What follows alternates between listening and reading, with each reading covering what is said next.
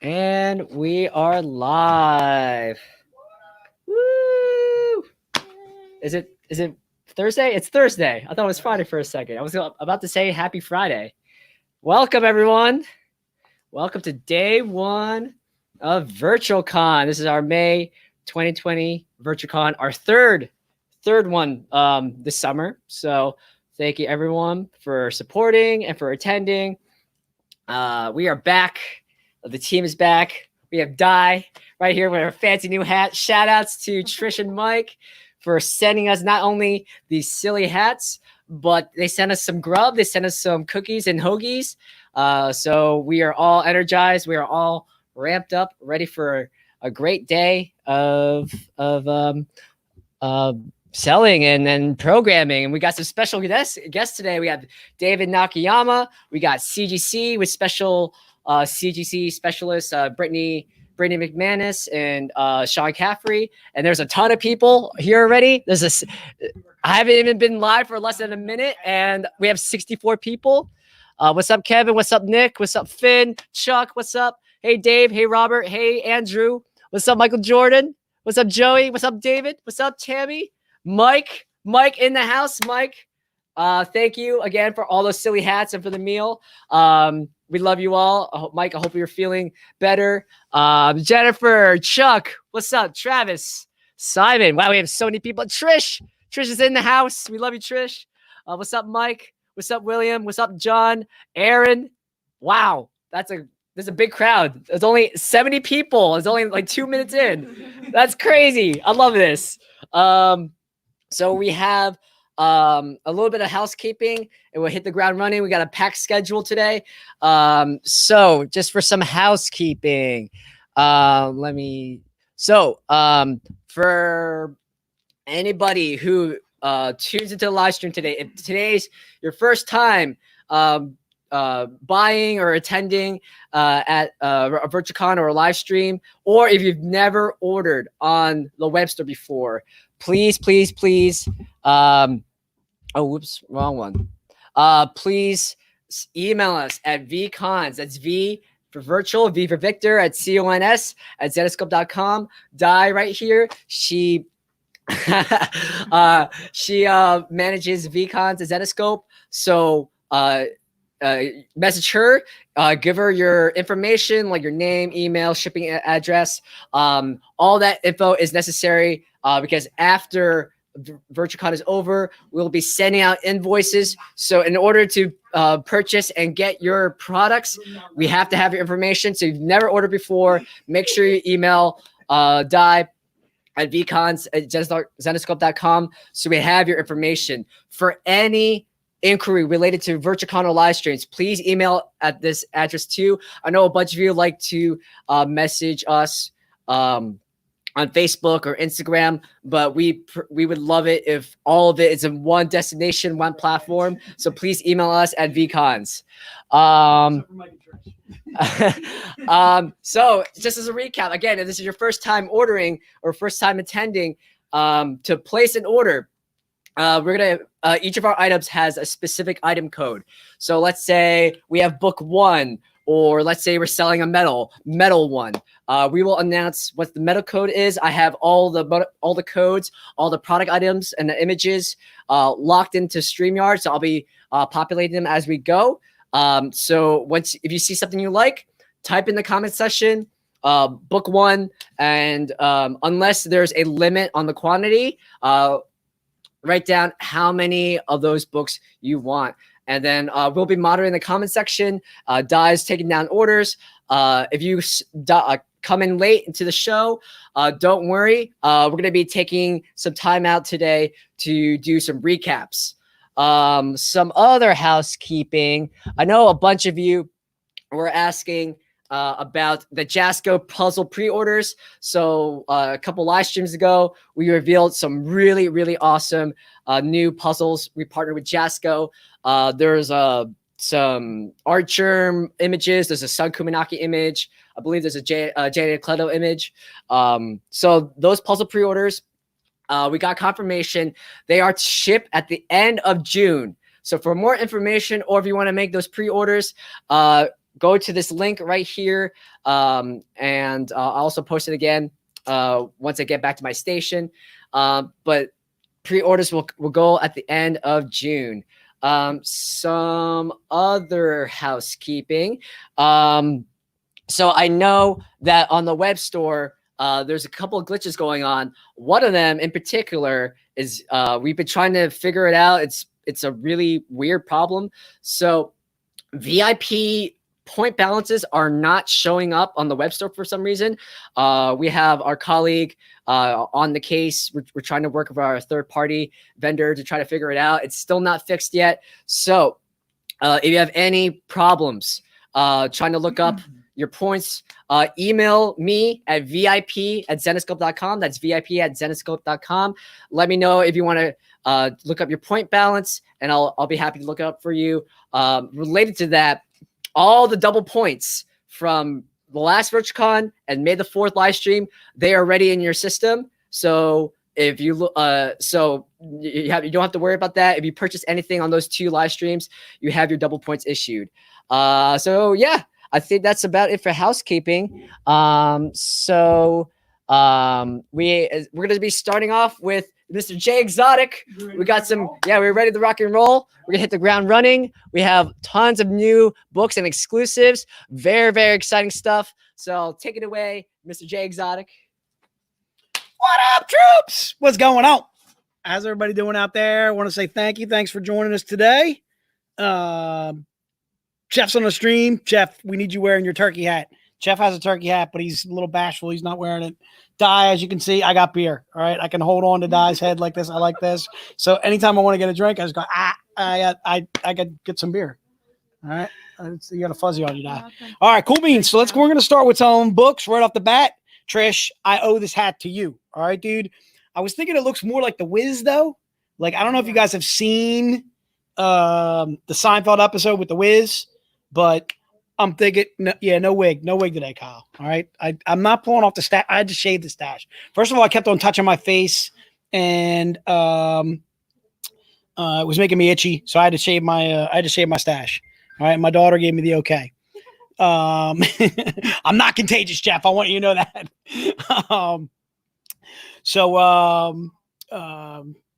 I'm rocking out to me, it's like the Wiz hat. I don't know if you guys have seen that Seinfeld episode, but I'm a big fan of it. All right. I'm the Wiz. All right. Nobody beats the Wiz. I'm the Wiz. Nobody beats me.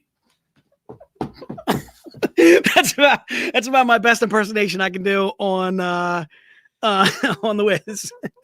All right. Cool beans. So we're going to start with the Memorial Day themed pack. This is pack number 1. All right. So try and bear with me as I show you all the books that are in the pack. So if you want the pack or whatever, try and wait until the very end until you've seen all the books. So the pack will have 5 books inside, and the pack is $100, and we are doing 15 of these packs. All right, so try and bear with me. All right, the first is an oldie but a goodie. It's a cover by Keith Garvey. So this is part of pack number 1. All right, the book itself is Mystere 03F.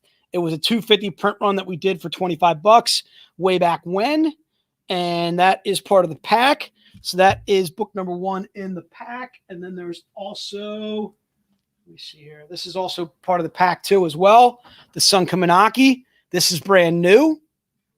So this would be also part of pack number 1. It's Monster Planet 05K. All right. It's a 350 print run. So that would normally be $20. All right. That is part of pack number 1. All right. Also part of the pack is the Grimm Fairy Tales 35L. All right. This is another 350 print run that's also $20. This is part of the pack. All right. So there are those 3 books so far in the pack that I've shown you. Okay. So you're getting those 3. And again, the pack is $100. Right. Jay, we have a request to put the books closer to the camera. Sure can. Sorry about that. All right. This would be book number 4 in the pack.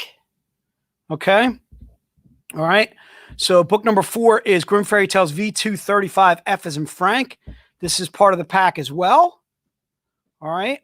All right, and that is part of the pack. Oh, what up? We got a special appearance, special guest, Trish. Thanks, You know that Mike and Trish. Your work is going really well. All right. In case you want a turkey leg, we got Jeff providing the turkey. Cynthia Cruz wants pack 1. All right.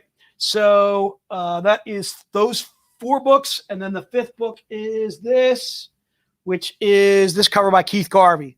So you're getting 5 books in the pack. I'm going to go ahead and show them to you again real fast. Again, you get the Keith Garvey. All right. There's only 15 available of pack number 1. All right. So it'll have this Keith Garvey. The book itself is Robin Hood Vigilante 06. I want to say E as in Edgar.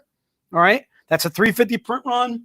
It also comes with the Elias Chadzudis. All right. This is part of the pack. Again, this is pack number 1, and it's $100 for all 5 books. Okay. You also get a free print with it too. And Chris, you have the print right here, right? It's this, yes, right? It's the Okay. ones. And then what I didn't show you, part of the pack too, is the print covered by Michael Dooney. That was an older cover that we did. Oh boy, Dave, that's a stumper. What do you got on me? What do you got for that? It's what was it? Oh, I don't got it. No. Was it a Grim Tales of Terror? For some reason, I'm thinking it was a Grim Tales of Terror. Yeah, Anyway, it comes with this print. This is a print, not a book. Okay. So it comes with those 5 books, and I'll show you the books again real quick. So I just showed you the Garvey and the Elias. Here's the Tyndall again that comes in the pack. Again, pack number 1 is $100. And you're getting 5 books plus the mini print. And we are only doing 15 total of pack number 1. That's from St. Tyler. What was it again? St. Tyler, number 3, cover E. See what you're talking about. It's from St. Tyler. It was Satan's Hollow. Oh, you know what? You're right. It was. I think it was Satan's Hollow 3, something like that. So this is Monster Planet 5. This is also part of the pack. All right. You're going to be able to do some of these books individually. So if you don't want the pack, please don't worry. It'll be available. The individual books will be available in a little bit.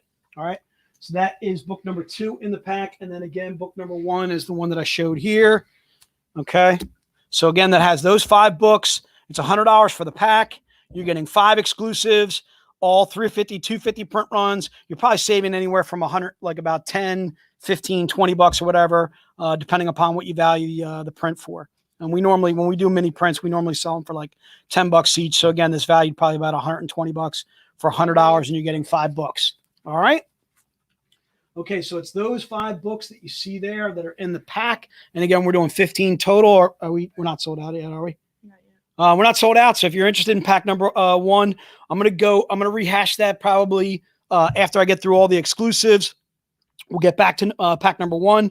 But now I want to start with book number 1. It's an oldie but a goodie. Are you good? Yeah. Okay. So book number 1 is Keith Garvey. All right. We're only doing 20 of these today. We're going to limit them to 1 per person. The book itself is Monster Planet 05J as in Jason. So again, this is Keith Garvey. And again, that is, let me see if I can get my positioning right. Monster Planet 05J. And again, that's book number 1. And again, those are just $20 each. All right. And again, that's covered by Keith Garvey. What about your fact-checking job, Di? Here's a fact. I'm the whiz. Nobody beats me. All right, that's book number 1. Oops, am I going too fast? Let me slow down here. So again, this is book number 1. Okay, so book number 1 is Monster Planet 05J, and it is just $20. All right. All right. And again, that's covered by Keith Garvey. Ryan, what's going on, brother? Good to have you back again. Tammy, thanks so much. Thanks for buying the pack. All right. And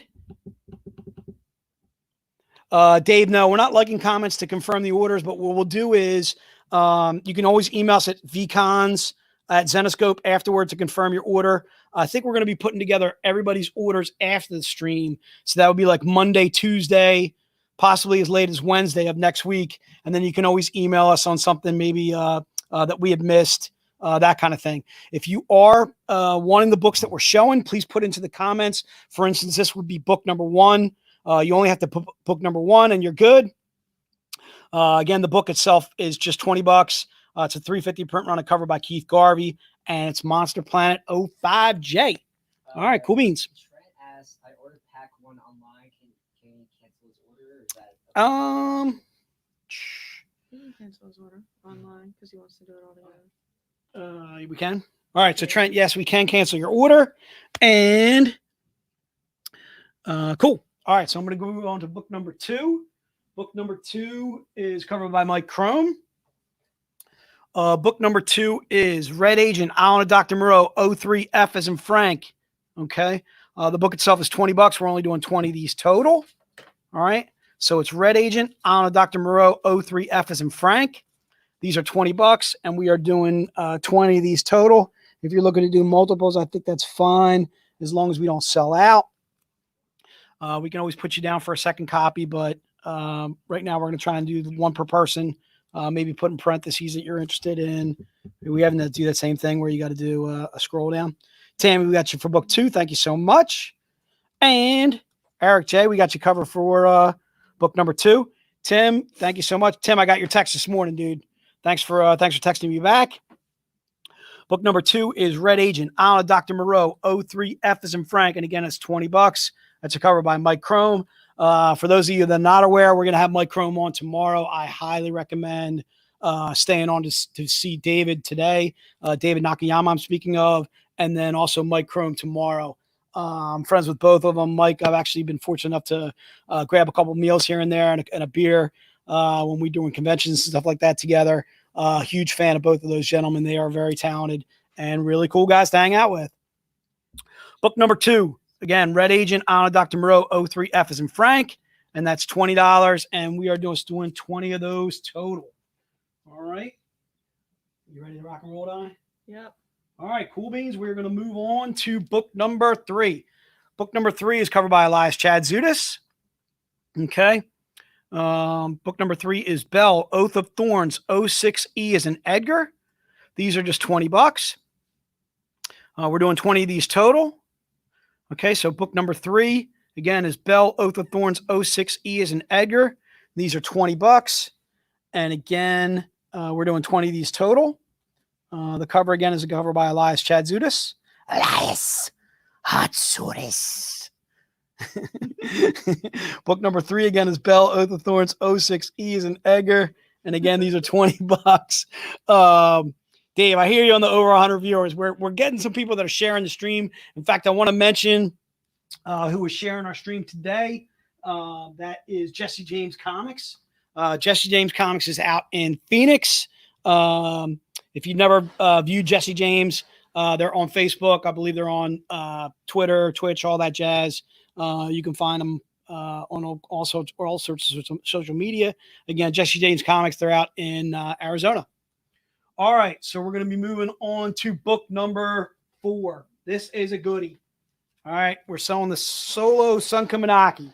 All right, to me, everything that Sun sells just turns to gold. These are going to go fast. So I'm definitely limiting these to 1 per person. The book itself is Monster Planet 05K. This is book number 4. And again, these are $20. Okay. Monster Planet 05K isn't kicked. And it's book number 4. Ray, we got you for book number 4. Thank you so much. Yep. Again, book number 4 is $20. These are Monster Planet. The book itself is Monster Planet 05K as in kick. Again, it's covered by Sun Kaminaki. I'm definitely going to limit these to 1 per person. Tim, we got you covered. Thank you so much. I don't know if that's Cynthia. We got you covered. Thank you so much. Dave, as always, thank you. Simon as well. And then, again, the book is Monster Planet 05K as in kick. It's book number 4. Put that in the notes. And these are $20, and we're gonna slow down a little bit here and make sure we got all your orders in. So again, Monster Planet 05K, Sun Kaminaki. It's a 350 print run. All right, hopefully I'm showing the entire book there. And again, these are $20. We're gonna limit these to 1 per person. Glenn, I'll show you that book in a second because I know we're gonna have some time to go back to it. In fact, I'll go back to it now. This was book number 3. Book number 3 is Bell, Oath of Thorns, 06E as in Edgar. All right. And that is covered by Elias Chad Zudas. And again, that's $20. Okay. That was book number 3. All right, so I'm going to give Di a chance to catch up. Again, this is book number 4. We're only doing 20 of these total, and it looks like we're getting really close to that. It's Monster Planet 05K as in kick. The book's $20, and these are 350 print runs. So yes. Okay. William, I'm have to go back up and William gives us a second, and we'll. Yeah, I got him. William, you're good. Thank you so much. Got beer. Got beer. Got die. Got die. We got die in the house. All right. How could we want more? Jeff, I tune in for you, sir. All right, Jeff. Whenever you want to come back on, you bring your turkey hat and you're good. Okay. Yeah, all right. Jesse James is sharing. Sweet. You don't know if he's sharing yet. Jesse, we need you sharing the stream, dude. All right. So again, this is book number 4. And I got a feel. Are we at 20 yet? We're really, really close. You think we hit it already? You're going to read out the names. No, I'm going through the names. I just missed All right. I'll tell you what we'll do is I'm going to announce the names on book number 4. So that way we know exactly who got it. That kind of jazz. Don't forget I'm the whiz. All right. I'm the whiz. There's a limit of 1 per customer. And it's 1 per customer for sure. Yeah, Larry, we definitely going to only do 1 of book number 4. That I'm guaranteeing you. You can always tune in tomorrow. Obviously, you can always stay tuned to the web store too as well. It's a 350 print run. And these are the first 20 that we're selling of that book to reach human hands. So I got a feeling you'll be seeing it again. All right, hang on a second. We're just doing some scrolling back, double checking, making sure we're good. Joe, thank you so much for your purchase. We got you covered. And did you send my book to CGC? Jesse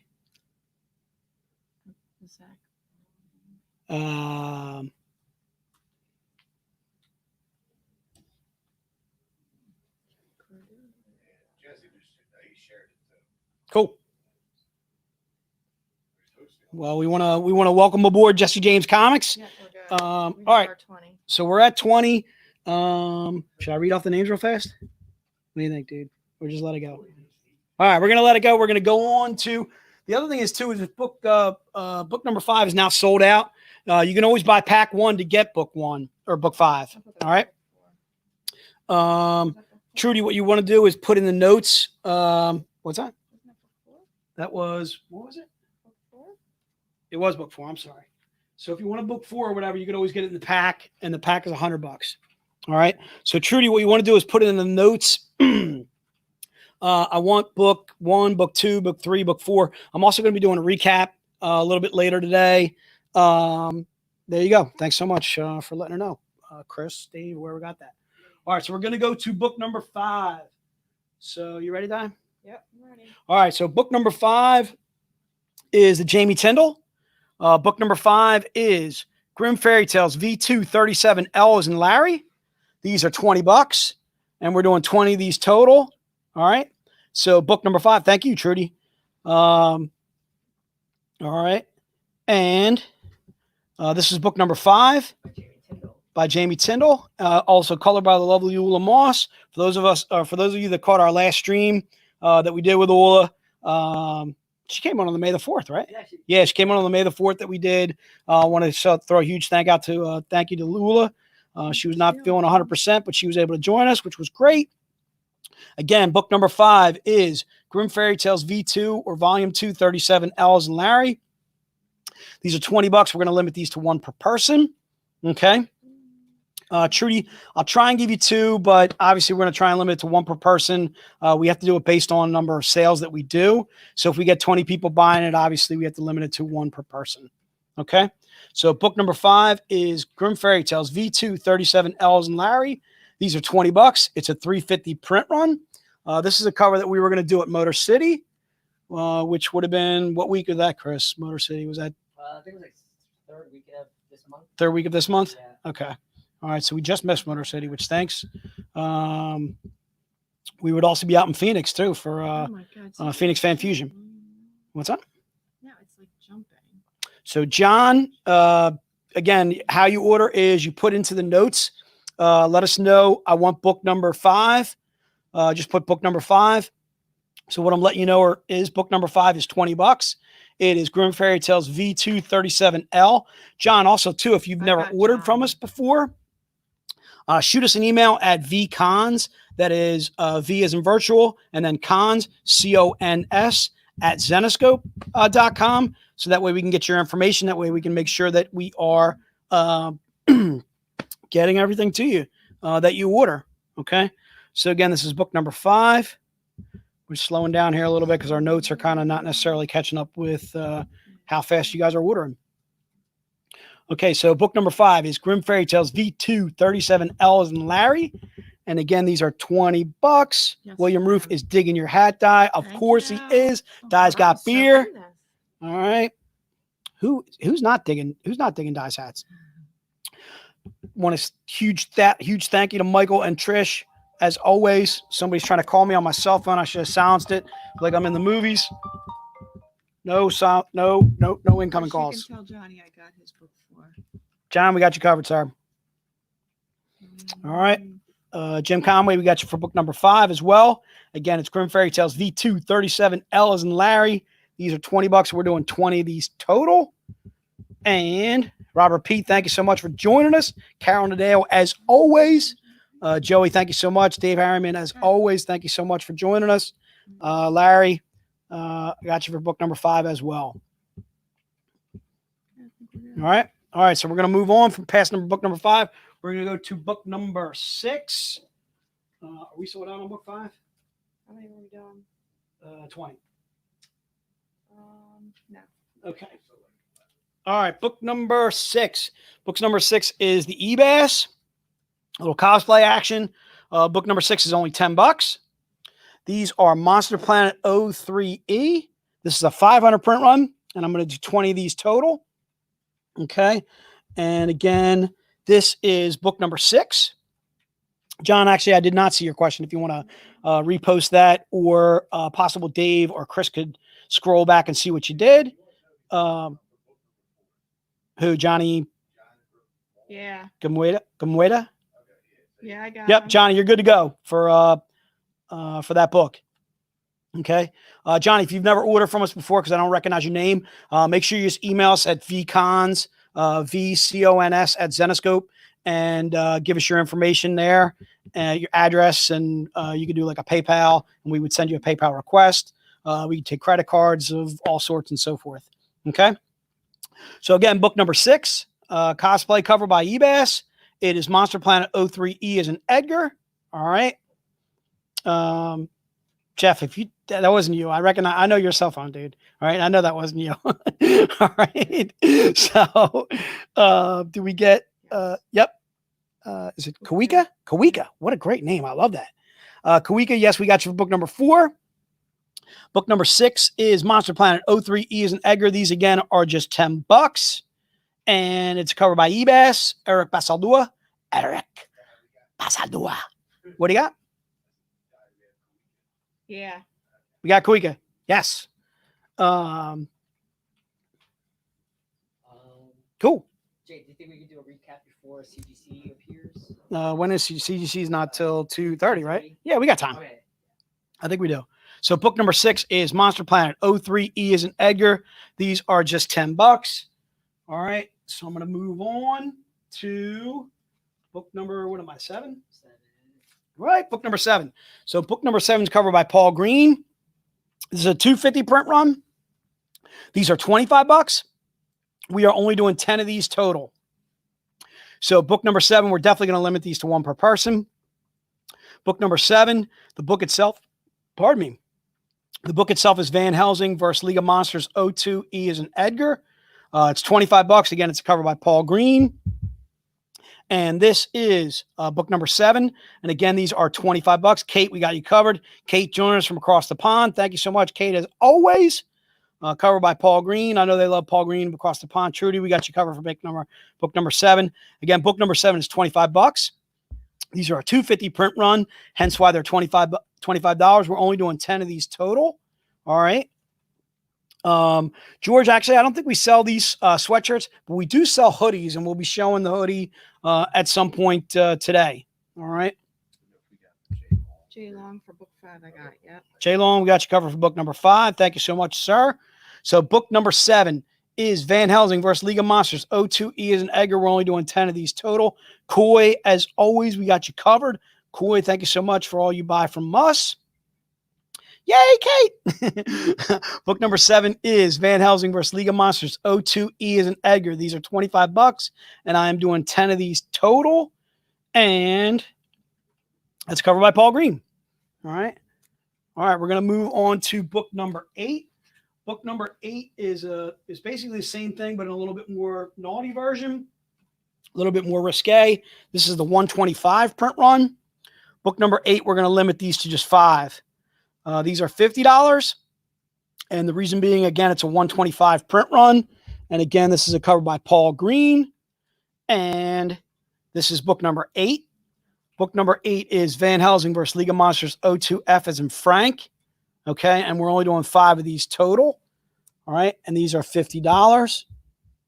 And again, this is book number 8, covered by Paul Green. And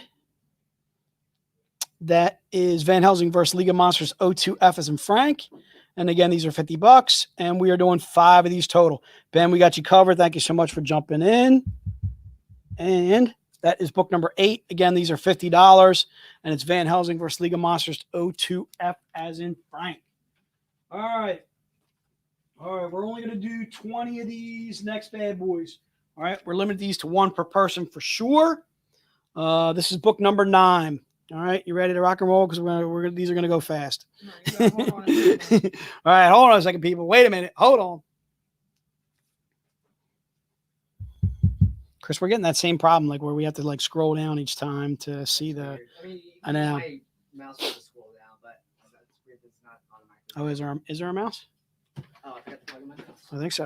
All right. So book number 9 is going to be $25. You ready, Di? I'm ready. All right. We're ready to rock and roll. Here we go. Book number 9. Hold on. We got some book 9s coming up right now. So we're going to have to scroll back. I can see it already real fast. So book number 9, we're doing 20 of these total. We're a little fuzzy. Book number 9 is $25. The book itself is Grimm Fairy Tales V237F as in Frank. We're definitely limiting these to 1 per person. Okay. And again, this is a cover by Elias Chad Zudas. Book number 9. Yeah, you just see how fast these go. They're going to fly. So book number 9, again, is $25. Later to Alex. Later. Book number 9 is $25. And again, it's GFT V2 35F as in Frank. Later, Danny. All right. Book number 9. Book number 9 is GFT V2 37F as in Frank. Again, it's covered by Elias Chad Zudas. And these are $25. And it's actually a 350 print run. This is the book that we would have done at WonderCon this year. Okay. So I think we're going to have to do some scrolling back and we will see. All right. So what I'm going to do is I'm going to do some quick vamping. So what I want to do is talk a little bit more about VIP and our VIP program because I'm seeing a lot of new names to the stream. Chris, if you can snag me a VIP, yep, please. So our VIP program is basically our way of rewarding you for the purchases that you make with us directly. It's not only the purchases that you make with us directly on our web store, but it's also in your local comic shop. So say if you're going to Jesse James Comics, who is sharing our stream right now, if you go to Jesse James Comics and you buy out your Zenoscope there, whether it's Robin Hood, it's Van Helsing, it's Grimm Tales of Terror, it's Grimm Fairy Tales, what have you, you basically make copies of your receipts, you scan them, you send them to us. Basically, every dollar counts as a point. The points you accumulate, you can use towards free stuff. Could be like CGC graded books. Could be like original artwork. If you get up to enough dollars spent with us, you could actually have yourself written into a comic book of ours. Your points never expire. There is no annual fee. So once you're in VIP, you're in for life. There are a lot of people that I'm seeing in the stream that are current VIPs of ours. Koi is one. Robert Pete is one. Dave Harriman is one. Larry Younger is one. There are a lot of people that are in the stream that'll verify that we're very good to our VIPs. We like to be very good to you because you're our customers. You're buying from us directly. But it's not only the purchases that you make from us directly. It's also the purchases that you make in your local comic shop. These don't count necessarily for eBay, but they do count for the local comic shop that you go to. So again, basically every dollar counts as a point. The points you accumulate, you can use towards free stuff. And then the free stuff could be anything like I mentioned, like could be like CGC graded books, free prints, graphic novels. If you get up to enough dollars spent with us, you could have yourself written into a comic book. Your points never expire. There's no annual fee. So once you get in VIP, you are in for life. We send you a couple of exclusives for free. Chris is going to show me those. You also get a free print, a lanyard, a card with your name on it saying that you're a VIP. You'll also, every time you visit us at a booth, at a show, we're hoping obviously there's going to be conventions in the near future. When you come to the booth and come see us or whatever, you get a free VIP gift. Comes an actual little swag bag right there. Comes with like a coupon, comes with a free book. This one actually happens to have a Sabine Rich cover in there. So these are the books that you get for free by joining VIP. You get this cover by Elias Chad Zudas. All right. And you get this cover by Durla Santa Cruz. All right. So you're getting 2 exclusive, the print that I mentioned. All right. This print by Paul Green. You're getting 2 exclusives. You get a lanyard, card with your name on it. Basically this, but with your name on it saying you're VIP. When you joined, obviously it would be 2020. The other thing is too, is all your purchases on our web store retroactive to January would all count towards points for this year. Lisa, thanks so much for saying VIP is great. Thank you so much. Jumping in. Again, you also get birthday exclusives on your birth or your birth month or whatever. This was the book that we did for 2019. All right. It was covered by Mike Chrome that we did. That's a little bit more about VIP. The VIP also get advantages of first looks at exclusives that we do through the conventions that we go to. When we do go to conventions and we're actually physically there and we're not doing like a virtual con, our VIPs are able to see our exclusives first, that kind of thing. So they get first looks at exclusives. You also get VIP specific product. I don't know if you notice kind of on one of these books or whatever, it says VIP on the book itself, meaning those books are only specific to our VIPs. So our VIPs are only the ones that are able to purchase those books from us directly. You may see them on eBay, but you'll see them going for astronomical prices and so forth. All right, Di, are we ready to rock and roll on book number, where was I? Book number 9? Yeah. Are we sold out on book number 9? Yes. All right, so we're sold out on book number 9, so I'm not going to show that again. We're going to move on to book number 10. So if you're interested in VIP and you're interested in joining, Jay Long, thank you so much for saying you're VIP. John D'Amico, as always, you are a VIP. John, you be a VIP regardless, man. All right, the Mushroom Man is joining us in the stream as always. I want to say huge shout out and thank you to the VIPs that are currently in the stream as always. Thank you so much for being VIPs with us. We are lucky to have you guys. If you're interested in VIP, just you can put it in the notes. I'm interested in joining VIP. We can always shoot you a little email or give you a little bit more information about it that way, or you can go to our web store and view all the things that I kind of talked about VIP and the advantages to it and so forth. All right, let me see here. See if I can get these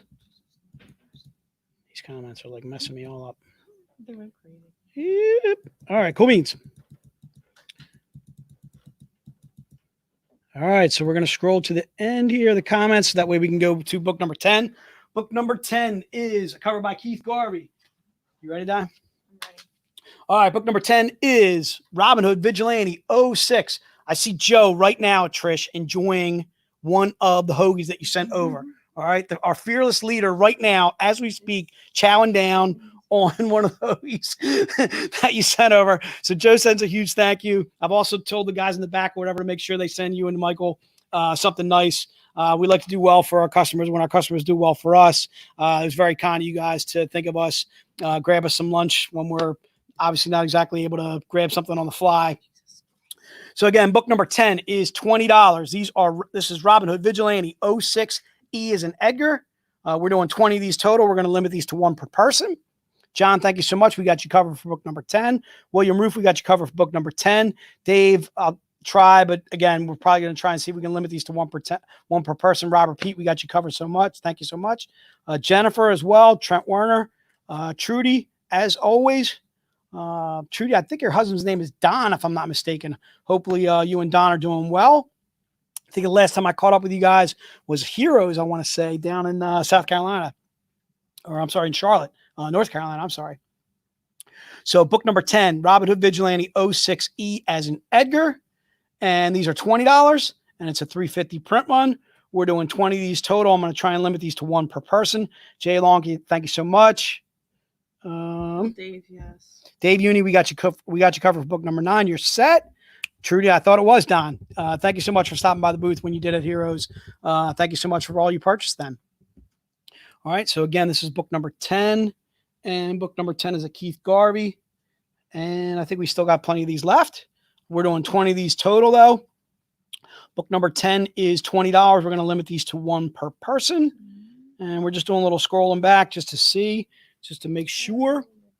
And Chris, we're going till 2:15, 2:30, right? 2:30, right? 2:15 because Joe's gonna come on. Joe's coming on at 2:15, so we have some time. Okay. To do recaps. All right, so this is book number 10 again, and book number 10 is covered by Keith Garvey. The book itself is Robin Hood Vigilante 06E as in Edgar, and again, these are $20. Kevin, thank you so much. We got you covered. Jay, again, thank you so much. All right. I know it skips around, especially when like Dave and Chris throw a comment in there, like it just goes and it flies. Trish, you deserve more. So trust me, I got a little gift coming your way. I've already gotten the okay from the boss to send you a little something nice. We're going to be sending it with your order in the stream for sure. That's for sure. So book number 10 again is Robin Hood Vigilante 06E as in Edgar. And again, this is $20. It's a 350 print run, a cover by, can I email add a print to your order? Yes, Dave, shoot us an email at VCons. All right. Shoot us an email at VCons, add Zenoscope, and we can add a print to what you are doing. All right. I don't know what that means. You're going to run against me. I don't know. I'm not sure what that means, Trish. I'm assuming that was a comment for somebody else. So again, book number 10, and that is Robin Hood Vigilante 06E as in Edgar. All right, book number 11. Or we actually don't have a book number 11. Showcase. We got the showcase. All right, so if you're interested in the showcase is going to be showcase 1, and we are doing how many of these total? 15 total on showcase. All right. The showcase is a Hunter print run. All right. If you can't tell by the Z-rated that you see on there, this is a topless cover. These are $100. So, Ray, it's actually going to be book or showcase 1, but we got you covered for that. So this is showcase number 1. Cool Papa Zulu. Ray, we got you covered. So again, these are $100, and we are only doing, I'm sorry, Chris, 15? 15 total of these today. Well, book 11, same thing. Showcase 1. I know what they're saying. Yeah, we know what they're saying. So again, these are $100. It'll be showcase number 1 or book 11. I'm fine with either that you put in the notes. Just know that it's $100. It's a Hunter print run. It's a cover by Paul Green. We saw these when we did the PG version in our Spring Zen box. We saw those going for $125 on the eBay. It was absolutely nuts. Considering the entire spring box was $100 for the entire box. So we saw the Gretel charms, the cosplay, obviously, that you see there, little cereal cosplay covered by Paul Green. The regular cover of that, again, going for like $125. You got to scroll up. Okay. All right. So we're going to slow down because I got a feeling we sold 15 and we sold them probably in the matter of seconds there. And I apologize if you missed on that. If you did miss out on any of the books that were selling out, please tune in tomorrow. We're going to be on same bat channel, same bat time tomorrow, and you'll be back with the whiz, and nobody beats me. All right, dude? What are you giggling about in there, Dave? All right. All right. So we're going to slow down. We're going to do that. That was a showcase, which was $100. We want to make sure we sold all 15. I'm pretty sure we did. So I'm going to slow down a little bit more for Die. We're going to have Joe coming on at 2:15. He's going to be talking a little bit more about Collectors Club and what Collectors Club entitles. Collectors Club is not necessarily something you can join. It's just basically our way of showing you how our books go up in value. We're also going to have CGC on there today, and they're also going to explain kind of how our books can go up in value, especially obviously when you get something graded. Obviously, the better the book is graded, the better the more value actually the more value it becomes. All right. Yes, sir. Showcase 1 is a limit of one. Definitely 1 per person. Yep. Yeah, definitely 1 per person on showcase number 1. And I'm pretty sure we sold all 15. We just want to make sure that we got those all covered.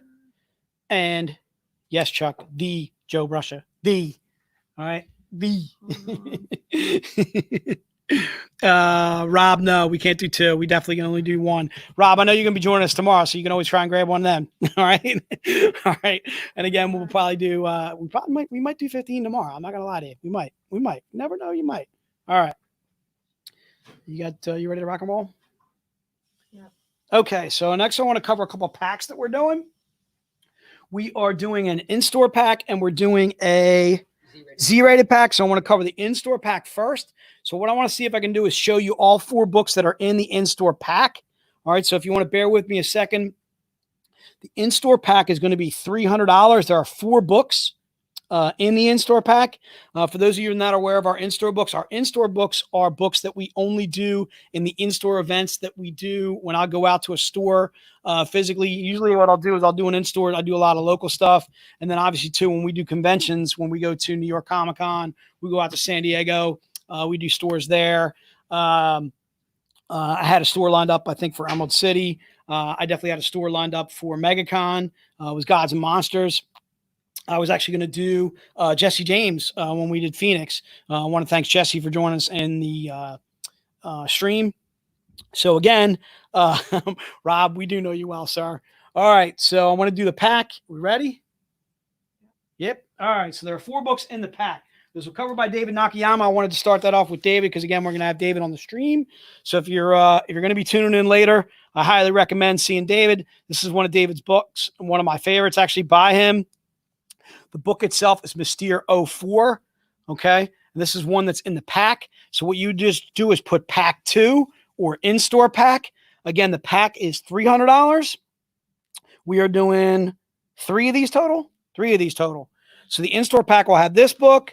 It'll also have this book that I'm showing here. It's covered by Sun Kaminaki. It also has this cover by Paul Green. All right. I'm only doing 3 of these total. And then the 4th book is covered by Keith Garvey, and that's Grim Fairy Tales 19. So there are 4 books again, and this will be pack number 2 or in-store pack. And again, the in-store pack is $300. You're getting 4 books that to me are valued anywhere from $100 to $150 a piece. Again, we really don't sell in-store books on our Paul. We got you covered for pack number 2. Thank you so much as always.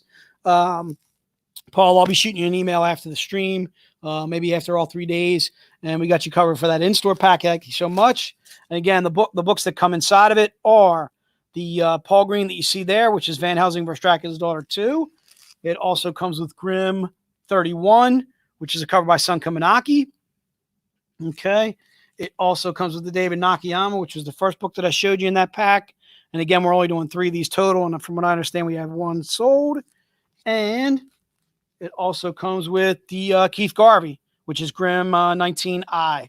All right. So again, it's $300 for those 4 books. And the reason why we feel $300 is an absolute steal on that is if you go onto eBay and you take a look at some of our in-store books and what they go for, again, they go for easily $100 and up, pretty much a piece. So again, you're getting 4 of those for $300. All right. So that is the in-store pack. Next, I want to go to the Z-rated pack. The Z-rated pack, I'm bringing out some oldies but goodies. We're basically giving you $25 off a book. All right. And yes, we're gonna wait till on Monday, Tuesday to invoice you. Chuck, I'm with you. Fingers crossed for the VIP event. Chuck, if you do go to the VIP event, make sure you introduce yourself to me again. Because Chuck, I always see you in your stream. I got to put a face with a name for sure. All right. Ray, shoot us an email at vcons at Zenoscope, and I'll try and answer that question there. All right. All right. So again, this is going to be the Z-rated pack. So the Z-rated pack comes with the Sun Kaminaki, which is Grimm 30. I want to say it was Grimm 30I. Is it Grimm 30I? I can't remember now at this point. Grimm 30F. F as in Frank. I'm sorry. So it comes with the cosplay that you see there, covered by Sun Kaminaki. It also comes with this cover by Sabine Rich. And if you joined us for our virtual con last month, you met both of those ladies. They were both on the same day, which was Wednesday. Both Sun and Sabine Rich. Sabine Rich joining us from France. Sun joining us from Canada. All right, so you get those 2 covers. And then you also get this Mike Chrome, another book I picked out specifically again because Mike's going to be on with us tomorrow. So I'm doing 3 of this pack. It's $225 for the entire pack. So you're getting all 3 books for $225. There's only 1 left of those. Synth, we got you covered. And I think it was, who else got a pack? Alan Bowers, we got you for pack number 3. It's $225 for those 3 books. Basically, they're normally $100 books a piece, but it's $225 for all 3 of those. And I only got 1 of those left to sell. All right. All right, so I think it's going to be recap time.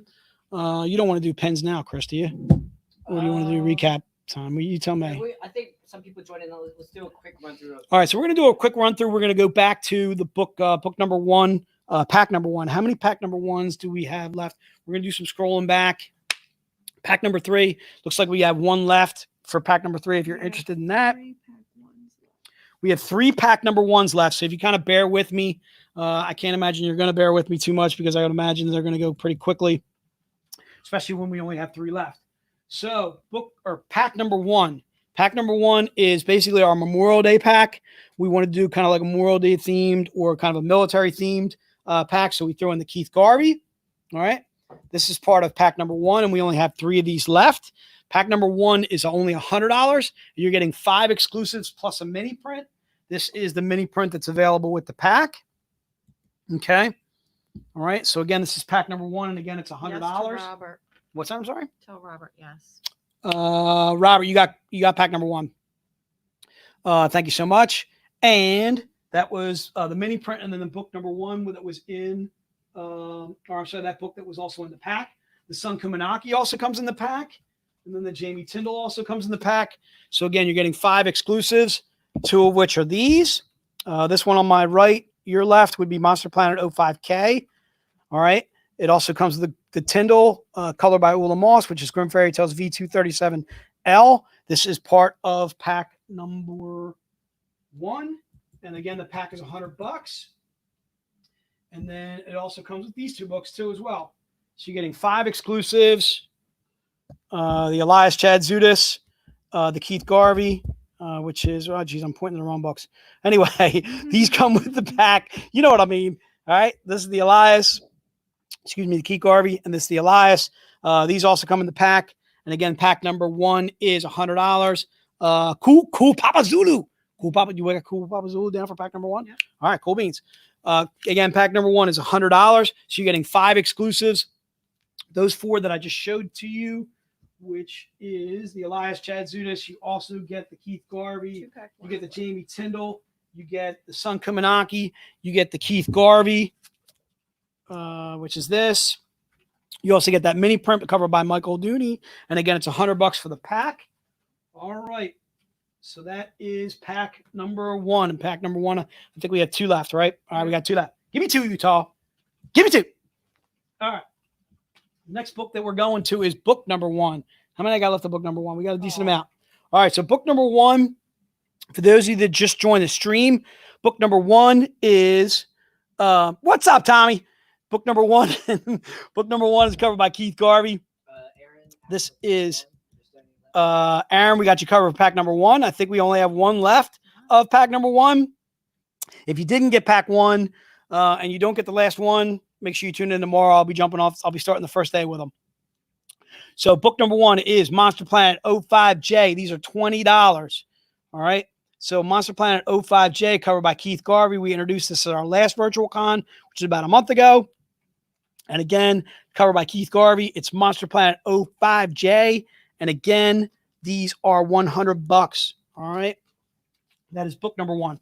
I'm sorry. $20. Did I just say $100? You did. Jeez, oh man, I'm escalating. I'm escalating prices on you guys. Sorry about that, guys. I got a little confused there. Look, dude, I'm the whiz. Okay. All right. I'm the whiz. All right. What about your fact checking job? Here's a fact. I'm the whiz. All right. So book number 1 again is Monster Planet 05J. Again, those are $20. Just 20, not 100. Sorry about that. All right, book number 2 is the Mike Chrome. Okay, book number 2 is Mike Chrome. It's the Red Agent, Arnold Dr. Moreau, 03F as in Frank. These are $20. How many I got left of these? Probably got a good 10 of these left. Yeah, you got about 12. Okay, so book number 2, we got a good decent amount of those left. Book number 2 is $20. All right. You're the Duke, A number 1. Book number 2. I'm going, Robert. You're going. What is that? The Kurt Russell. Jeez, oh man, I'm struggling. Escape from New York. You're going Escape from New York. I'm trying to do Seinfeld here, dude. All right. Book number 2 is $20. Again, that's Red Agent Island of Dr. Moreau 03F as in Frank. These are $20. We're doing 20 of these total. Kawika, thank you. All right. Jared, I hear you. I'm sorry. I'm on my price gouging. Book number 1's only $20. All right. For you, 20. All right. Book number 2 is also 20. It's Red Agent Island of Dr. Moreau 03F as in Frank. And again, these are $20. Chris, I was going to say, dude, if you want to grab something to eat, you can probably grab it now. Oh, Don't you think? yeah. Book number 2 is Red Agent Island of Dr. Moreau 03F as in Frank. It's $20. And RL Brown, you got the last pack 1. Thank you so much. It is yours, sir, ma'am. Don't know with an R and an L. Could be a Robert. Could be a Regina. Regina. What are we on, book 2? Book two, die. I got beer. Book 2. All hail the Wiz. And nobody beats me, Trish. I'm the Wiz. Let me do this. No, he did. Yeah, he did that, and he did the. Here's a fact. I'm the Wiz. I got my old job back. I'm the Wiz again. And then Jerry makes fun of her. He says like something like, "What are you gonna do? You're gonna hook up with a Maytag repairman next?" Like something like that. And so Elaine's like, "He is the Wiz, and nobody beats him." I love that guy because he has the twinkle. He has a twinkle in his eye. Yeah, he has a twinkle, right? He has a twinkle in the smile and so forth. All right. Amy Hall, brand new VIP to us. Amy, thanks for joining us. Hopefully you've been tuning in or you've been on for like the last few minutes or so forth because I literally just went back to book 1 and book 2. Book number 3. Book number 3 is Bell, Oath of Thorns. 06E is an Edgar. These are $20. We got a decent amount of these left. It's covered by Elias Chazudas. Again, this is book number 3. These are, it is Bell, Oath of Thorns, 06E as an Edgar. These are $20. And is that Hitman 4? Hitman 4. I'm with you, dude. I beat the Wiz to become the Wiz. Book number 3, Bell, Oath of Thorns, 06E as an Edgar. It's $20. And it's a 350 print run. And again, it's a cover by Elias Chazudas. All right. Sounds cool. Cool beans. All right. We're going to move on to book number. Psst. Chris. Yes. All right. Yeah. Book number. Oh, wait. We're sold out of that one. We sold out of the Tyndall, which is book number. What was 5, 1, 2, 4? 3, 4. 4 is sold out. We did all 20. Yeah, now. 4 is done. What about 5? 5.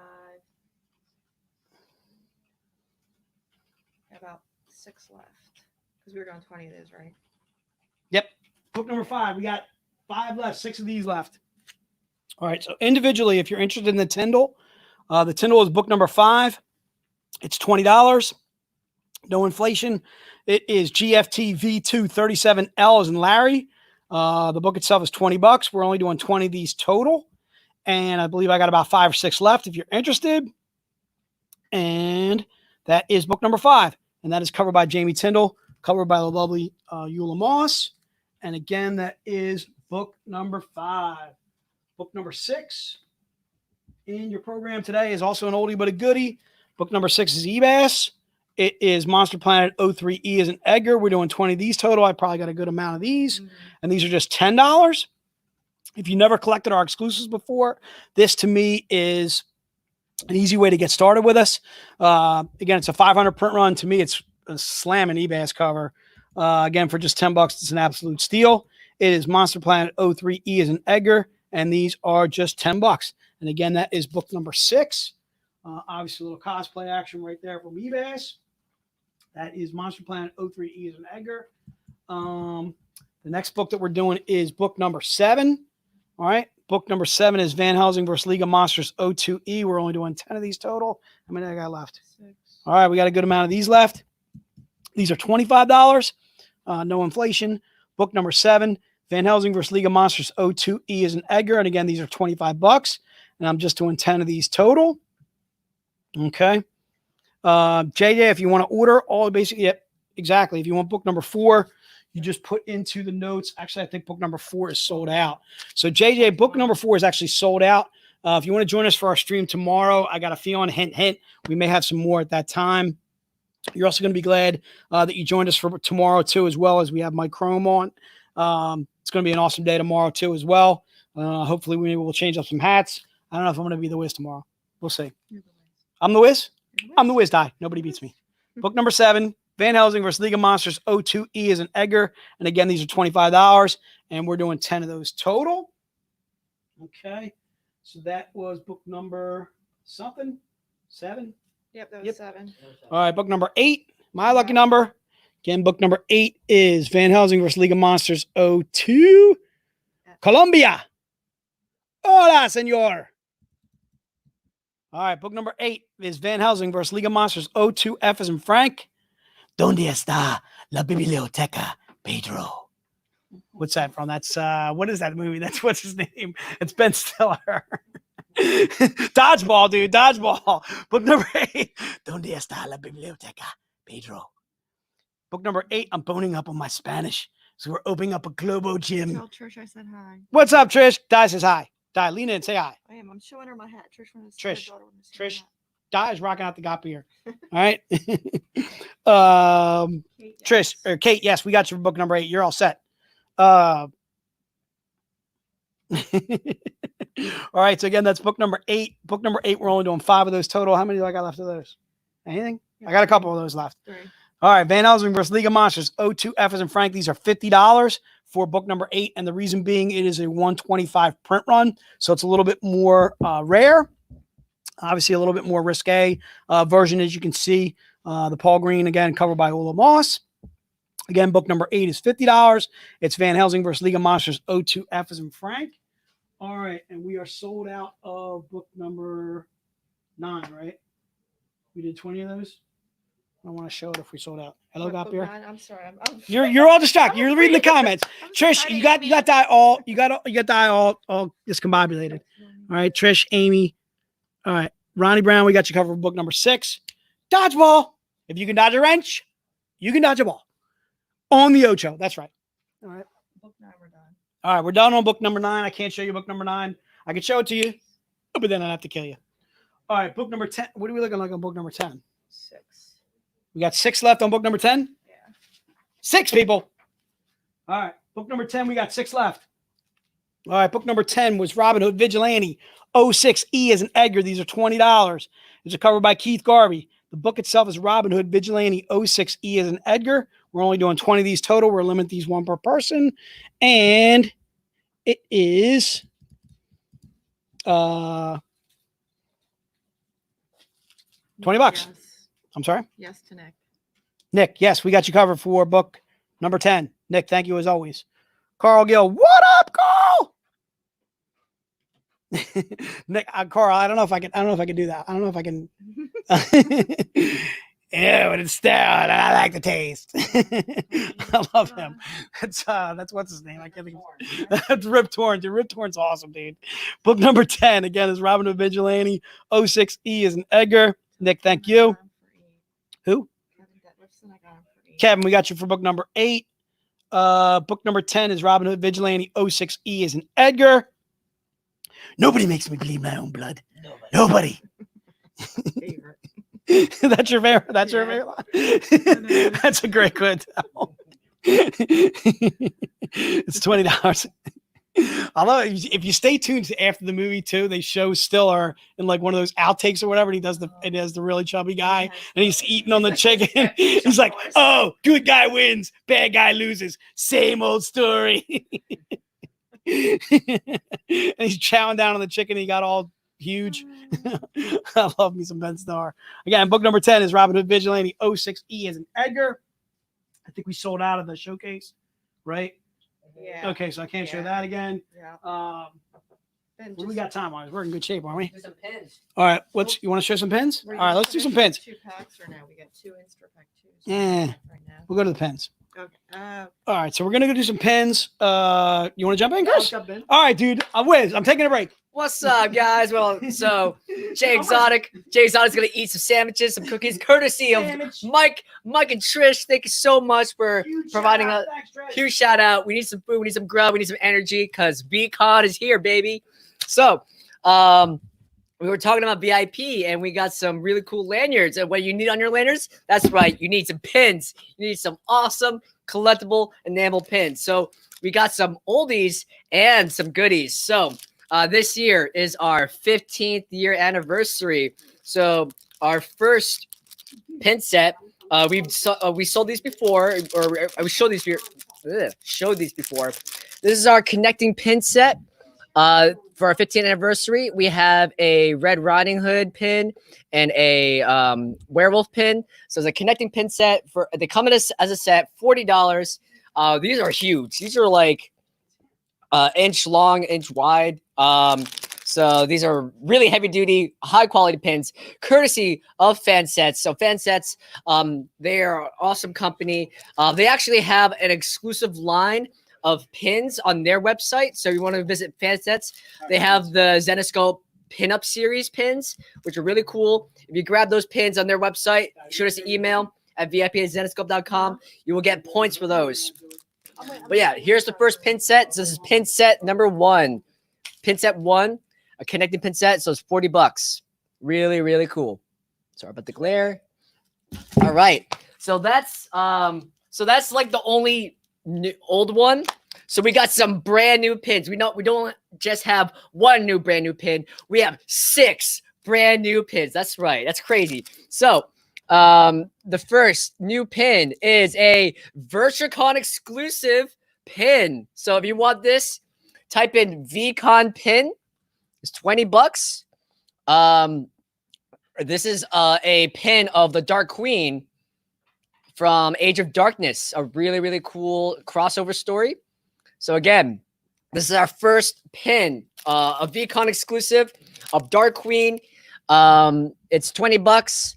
And again, this one's huge. It's like 1.5 inch diameter.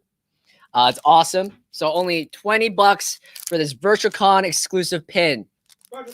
Yep. So yeah, really cool, really exciting. And then the rest of our pins, in celebration or in honor of Armed Forces Day and the upcoming Memorial Day, we want to thank all of our Armed Forces servicemen and women for defending the country for their service. So we have 5 military themed pins. So it's really exciting. Again, these are huge. These are about about a 1.5 inches diameter, really hefty, really high quality. Actually, some of these pins are based on really iconic artwork from previous covers. So let's see. Okay, we still have some orders coming in for the VCon pin. So let me show that again. Really cool. So here's the Dark Queen right there. Yeah, I'm trying to figure. This might be based on an eBass cover if I think about it. But again, really, really cool. This VirtuaCon pin, Dave. You can't see it. It's delayed. It's gonna come up soon. Okay. All right. It's Archer. It's Archer. Oh, I stand corrected. This is based on an Archer cover. That's really cool. Awesome. Yes, Chuck. Shark in the pond. Shark. Amy, it's $20. It's right there in the bottom of the chat section. So the VCon pins, this is $20. The connecting pins are $40, and the upcoming military theme pins I'm gonna show, they're 15 inch or 15 each. Woo, I'm tired. Okay.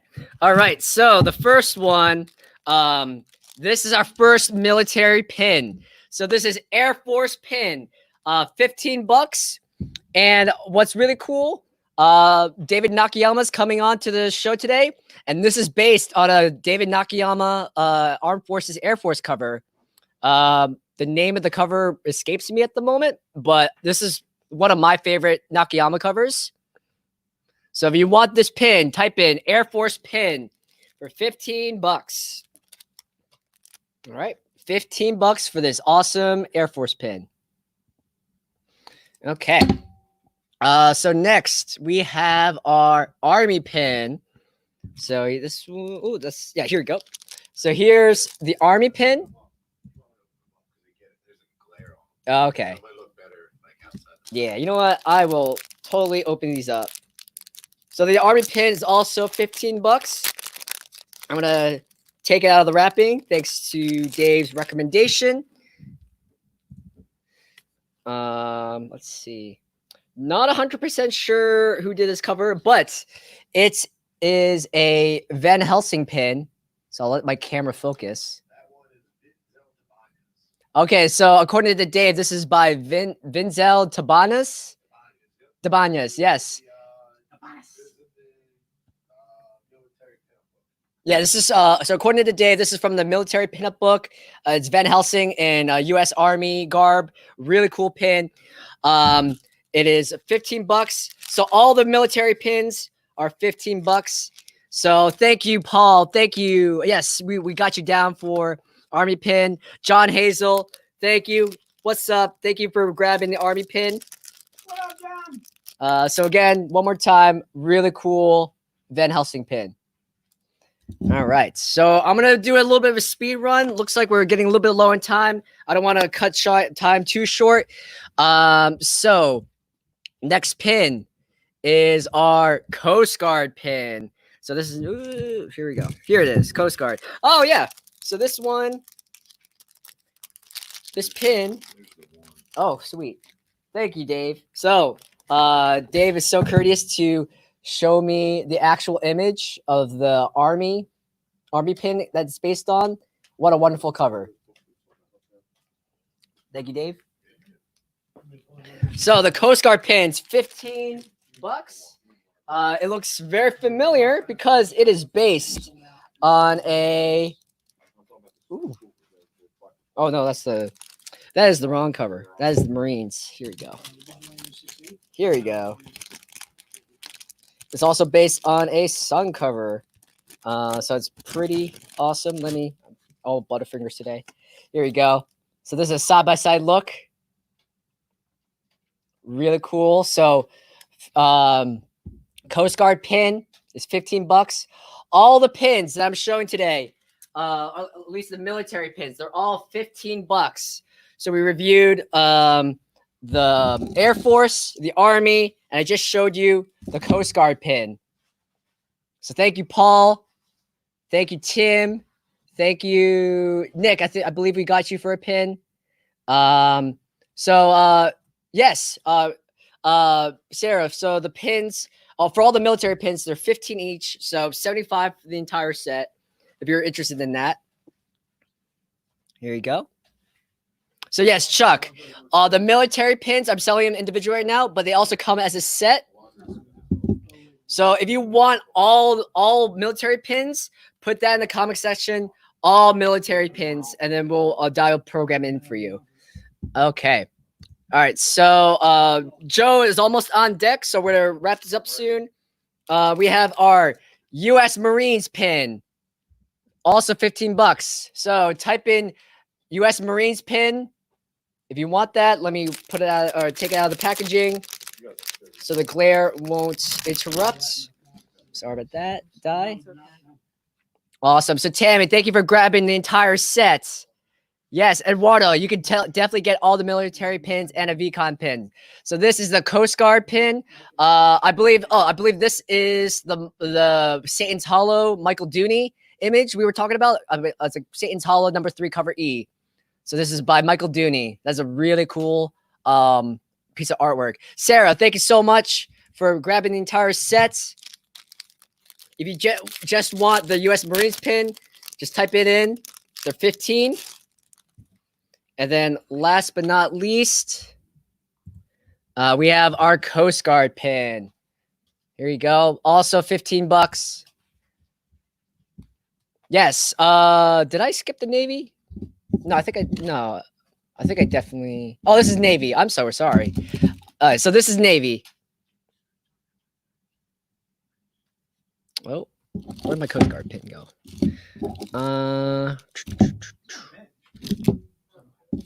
Oh, here we go. Sorry. So this is Coast Guard. And this is the Navy pin. I am so sorry. Here we go. This is a little bit out of order.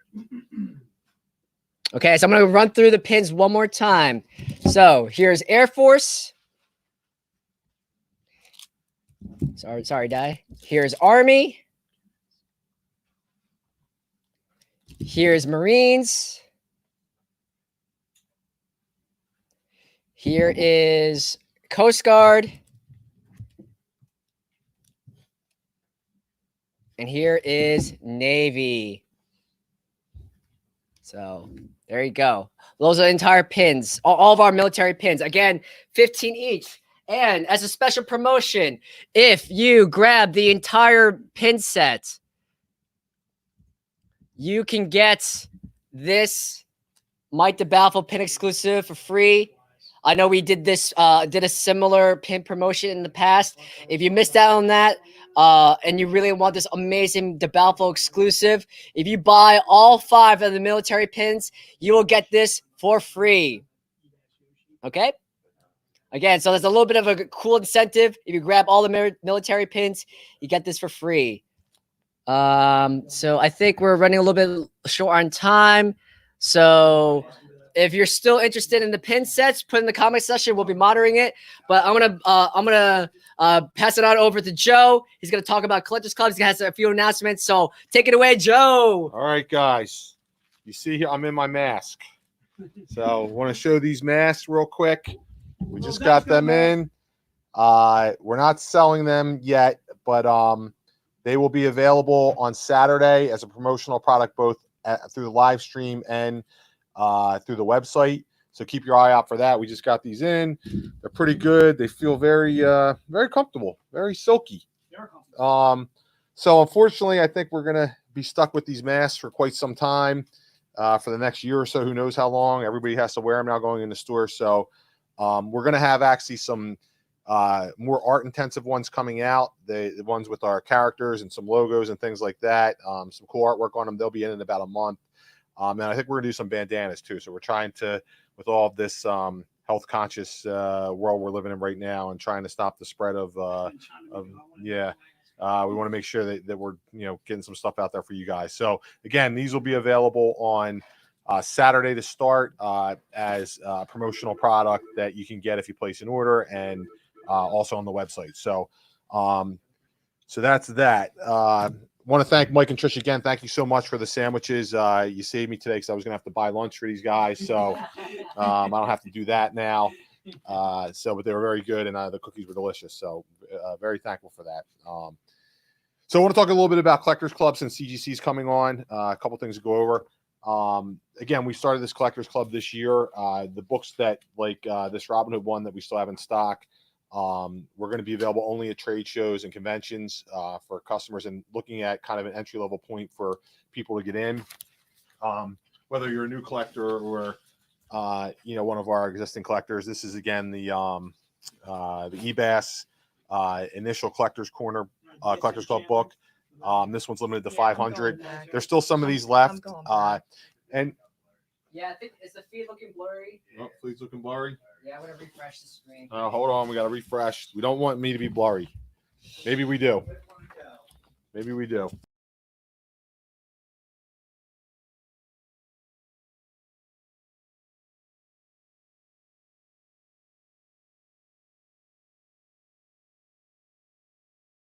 Now, all right, is that better, Dave? Okay. Well, we're gonna hope it's going well. Hopefully, you guys can see this book. And again, one of the things with our exclusives, and if you guys have seen it recently with our collectible covers, they've been selling out very quickly. The packs that you guys have been buying today, the Memorial Day pack, we put the remainder of them, what's not going to be sold, to show up on the website, and I believe they're already sold out.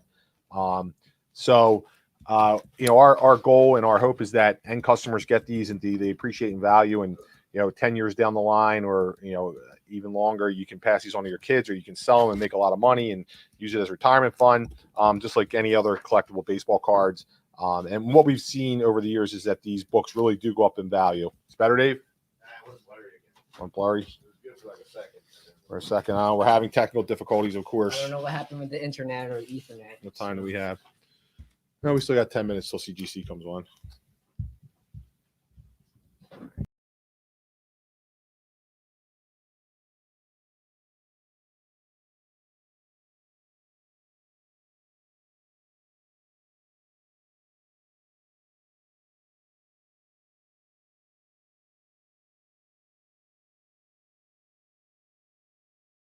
I see Ralph down there. Is Ralph on another feed? What's he doing?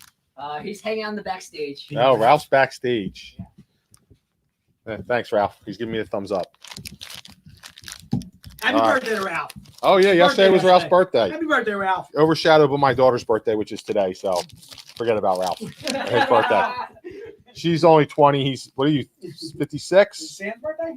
Yeah, 57. Okay. Here's a CGC graded, 9.8 graded version of the Collectors Club.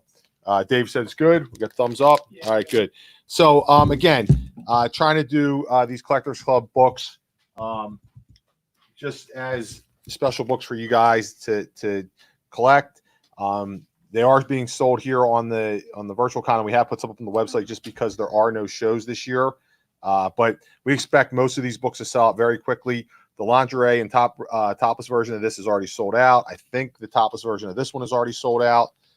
We have a couple left on the lingerie version.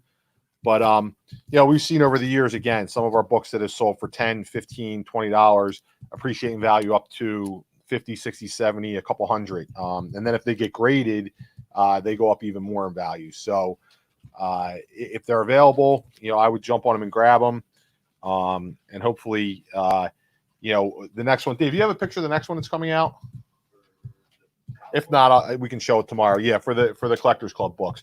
We're trying also to theme these books. So all of the Collectors Club books this year, besides the EBS one, will be done by Paul Green, trying to give them the same style. And we've done that across the board this year. We've really reduced the amount of collectible exclusives we're doing. Do you have a question? No, I have a question for Chris. Yes. Do I have a question? I lost some of the. What's that, Dave? So I. Oh, okay. He's gonna put it on the feed. A lot of chatter from the peanut gallery here. Jay's also just so you guys know, Mike. Jason is now eating his sandwich since he called me out for eating mine. I did. He's I told her on the feed. I said, I found out. Warehouse guys are getting there, so it's very good. Thank you. So again, trying just to cut down on the amount of collectibles we're doing this year, so that most people who want to collect different series can get those. Trying to theme them with different artists. Like if you see the VIP poster collectibles that we've done, they're all done by Keith Garvey. We've had Sun Kumanaki is doing all of the quarterly galleries and not galleries, showcases, and some of those Collector Club books too. So just want to talk a little bit too about grading. I know CGC will get into this in a minute, but just so everybody knows, we want to get these books in the best quality possible in your hands, the hands of the end collector. But lately we've been getting kind of some returns on books that are maybe not a 9.8 or 9.9. In the history that we've been doing this, I think I've seen 3 or 4 10 graded books. Very, very rare, very hard to get. 9.8 is really good, and they're not easy to get either. So somebody actually returned a limited to 25 that probably would have graded at a 9.6. And what I think a lot of you guys got to remember is there's only 25 of these in the world. So if they come from the factory, they're handled a little bit. And if they come from the factory, from the printer, they might already have a couple of defects in them. There might only be one 9.8 or 9.9 in an entire set of 100 books. So just something to keep in mind. I know that there are some people who resell these books. We're going to start some different policies just so you guys are aware. Like I just looking at the CGC grading scale, and a 9.4 is a well-preserved collectible with minor wear and small manufacturing or handling defects. We really only guarantee that our books are going to be 9.2 or 9.4. So it's just because, again, They're handled many, many times. They're handled from the printer, going into the box, handled here when they get into the warehouse before they got to be bagged and boarded. So getting a 9.8 or 9.9 or even a 9.6 sometimes, that's like the goal. That's like you're finding the prize. You're getting a great book. We can't get, if everybody's getting a 9.8, it kind of devalues the rest of the books. So, or devalues that 9.8. So just keep in mind, we do the best to get everybody the best books they can. Jason spends hours, scanning books and trying to find, especially for top customers, trying to find the best books he can. But it's impossible to get through every single book that we get in and pick everybody a 9.8 or a 9.9 because they just don't exist. And sometimes if a whole run comes in with a manufacturing defect, then all of those books might only grade it a 9.6. So anything else you guys need to go over? I think that's all I have. Again, I'll show you a couple of the Collectors Club books that are going to be out today. I think that we already had both of these, again, by Elias Van Helsing, Cowgirl Collectibles. Paul Green, is that what I said? Jason, tell me Paul Green. Did I say Elias? Paul Green. It's definitely Paul Green. Paul's done great artwork for us. I love his artwork. We're going fuzzy again, so hopefully you can't see it. I don't know what's going on here. Just so everybody knows, we're planning on continuing these live streams for probably into next year, even when we start to get back to cons. And we're going to have a studio. We move into a new building, hopefully, so it's a little bit more professional. Di, shake your hand. I don't know why she doesn't like me saying that. Why are you shaking your head, Di? We have to get out of this building. If anybody watched Comic Company and saw how clean this building was when we first moved in, we had a nice little lounge section. No more. That's our archive section now. So we've kind of busted out the seams here in this office. So we're looking forward to moving hopefully soon. Again, here's the face mask. Very comfortable, easy to put on. You got to go out to the store. Look for these. Got a nice little Zenoscope logo if you can see it. You see my big face in there. Where's that? You're covering it with I'm your covering it hand. with my hand. Oh, wrong side. I'm not used to this. There's the Zenoscope logo. Great little dragon. You are no Again, whiz. easy to put on. I'm no what? Whiz. She said you're no whiz. I'm not the whiz. Well, they didn't save me a hat. Yes, we did. Maybe I'll take the Got Beer hat. Yeah, we All right. said You didn't say you wanted I want to wear. All right. That's how we look. Oh, this Joe's is hat. like the Tweedledee guy or something. I don't know what this is.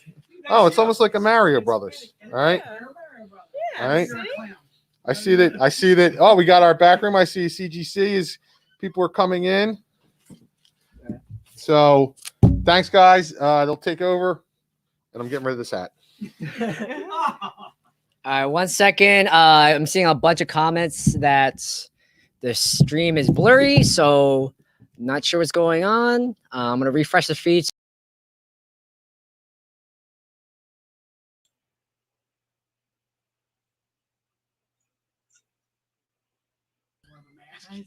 Okay, so Ralph is in the house. What's up, Ralph? All right, let me turn up my volume.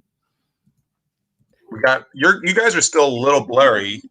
Okay. I'm not blurry because my Wi-Fi is working.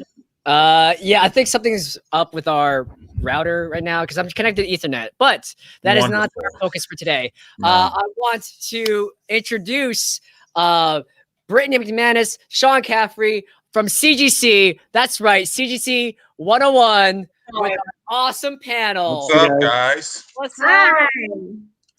I like the background there. Whoop, whoop. You really went all out. Yes, I love it. I'm a Sean, bit of an aliens nerd, in case you can't tell. I love it. Yeah, we wouldn't have never picked that up. No. What's up, guys? Welcome. Thanks for coming on. We wanted to have you guys on because you guys are obviously a big deal in grading comics, and I know you guys grade a lot of Zenoscope comics in particular. So let me have you guys introduce yourselves and what you guys do at CGC to start. Brittany, you want to go first? Yeah. My name is Brittany McManus. I am the signature series director at CGC. I'm also involved in a bit of the marketing initiatives and our social media. Sweet. And my name is Sean Caffrey, and I'm a senior grader and a modern age specialist at CGC. Awesome. So first question I have for Brittany, I'll start with you. So this is like, we wanted to break it down like really basic. I mean, some of the people watching probably are already collectors. Some might just be delving into collecting or starting off. So for those who, might not know, can you give us a description of what services CGC provides, what you guys do, the most basic, like, what, services you guys do?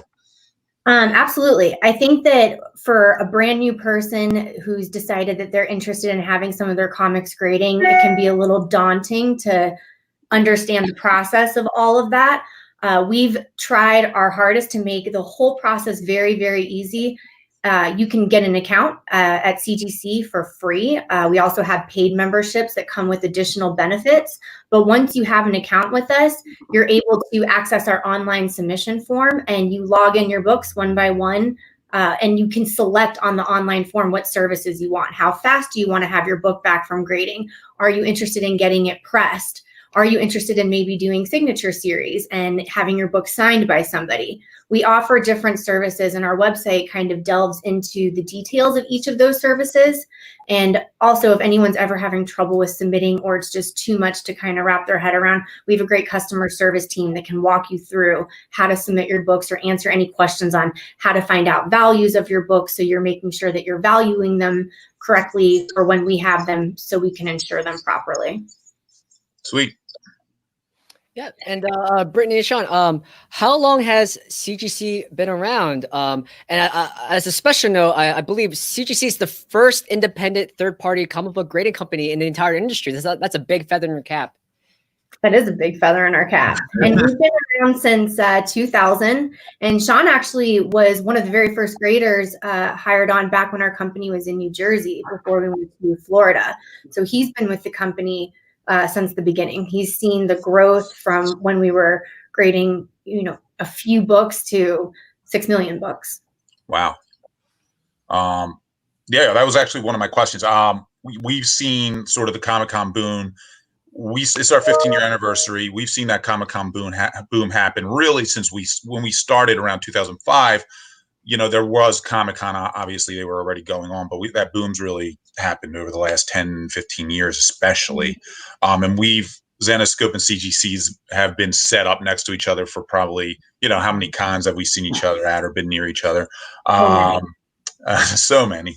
And so as far as like grading, and since when you guys started in, I guess, you said 2000, how has the industry sort of changed or evolved in this time period of, like, especially the last 20 years for you guys, or 15 years for us? Sean, Brittany, either of you guys. Go ahead, Britt. Yeah. Well, no, Sean, I think you should share what you said about the Wild West, about how it was before grading and how it is now. Yeah, back in the day, you were kind of at the mercy of the people that were selling the books, and you were buying stuff online. It was like the Wild West. You never knew what you were getting. So CGC came into the picture, and they really took the guesswork out of that. They kind of made it so when you collect, you know what it is you're getting. When you buy a book online that's described as near mint, you have a third party company of professionals that's actually giving that designation for you. So it's taking that guesswork out of it for the customer.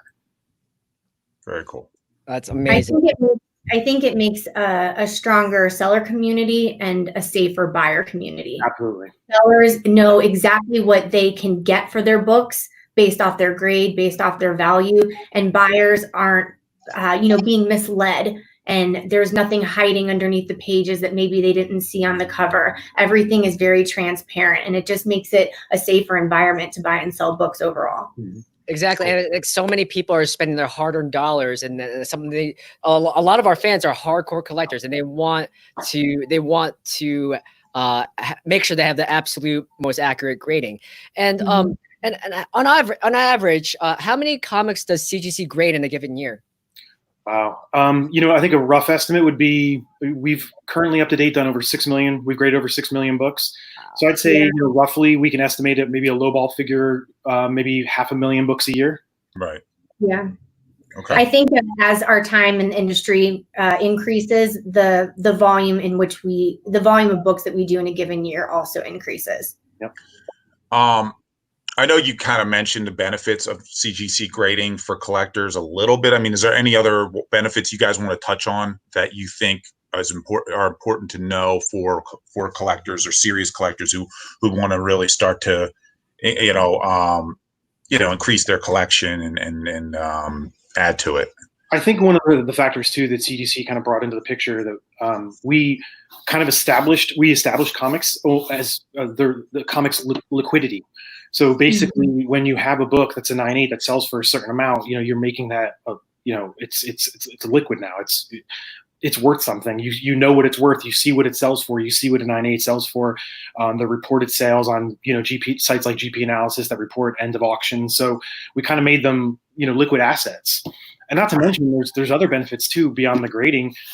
People like to showcase their collectibles. Look, I'm sitting in front of my collectible that are showcased, just a piece of it. The CGC case itself is a really beautiful display case. I mean, it's a great way for people to showcase their collectibles as well.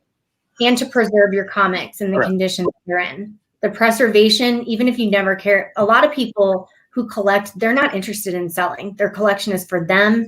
Maybe they plan to pass it to their kids, but it's theirs and they're not interested in selling. It's a wonderful way to preserve your collectibles in the state that they're in. A CGC case also, I know you guys have held them. They're very sturdy. They're thick. It's just a good protection measure for your books, for like your treasured ones that you really care about, that you don't want to be affected by anything that could happen. Right. Real quick, Chris, I know you have a question. I know we also have a ton of questions coming in from viewers, so we'll get to those in a few. We just want to go through a few more, and then we'll try and get to everybody's questions. So, sorry. Yeah, and so let's say I'm very, very new to CGC. And I approach your booth. Let's say it's a normal trade show season. What can I grade at your table, and what can I get graded? And can I get my signed autograph book signed? Like what are my options?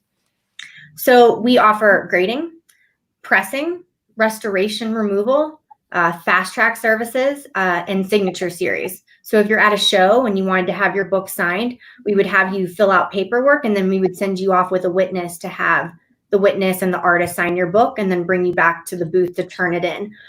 Grading is our main service, but pressing is a huge part of CGC grading. A lot of people opt to have their books pressed to get out any defects and aesthetically make their books just look better in general. Mm-hmm. And could I get any graphic novels or a metal comic book graded as well? Up to certain sizes. So let's go with graphic novels, for example. It's basically whatever can fit into our holder. So we've done, square bound comics, of course, some graphic novels, as long as they're not too thick to fit in our holder. And then it has to be about a 1/4 inch thick. If it's more than a 1/4 inch thick, we run into trouble with the holder. And then with the metal covers, as long as it's safe to put in our holder, we would do it. One of the important factors with the metal cover is making sure that any type of metal sheet that's added to a front cover is the same dimensions of the book, so that all the edges are flush, so it'll fit safely in our holder. Because we don't want to put anything in our holder that won't be safe for the book itself. Exactly. Excellent. So you guys know it's our 15-year anniversary. So let's talk about Zenescope. Let's talk about us. So how many books do you guys get? Like, how many books are you getting for us every, on average? And what kind of, do you guys get feedback? I mean, in general, or do you get feedback from Zenescope books in particular? I know you guys probably grade a good amount of our collectibles. We do. Yeah. We do. Hun, I want to say that you are the 4th or 5th largest publisher of books that we grade. Last time I looked at publisher data, that's where Zenescope was. You guys just have like a little niche, kind of category for your books, and people love them. And I'll say often when I'm taking in stuff at shows, especially if you guys have a new variant coming out at a show, there's usually like cover A, cover B, cover C, cover D. I see people turning in all of them all the time. Like, they don't just usually get one; they'll get all the different options. And they'll try to put them on the invoices and have the whole run.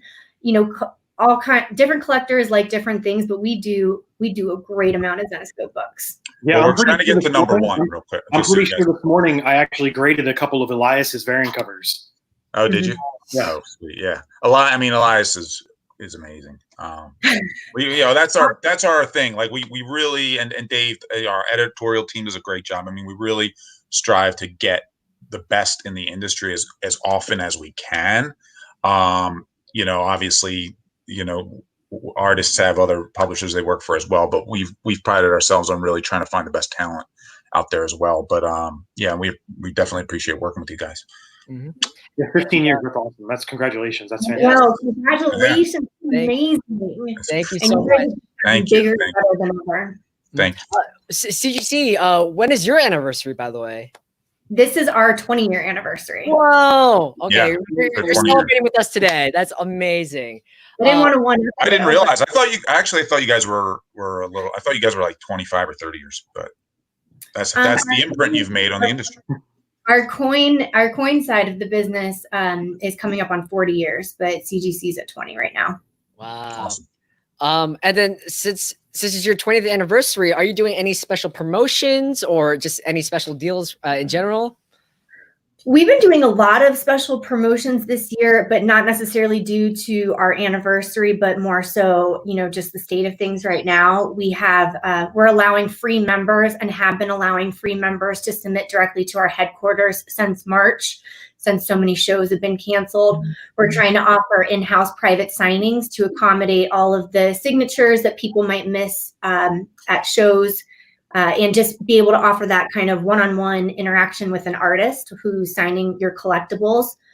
We also have started to offer ship kits, and we're doing a discounted promo on all of our ship kits right now to kind of help people who've never mailed comic books into us feel a little bit less scared about that process. Oftentimes, people are very uncomfortable sending their precious comic books in the mail for fear of damage, which is a very, good thing to be afraid of, because we've all seen how some of the shipping companies can handle packages. So we're offering a promo on our ship kits right now that have everything that we use to pack up comic books ourselves. We've tested it, and it's just a really handy little kit to mail your books in. Wow, that's wonderful. Thank you for all the service that you do. That's amazing. So let's real quick, let's just walk through real quick how the grading system works. If you guys can kind of just go through that real quick, and then I think John actually brought some Zenescope books to kind of go over what he looks for when grading. Oh yeah, okay, that'd be great. And then when you maybe you can also, as you go through it, Sean, tell us what's a 9.2 versus a 9.8 versus something maybe lower. Okay. If you can give us a little range there. Absolutely. So I can start from the beginning. So when the books come to us in the grading room, we have no idea who sent the books in. So I'll give you an example. This is not a Zenescope book, but here's an example. Forget it. When the books come to us, this is all we see. We see the book in the bag with a barcode on it. And that's the identification code for the book. So that stays with the book. Once the book gets in-house and is received and brought in by Brittany's side of the team, the front end aspect of it, then they're brought to us, and this is the code that sticks with the book while it's going through the whole process. So when it comes to us, each comic is looked at by a minimum of at least 2 professionals. And then what we do from that point is the book's checked for completeness. So the pages are counted. The book is checked for whether or not it's been restored for some older books that have restoration done to it.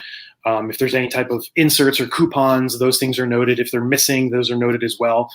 And then from there, we take notes on the defects to kind of assist the graders with coming up with the final grade. So if there's bends or spine stresses or creases, that's noted and inputted in the system as a tool to kind of help the graders navigate a final grade. And then, I brought some. Look at that. There we go, Sean. Now we're talking. Now we're getting there. That's awesome. It's interesting because people always talk about the infamous, the super rare 10.0s and 9.9s. Now, from my experience from doing this for 20 years, I've gotten books directly from the publishers in cases. So 200, 250 copies of a single book. And going through an entire case, you can go through 250 copies and never pull out a 9.9 or a 10. So they're very few and far in between. It's extremely difficult. So you figure one of the things you got to factor in as well with new books is when they come off the printing press, there's manufacturing defects too that also you have to consider when you're coming up with a final grade. So one of the things that we establish, especially my modern team, is what we do is we look at new books when they come out and we find consistencies with the manufacturing flaws. Just so when you get a book that is made with a certain type of flaw, it's not going to automatically make a 9.8 or, you know, even possibly even a 9.9. It's not going to make it instantly, you know, a VF or an 8.5 or a 9.0. So we factor those things in as well because, you know, it's paper and every book is printed differently. So there's different defects with it. But we'll do a walkthrough of the grading. So when we get the book, one of the things that we first look at is the spine. The spine is the most important. One of the things that we always see that it pains me to see that we always tell people is when you hold a comic, don't ever put the pressure on the left side of the book. Because when you grab a book by its left side, that's the spine edge. So just like a spine in our bodies, that's what holds everything together. And once that's broken, the integrity of the book is in question at that point. So if you hold on the left and you put any type of pressure whatsoever on it, you'll create what we call spine stress. So you're actually putting stress lines into the spine edge itself, which create a bend. And sometimes the bends can be even harder where they actually break the ink of the color. And that's what we call breaks color.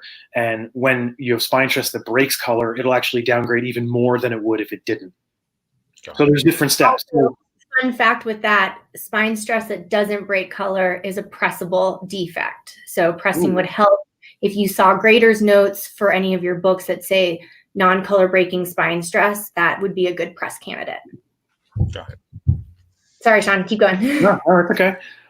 So one of the things that, you know, we factor in is, let's say you have a book that has multiple non-color breaking spine stress. Now, because when, you know, everybody wants a 9.8, they want a 9.8, 9.6 copy. They want the near mint. Yeah. They want that upper echelon, you know, of the grading range. People automatically assume that a 9.8 is perfect. But guess what? You know, people tend to forget there's also 2 other grades above a 9.8. Right. So we have to factor that in. So a 9.8, there are certain defects that are allowable, like spine stress. You can have a few non-color breaking spine stress in a 9.8. You can have a small, light, non-color breaking bend on an area that's not, you know, that's off to the side or along one of the edges. You can have it that doesn't break color. That could qualify a book for a 9.8 grade. But once you get into the color breaking defects, then you kind of minimize that. So where in 9.8 you would be allowed to have a few non-color breaking defects. Once the defect breaks color, then that, let's say 2 or 3 spine stress lines will be down to 1. Mm-hmm. Got it. And then another one of the things too is that when people read books, because obviously they're comics, they're meant to be read, they're meant to be loved, and they're meant to be enjoyed. You know, obviously the writers and the artists put a lot of effort into bringing you guys bringing us all this entertainment. When they open the book and they read them, you know, some people, when they tend to open a cover, these are mine, by the way. I just want to state these are my personal copies. So I'm not wearing gloves, and I'm just kind of tossing it around. Somehow they're getting 10s, I guess. Right? I did want to state that. Interesting how that works, Sean. This is not how I do it at the office. I don't sit here and just, you know, wave comics around. So, but one of the things that when people read a book, when they open a book, if they tend to bend the cover over a little bit, and you can actually put into like almost what we call finger bends. So it's a point of contact from the tip of your finger to where you actually almost crease the book a little bit to open it up to read it. So that's something too to keep an eye out for. Right. And like Brittany said before, with pressing, if you have some of those defects that are non-color breaking, or if they're light enough, that's stuff that could improve upon with pressing as well. Mm-hmm. So is each defect is just like deduct a point, or is it just sort of like, how does that grading? I mean, I don't really even know. Like, is it just like, is it more of a technical, like that's 3 defects, so now it's a 9.7, or is it more subjective than that? It's definitely more subjective. You know, grading it's more of an art form too, because it's not just like, okay, you have this, so it's automatically this. Right. You know, you have defects that if you have a certain defect, let's say like a color breaking crease that's 1 inch long, you know right off the bat that a crease like that cannot get a 9.6 or a 9.8. So that's where it could be mathematical in that sense, where you know beginning that, okay, it can't be here. It's going to it's already here, and now we have to see if there's any. Got it. Correct. Okay. Yeah. Makes sense. But as far as, you know, a certain defect counts as a certain thing, like, oh, because this book has a stain, it's automatically this. It can't, because you have so many unknown factors, the size, the location, what it does it break color, does it not break color? There's so many other factors that are involved that's where the art form of it falls in. Makes sense. Yeah. Okay.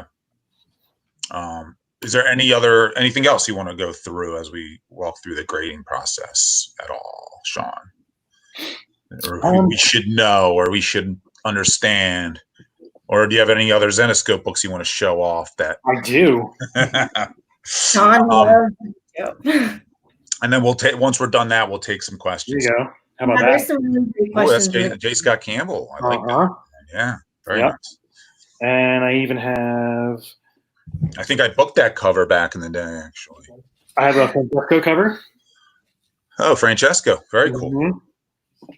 Mm-hmm. Now, so one of the things I do want to touch upon too with your books, depending on what issue or what variants they are, they're made with different materials.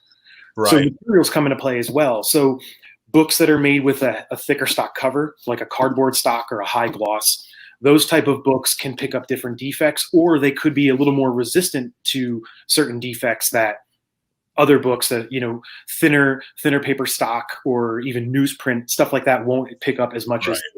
So with like a gloss cover, for example, this Francesco cover, this is a, extremely high gloss. I don't know if you can really see it. Yeah. You can see the sheen on it.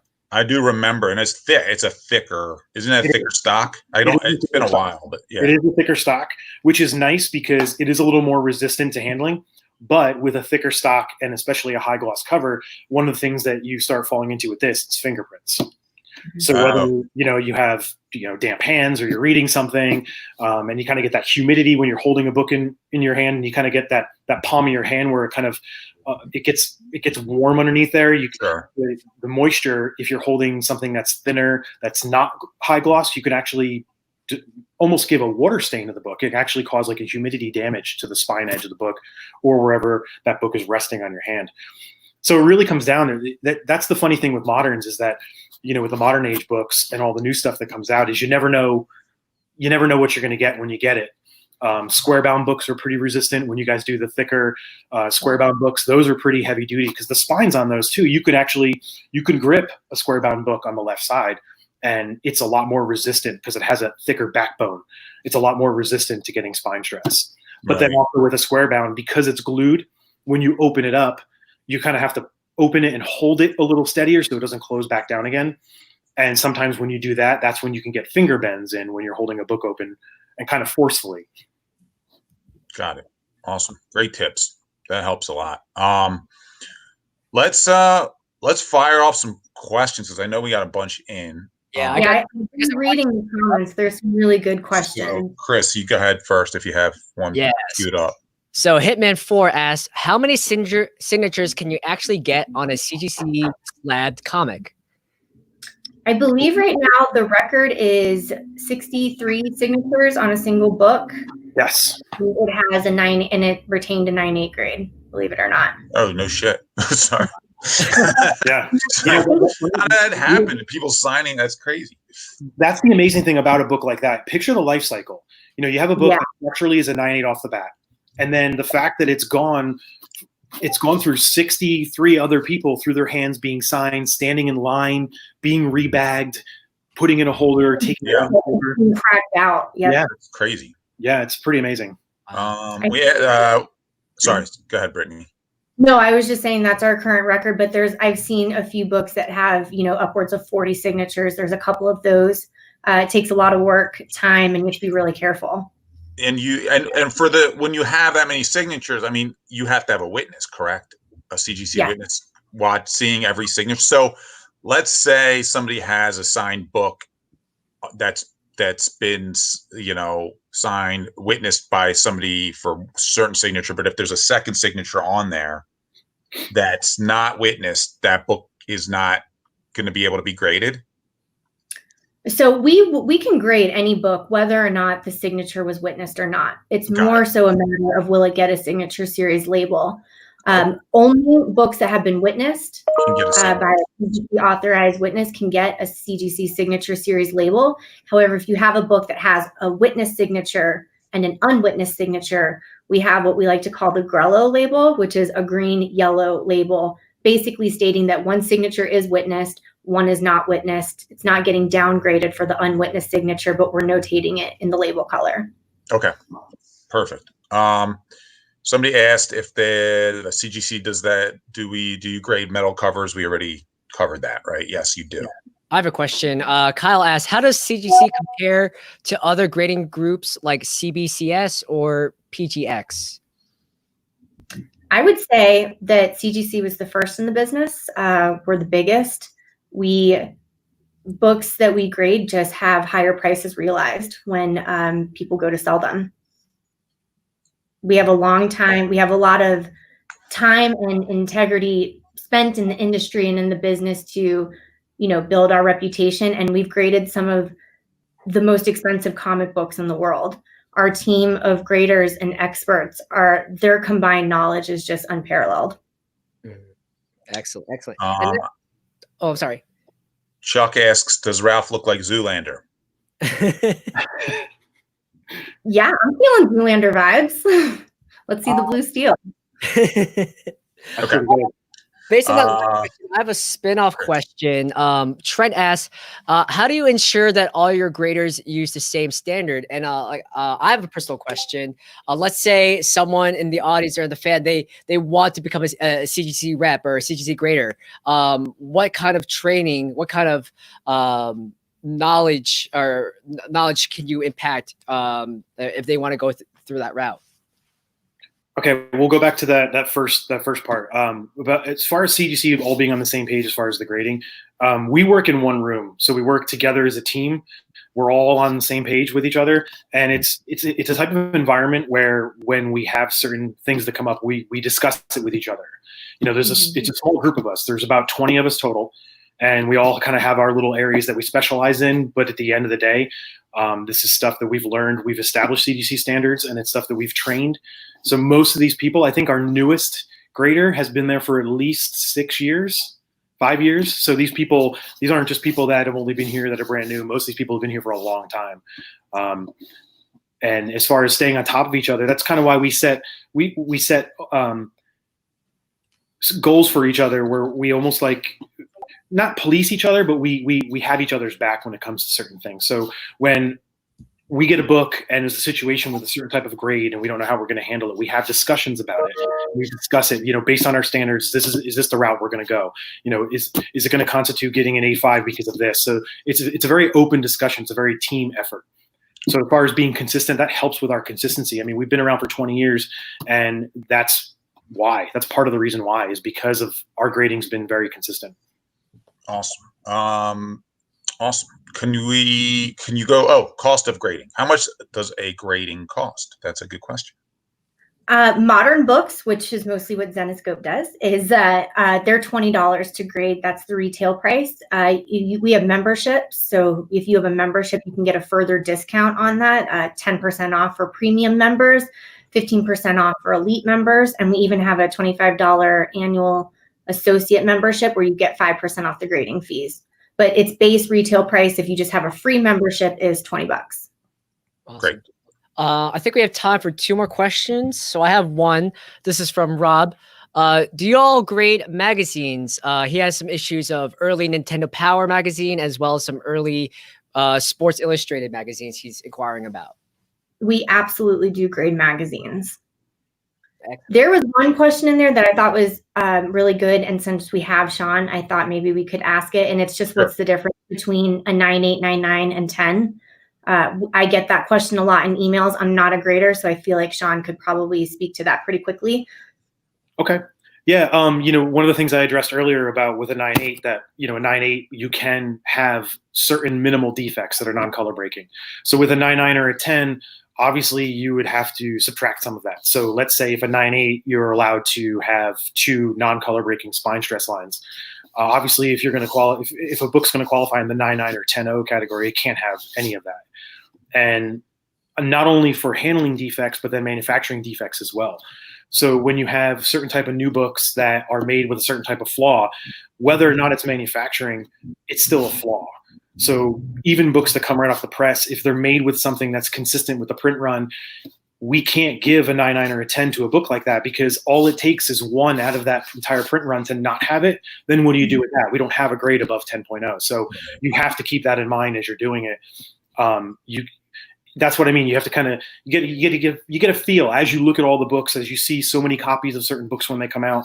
You get a feel for what they're supposed to look like, how they're supposed to look, and it's unfortunate that there are things as manufacturing flaws on books, but when it comes to 9.9s and 10s, they legit are beautiful, pristine mint books. I mean, they're called mint for a reason, because it looks like it was from the mint. It was just those are just super rare. Yeah, sharp corners, no spine stress, and that's a difficult thing to do, especially when you have books that are being handled, that are coming off a print press and then being handled for distribution, shipping in boxes, mail, transporting to shows, selling at tables, people handling them. There's so many other factors that come in that would take a book out of that range. Right. Okay. Chris, do you have another one? Let's do two more real quick, and then we'll get moving. Let's see. I have one. Somebody asks, any plans to improve the plastics to limit the presence of Newton rings? This greatly impacts the displayability. That's from Thor. We have already allowed more space in between our inner wells and our outer holders to reduce the appearance of Newton rings. Got it. Chris, any others that you see that you think are pertinent? I do have one question. Someone asked, Brittany and Sean, what are your favorite Zetascope titles? Man, where to begin? I probably just say, can I just say Grimm Fairy Tales and take Brittany, name them all, and I want do a synopsis. Yeah, that's fine. You can say that. We already saw Sean actually collects our books, so I'm just saying. I have more Zetascope books by my desk than anywhere in the office, maybe besides the safe. That's fair. That's fair. You win. I think some of the books that that my modern team, like the guys on my team, Robin Hood, mm-hmm. Grimm Fairy Tales, obviously, Monster Hunters. The Fly was probably one of my favorites. Oh yeah, Fly's great. Gregory's going to be on our show on Saturday for Editors Roundtable. So. Oh really? Yeah. You guys want to tune in? Editors Roundtable Saturday. Meet Raven, Dave Franchini, a couple of our editors, Rachel and Kelly, myself.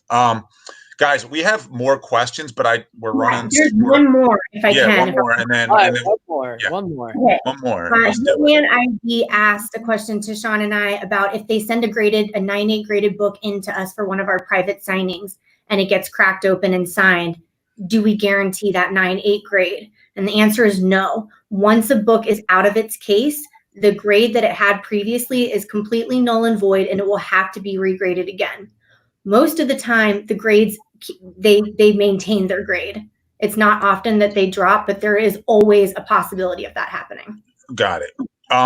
Also, real quick, it's a good question. Has a grader ever accidentally damaged a comic while grading? If so, what happens if that occurs? That's not a bad question.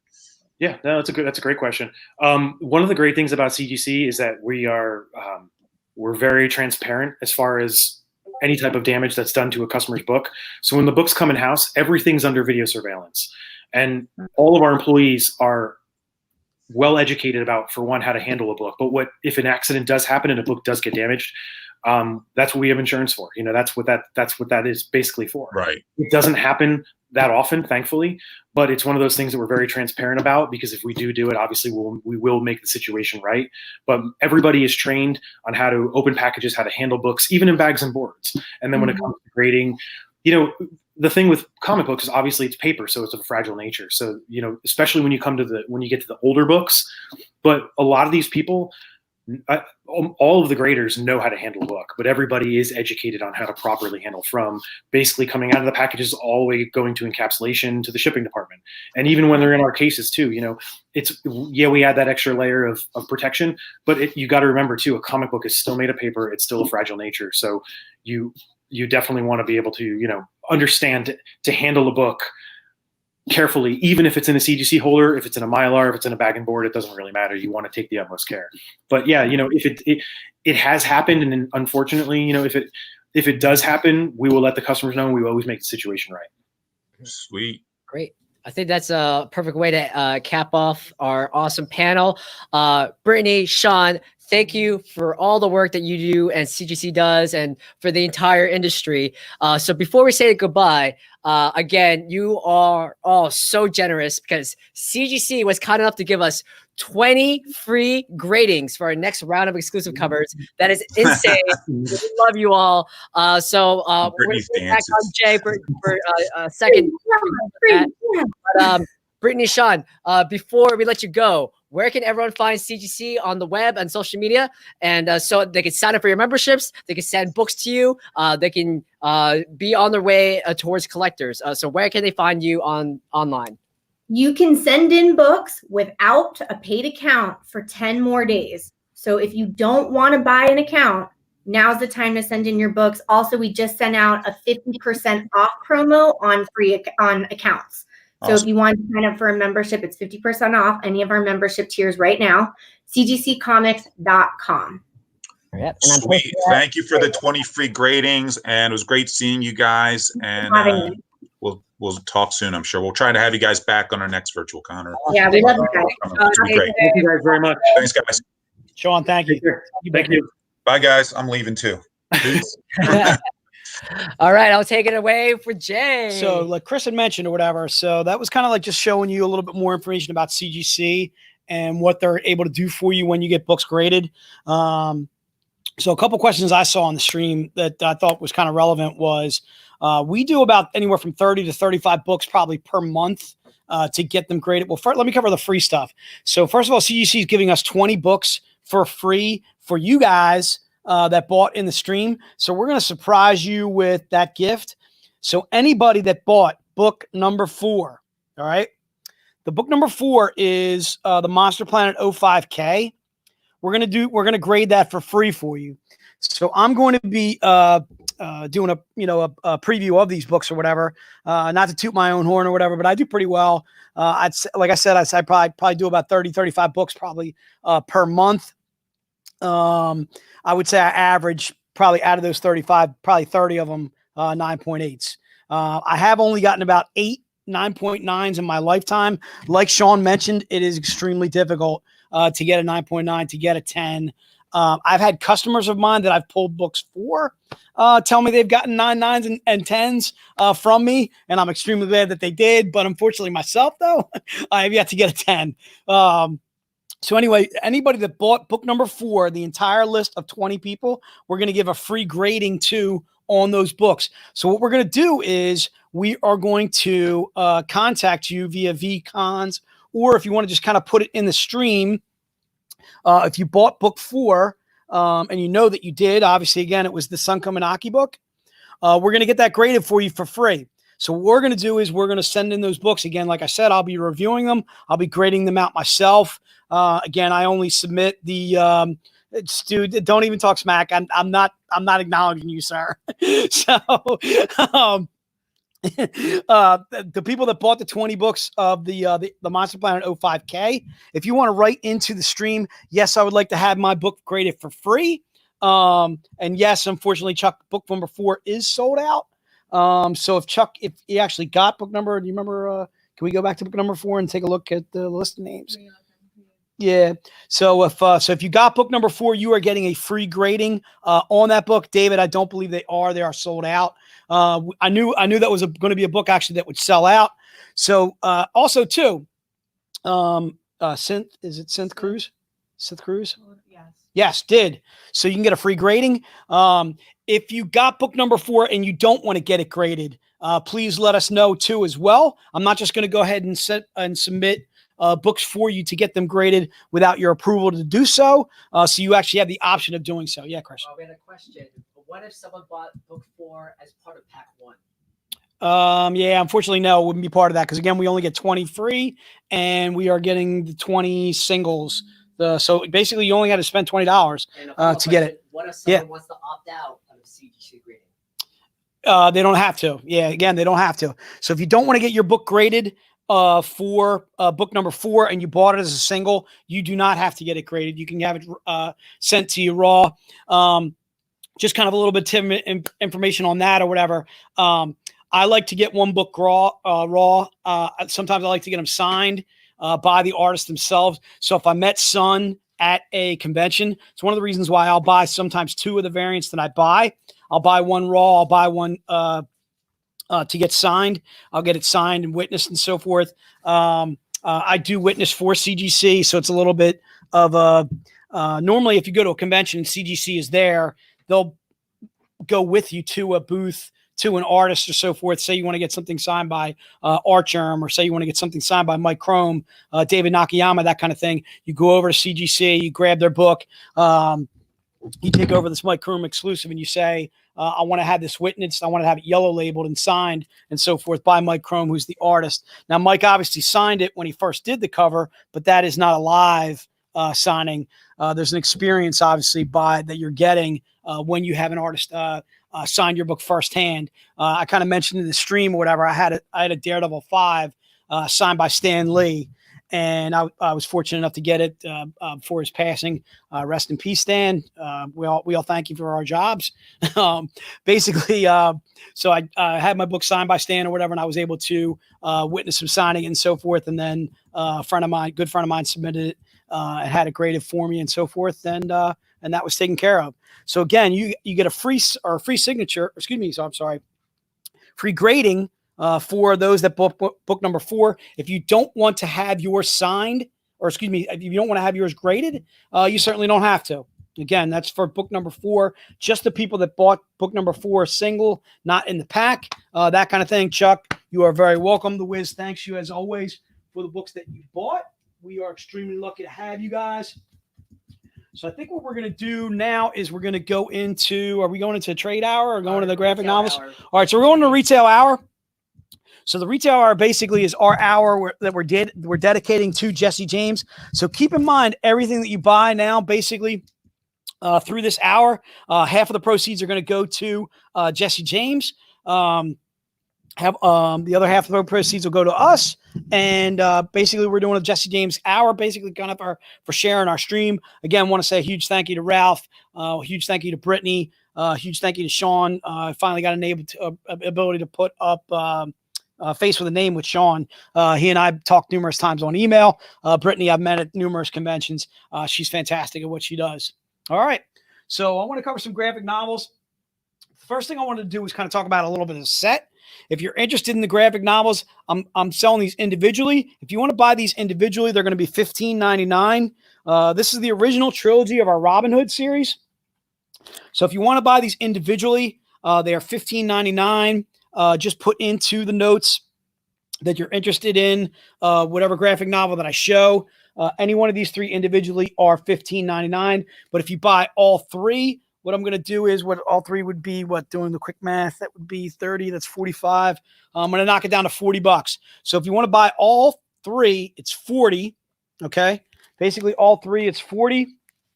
And that would be saving you about anywhere from $6 to $10 on the series. So again, this is our Robin Hood series. Our Robin Hood is basically our version of a female Green Arrow. This is a young girl in high school, kind of disliked in high school, maybe even wronged by a few of the boys in high school. I don't want to say how she was wronged, but she basically gets pulled into the realm of mist to become the hero that she's meant to be. She's meant to be Robin Hood. So there in the realm of mist, she'll meet up with King John, meet up with the Merry Men. She'll battle King John and so forth. And then eventually when she works her way out of mist and back to present day in New York City, she becomes Robin Hood. And that's where she becomes this female vigilante type character that I spoke of. So again, the trilogy that I'm showing you get would be Robin Hood Origin. It would be Robin Hood Wanted and Robin Hood Legend. So that is the first 3 volumes, or volumes 1, 2, and 3 of that trilogy, again for $40. Kevin, we got you covered for 40. Thank you so much. So that is the first 3 graphic novels of the Robin Hood trilogy. And again, that's just 40. They're regularly $15.99. If you're interested in more Robin Hood, you can go to our web store too as well. You'll find plenty more Robin Hood there, including Robin Hood Outlaw, which is our newest of the Robin Hood series. I believe we also have Robin Hood box sets on our web store too as well. The trilogy though for 40 is definitely going to be the least expensive. Yes, it did, Abby. It's $40 for for the first 3. So I'm knocking off basically anywhere from $6 to $10. Origin, Wanted, and Legend. All right, be for 40, like all 3 for 40. And we got Kevin and Abby. If you're interested, let me know, Abby. Abby, hope your daughter Quinn is doing well. Abby sent me a nice message about my son. My son actually got into a bike accident this past weekend. All bad. Abby and I are having a rough weekend, that's for sure. All right. Yep. Abby, you definitely can get the pack. Again, the pack is 40 for those 3 graphic novels. And again, that's so just kind of showing that again. You get Robin Hood Origin, you get Robin Hood Wanted, and you also get Robin Hood Legend in that trilogy. All right. And those are the first 3 volumes of the Robin Hood series, written by Pat Shand, and with artwork by Larry Watts, and so forth. All right, cool. So I'm going to talk about the next. Are we good, Chris? Are you just kind of I'm just doing some background stuff? Yeah. All right. So I want to show you the 4 graphic novels that I have in the Neverland series too, as well. So basically, I'm going to do the same kind of deal. You can buy these individually. If you buy them individually, they would be $16. The Hook is only $12.99, which is volume 2 to that series. The Tales from Neverland, that is only $12.99, or the Neverland Age of Darkness, that is also $12.99. So I'm going to do all 4. Let's see, I'm going to do all 4 for, let's make it 40. What do you think? 45? 45 sounds good. Let's do 45 for all 4 if you're interested in Neverland. So the Neverland will consist of those 4 volumes that I showed you. Let me tell you a little bit more about Neverland. It's one of my favorite stories. Also, too, if you want to get it signed by Joe, Joe's the writer. He was the writer on each, other than Dan Wickline doing the Neverland Age of Darkness. So in our version of Neverland, it is basically Peter Pan as a vampire type being. He actually usurps children's souls to maintain his youth and power over Neverland. That's why he doesn't age. Tinkerbell is actually his henchman. She actually helps him lure these kids back to Neverland, where Peter Pan can obviously usurp their souls and so forth. That's how he maintains his youth and his power over Neverland and so forth.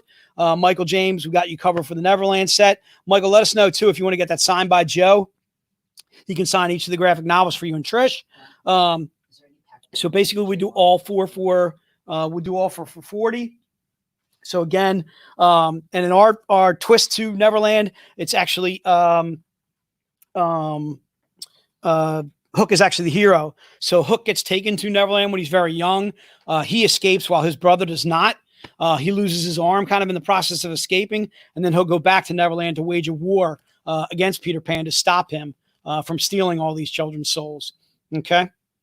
So again, that's our original Neverland series. You're basically getting all 4 volumes that we've ever done in the Neverland series. That's almost kind of a completed set when you buy the Neverland. Not saying that we wouldn't go back to doing Neverland. We always leave it a little open. So that way we have the option of going back to that Neverland if we choose to.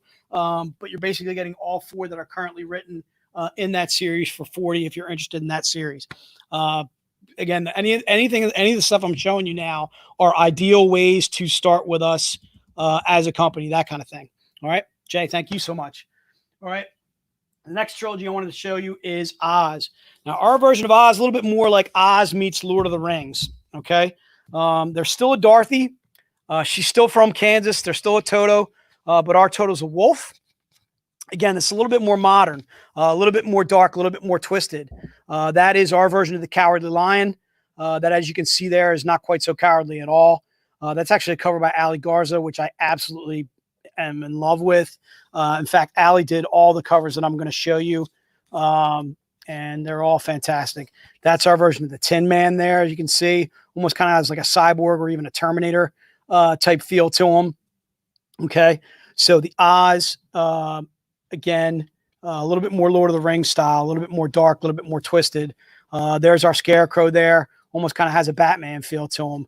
Again, absolutely badass. So again, there's still a Dorothy. She's still from Kansas, but again, our Toto's a wolf. The one thing I will say is not everyone is good in our version of Oz. I'll kind of leave that alone. But as you can see, the artwork is exceptional. The story is equally as good. This was a cover by Ebas that he did. That's also inside of the Oz hardcovers. So any one of the Oz hardcovers, these are $24.99 each. Okay.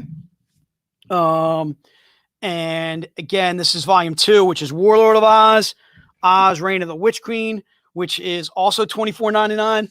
I'm going to do all 3 for, let's see when you want to do all 3 for 60. Let's do all 3 for 60. So if you want to buy all 3 of the Oz, okay. And again, if you want to have them signed by Joe, again, Joe's the writer, also came up obviously with our concept for Oz too, as well. Joe will sign each one of those. Okay, so that's our Oz trilogy, and again, you can do all 3 of the hardcovers. And again, these are hardcovers, not the typical floppy graphic novels. So basically, you can do all 3 for 60, or if you want to do any one of them individually, they are $24.99. All right. So that is our Oz trilogy. I showed you the Neverland. I showed you the Robin Hood. Sarah Marie, we got you covered for the Oz collection. Thank you so much. Jennifer Cardona, if you could put that too, she wants to also get that signed by Joe too as well. Jennifer, we got you covered for volume 3. Volume 3 would be Oz, Reign of the Witch Queen die. And then also too, I think if I'm not mistaken, I saw Neverland, somebody wanted it signed. Larry Younger wanted it signed, and then also so did whoever else ordered the Neverland. What's that? Nick Gonzalez wanted it signed too as well. Yep. And we can certainly get, Nick, we can definitely get your Neverland signed too as well. Larry, we got you covered for the Oz. Thank you so much, sir. And we'll definitely have Joe sign those. Okay. The next main series kind of I wanted to talk about. So to me, I'm going to our mainstays, ones that we obviously have in stock. I would go to Van Helsing, but we don't have all the Van Helsing in stock. If we did, I'd be offering those in a set right now. We do have a lot of the Van Helsing graphic novels on sale individually. If you want to check those out, they're on our web store. We have like Van Helsing Sword of Heaven. We have Van Helsing versus Frankenstein. We have Van Helsing versus Robin Hood and so forth. Yeah, also versus the Werewolf. The Dracula, I think we're sold out of, and the original Origin one we're sold out of. Van Helsing Dark and the Light. We are going to be trying to kickstart those at some point to have those reprinted. So stay tuned for that. Obviously, that's much further down the line. So I want to kind of go into our Grimm Fairy Tales. So we rebooted. If I could speak in English, I would tell you. We rebooted our Grimm Fairy Tales series. For those of you that read our original series of Grimm Fairy Tales, Sela was kind of our main protagonist, or our main hero, I should say. Sela was kind of our guide through the Grimm Fairy Tales. She had the ability to put you into the Book of Grimm, show you these are the consequences of your actions. Sure, go ahead. Sorry, the stream is blurry, so I'm going to refresh. Oh, yeah, we're going to refresh. Sorry. Give us a second.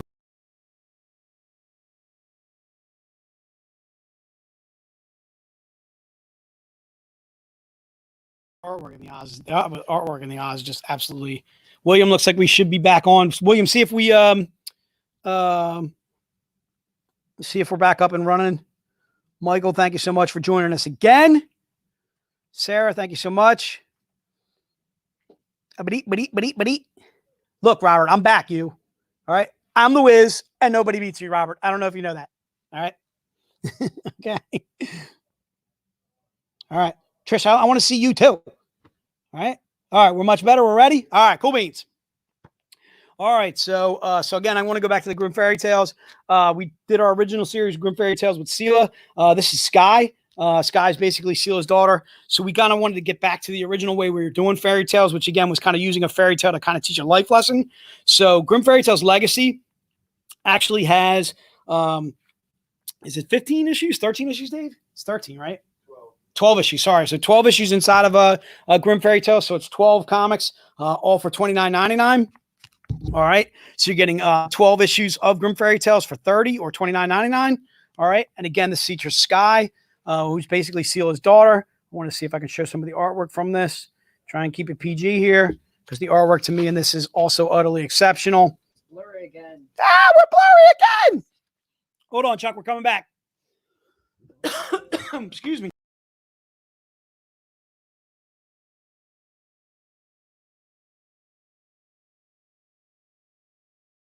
Oh, it's blurred. There's nothing worse than drinking cold and eating a tuna hoagie and wearing a mask. Well, Don, you don't eat a tuna hoagie. All right. You're thanking Trish for eating it for the tuna hoagie that was delicious, but wearing a mask and eating a tuna hoagie dies. So that's not a good one. Another one I do, don't sneeze into your mask. because if you sneeze into the mask, okay, you smell your sneeze literally, and it's nasty. Not good. Yes, it is. It's a dry heat. No, that's Phoenix. All right. So again, I kind of wanted to show the artwork from Grimm Fairy Tales, because to me the stories are exceptional, but the artwork is just out of this world, unbelievable, just really really awesome. Okay, so this collects again issues 1 through 12. So if you're wondering where to get started with us as a reader, if you've never read us before, Grimm Fairy Tales Legacy Volume 1 is a perfect place to get started. Again, it collects 12 issues. The first 12 issues of our Grimm Fairy Tales rebooted series. And again, that's 12 issues for just $30. All right, the next 12 of the series, along with our Grimm Fairy Tales Giant Size, and along with our Grimm Fairy Tales Annual, is our Age of Camelot series. So this collects issues 13 through 25, and the Annual, and also our Grimm Fairy Tales Giant Size. This is also 30. Okay, so you can do both. Let's do both. You want to do both for 50? Let's do both for 50. Let's do both for 50 if you're interested in both. All right, so we'll do both for 50, or you can do one individually for $29.99. Okay. So it's Grimm Fairy Tales Legacy, and then Grimm Fairy Tales. What? I'll wait till Chris gets back. All right, You're and then Grimm. censored I'm blurry. You're censored. I'm censored. You're too hot for TV. How much Oh. are they singing by themselves? So by themselves, they're $29.99. Hold on, Di's catching up to what I'm doing. Sarah Marie, we got you covered for both. Both would be $50. Thank you so much. Chuck, thank you so much for buying the single issues. Trish is laughing out loud at us. And Amy, I hear you on the treasure. Like I saw you on the stream earlier. So yes, this is a one of a kind. Jen would kill me if I sold this. It was a prototype that Jen brought in. I forget what company we were trying to get those done with. Apparently we're going to have to get those done at some point because Tell her it was delicious though. Trish, they were delicious. All right. Thank you so much for, again, I had a ham and I had a turkey, and I did not burp into my mask Di. All right. You, however, over there, Di is all tuning me up. She's trying to mess me up. All right. Where is the IT guy, Michael? Where we are? We're blurry every 5 seconds. Well, first of all, when it was blurry when Joe was on, that's actually probably good for you guys. All right. So this is Grimm Fairy Tales Age of Camelot, and that is volume 2. So I'm doing volume 1 and volume 2 for $50. Or if you want to buy them individually, they are $29.99. All right. So another one I want to talk about is written by our illustrious David Franchini. All right. This is Belle Beast Hunter. Okay. Belle is basically almost kind of like our female version of Batman. She is a beast hunter. She comes from a line of beast hunters. Her mother was a beast hunter before her. Her father was actually former military. Okay. So the Belle is $19.99. Unfortunately, I'm not discounting that at all. But if you do want to get it signed by David for free, you can get it signed for free. All right. So it's Belle Beast Hunter. The Belle Beast Hunter, this is the original volume. Okay, it's $19.99. Okay, and if you want to get it signed for free by David, it'll be free. All right. The Wiz is scrambled. Am I so scrambled? Yeah, it's super blurry. I'm super blurry. Super blurry. Holy guacamole! We're super blurry. We're gonna are we rebooting? Maybe we should try restarting the router. I don't know. Whatever you want to do, dude.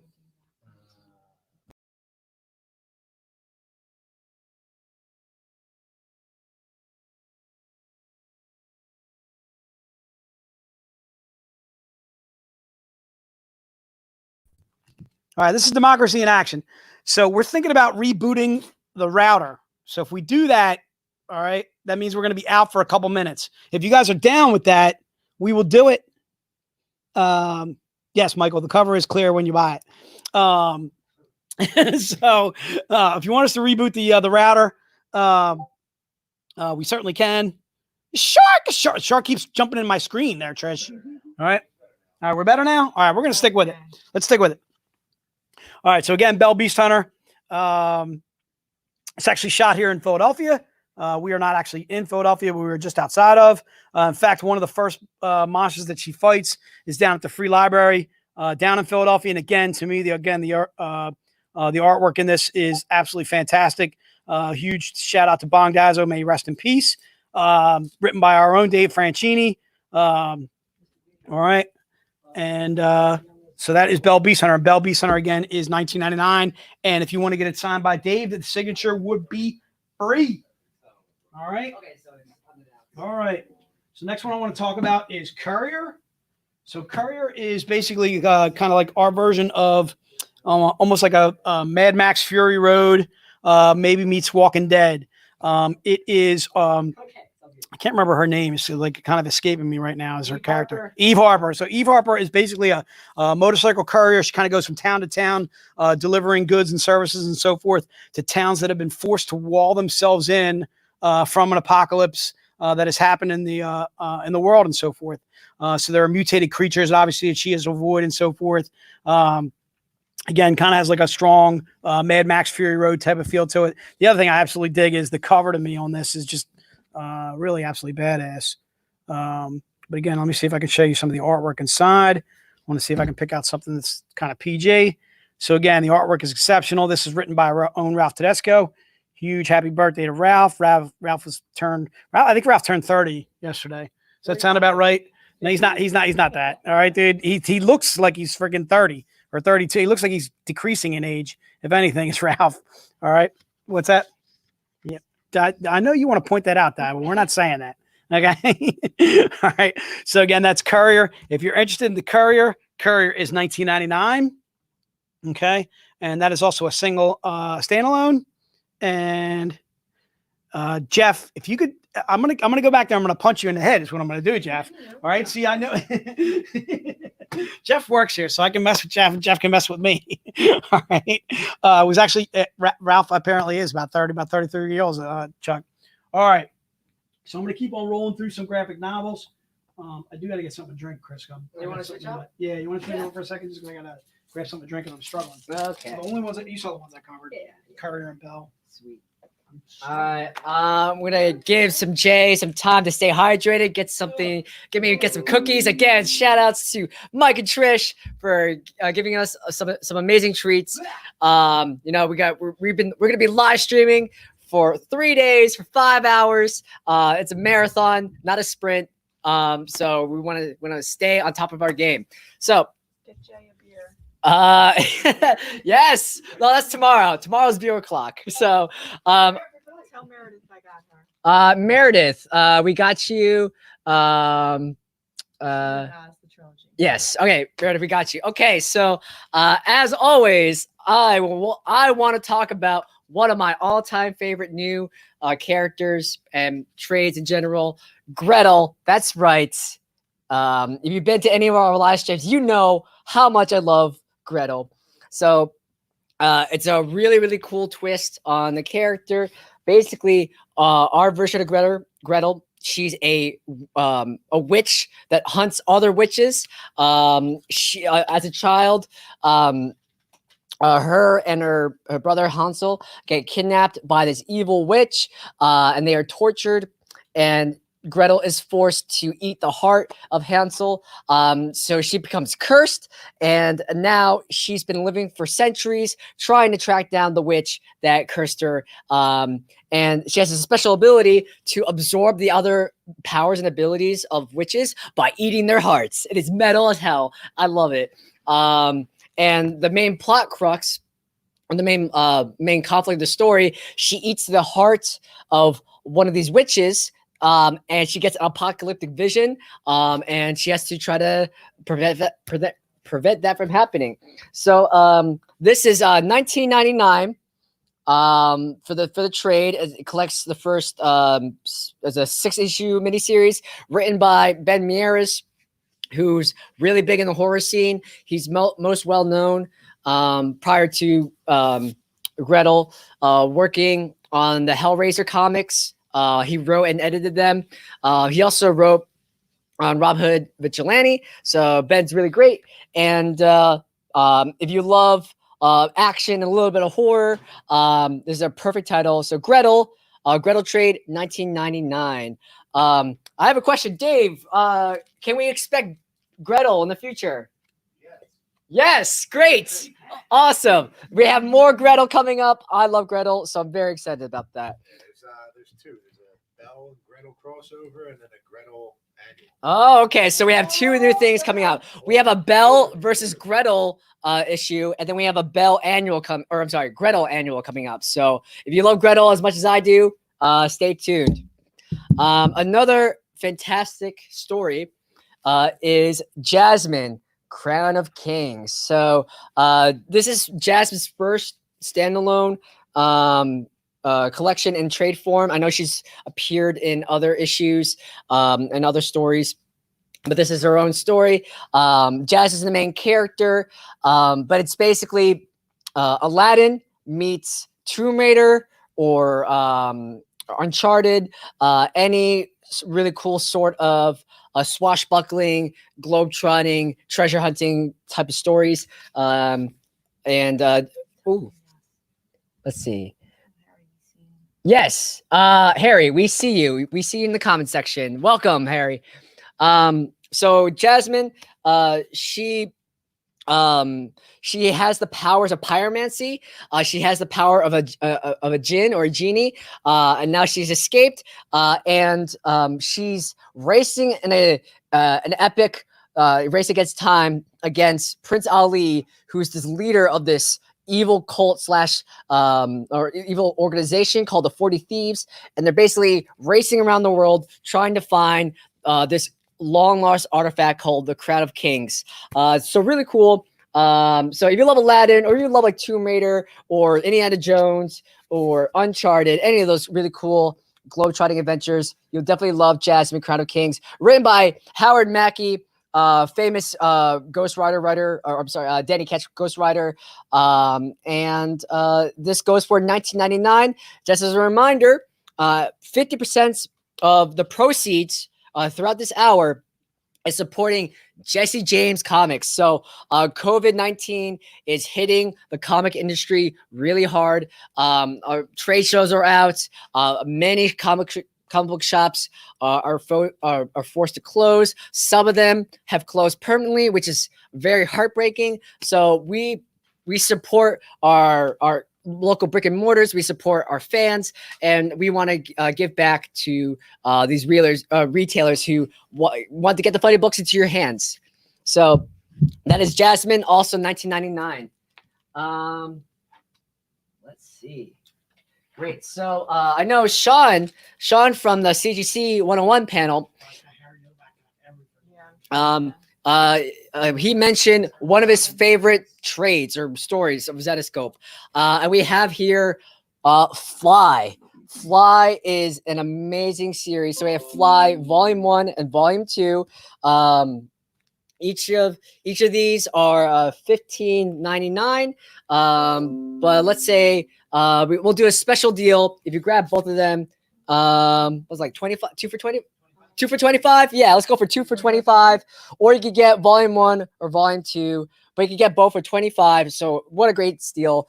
This is written by Raven Gregory. Raven Gregory is a fan favorite. He's actually coming on later this week for an editor's roundtable.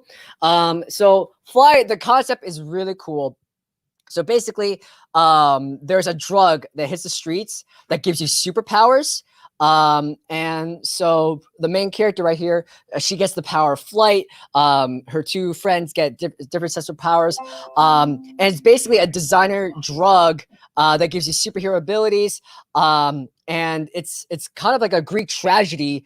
It's also a sort of allegory for drug addiction. And it's a really powerful story. So it's 2 volumes, fantastic story. So I'm going to show some images. Oh, here's a really cool panel from Volume 1. How much was Fly, Jay? Fly is $15.99 or 2 for 25. So here you go. I want to show you another cool image of Fly. Here we go. 2 for 25. Let's see. Here we go. I love this panel. It kind of reminds me of one of my favorite movies, Chronicle, which is loosely based on Akira. You just see this a character right here shoots himself off and starts floating off the ground, starts being imbued with supernatural powers. Really cool story. So again, each of these are $15.99. Both of them are $25. And if you have any, let's say you're a big fan of Fly and you have really burning questions about it, especially about the editorial process of how it's put together, Raven will be on the panel this Saturday from 2 to 3 for our editors roundtable. So Ralph Tedesco, Dave Franchini, Kelly Suppley, Rachel Bishop, and Raven will be in attendance. So mark your calendars. So can't recommend these books enough. So we also have that's it for the graphic novels we have, at least on the table. We still have a little bit of time, but I'm going to move over to another fun activity you could do. So some states are opening up, some are staying closed. Regardless of whether or not the states are open, please practice safe social distancing. Yeah, Jay, grab me some more. We still have some time. It's only we're about like 20 minutes. I'm gonna show off one of our coloring books. So we did a live stream like last month or 2 months ago. It's all blurring together. But let's say you're stuck at home, you still want to practice social distancing. Maybe you've run through all your reading cues. You want to switch it up a bit. I cannot recommend our coloring books enough. So we have coloring books are one of our most popular products. I know like the first initial runs of the coloring books, we sold like at least over 1 million units. So some crazy number like that. So this is our legacy coloring book. So if you're interested in this, type in legacy coloring book. It's only $12.99. What a steal, what a low price.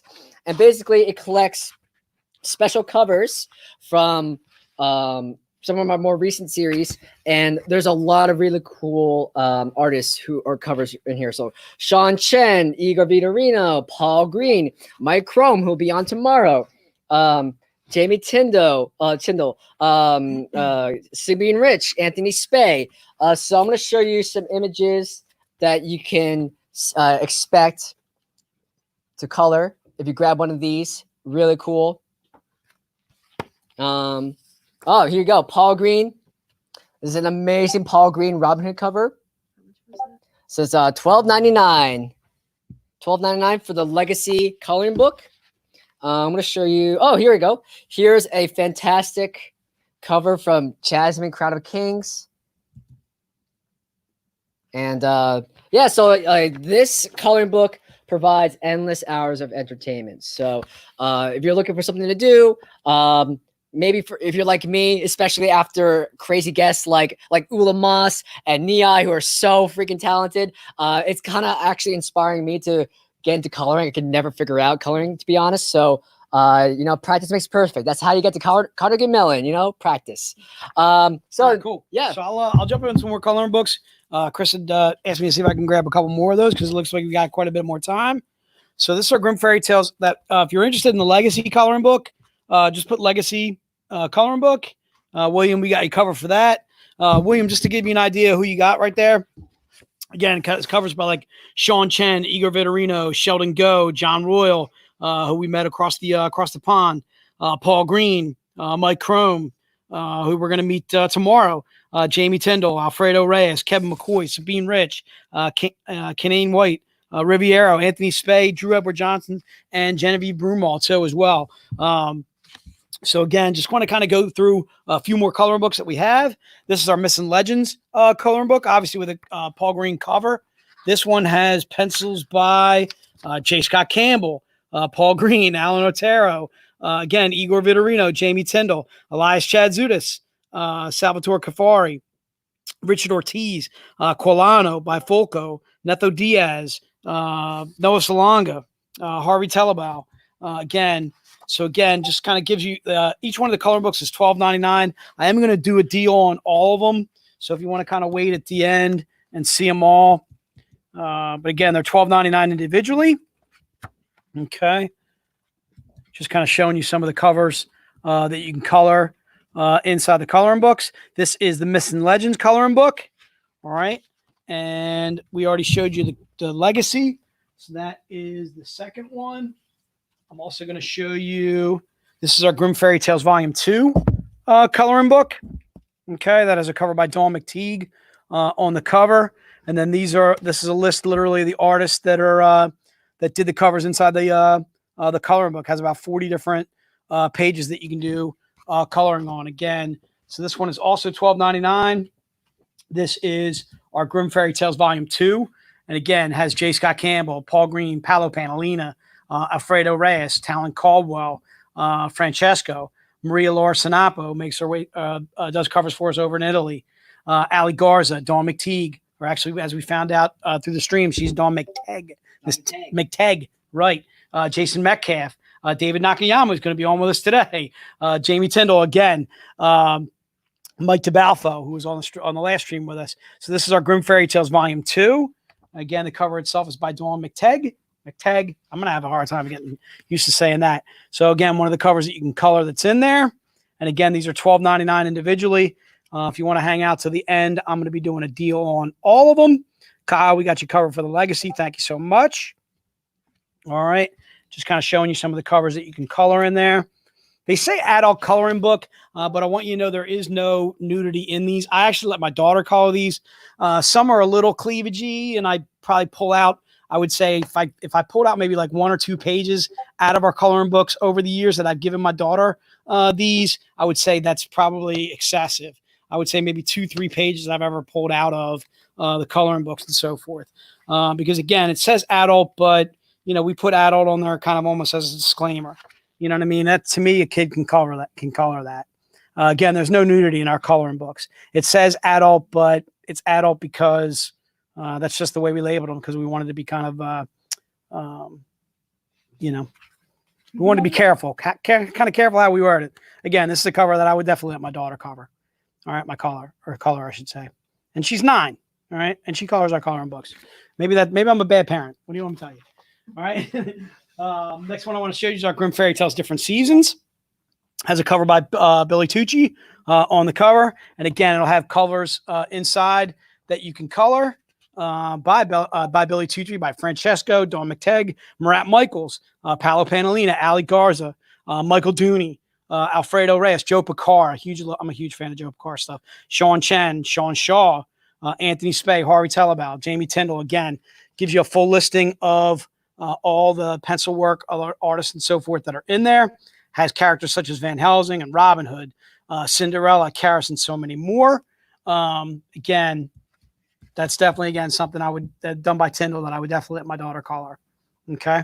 Obviously, I want you guys to take a look at these first. If you do buy them, if you're going to let your kids color them and so forth, I would want you to have your kids take a look at them first before they color them.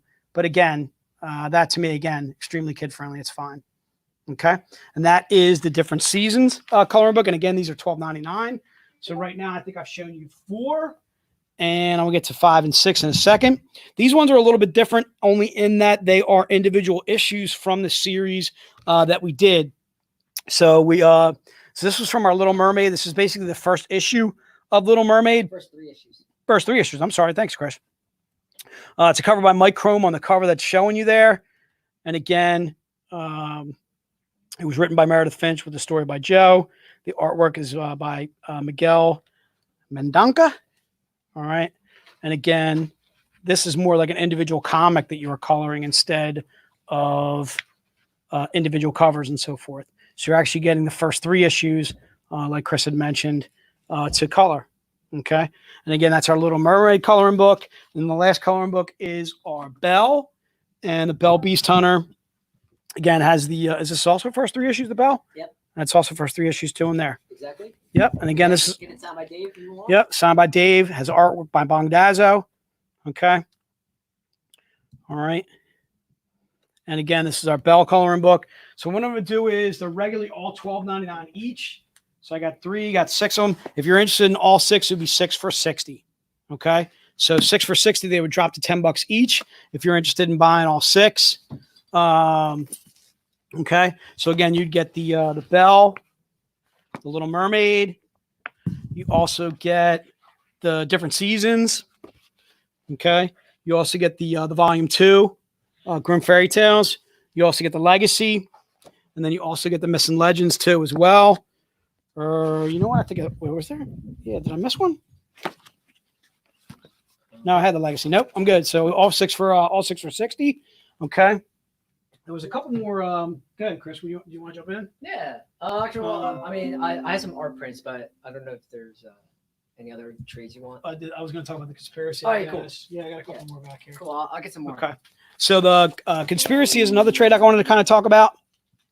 If any more comics had an April Fool's edition, would you want to? What does it say? Would you want it to? What would I want it to be? First of all, I want to make sure that nobody in Zenescope kills me again and again. Ralph seems to have killed me. He's killed me in conspiracy. I think Dave and I died in Code Red too. We died in Code Red. I died in Unbound also. Oh, that's right. That's right. I died. Oh, I thought I died. That's right. I think I just said I died in conspiracy. I didn't die in conspiracy. I'm not in conspiracy because I am not a theory of at all. Terry, we got you covered for all. Thank you so much. Oh no. All right. Can you kill me? I want to get killed. Chris wants to get killed. Kill Samson, all right, dude? All right, HR, kill Samson. Okay. So apparently I've died a couple of times. I've died in Unbound, and I've died in exactly. There can be only one, Dave. There can be only one. All right. Happy Halloween, ladies. All right. I'm doing some Highlander, dude. The Kerrigan, dude. What do you got, Chris? What do you got? Ralph is telling me like What's he the saying? stream is completely down right now. We're down? Are we down? Are we good? That's Yeah, weird. Dave's saying we're up. I don't know. Ralph's down. I don't know what happened to Nakayama. His video feed cut out. That's right, Chuck. They can't kill me, dude. All right? All right? I'm the Wiz. I'm the Wiz again. Okay? The shark cannot eat me, Trish.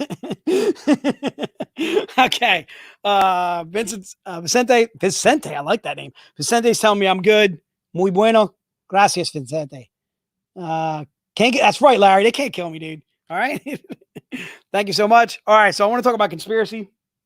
So our conspiracy graphic novel is $19.99.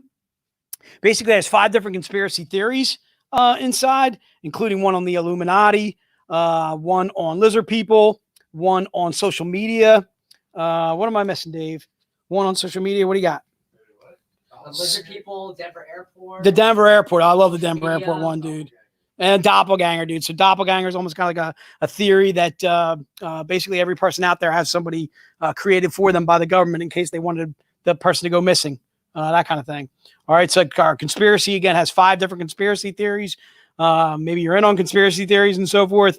This is $19.99 for the conspiracy. And again, it has 5 different theories in there. And that's our conspiracy graphic novel. I got some. Go ahead, Chris. Go jump in.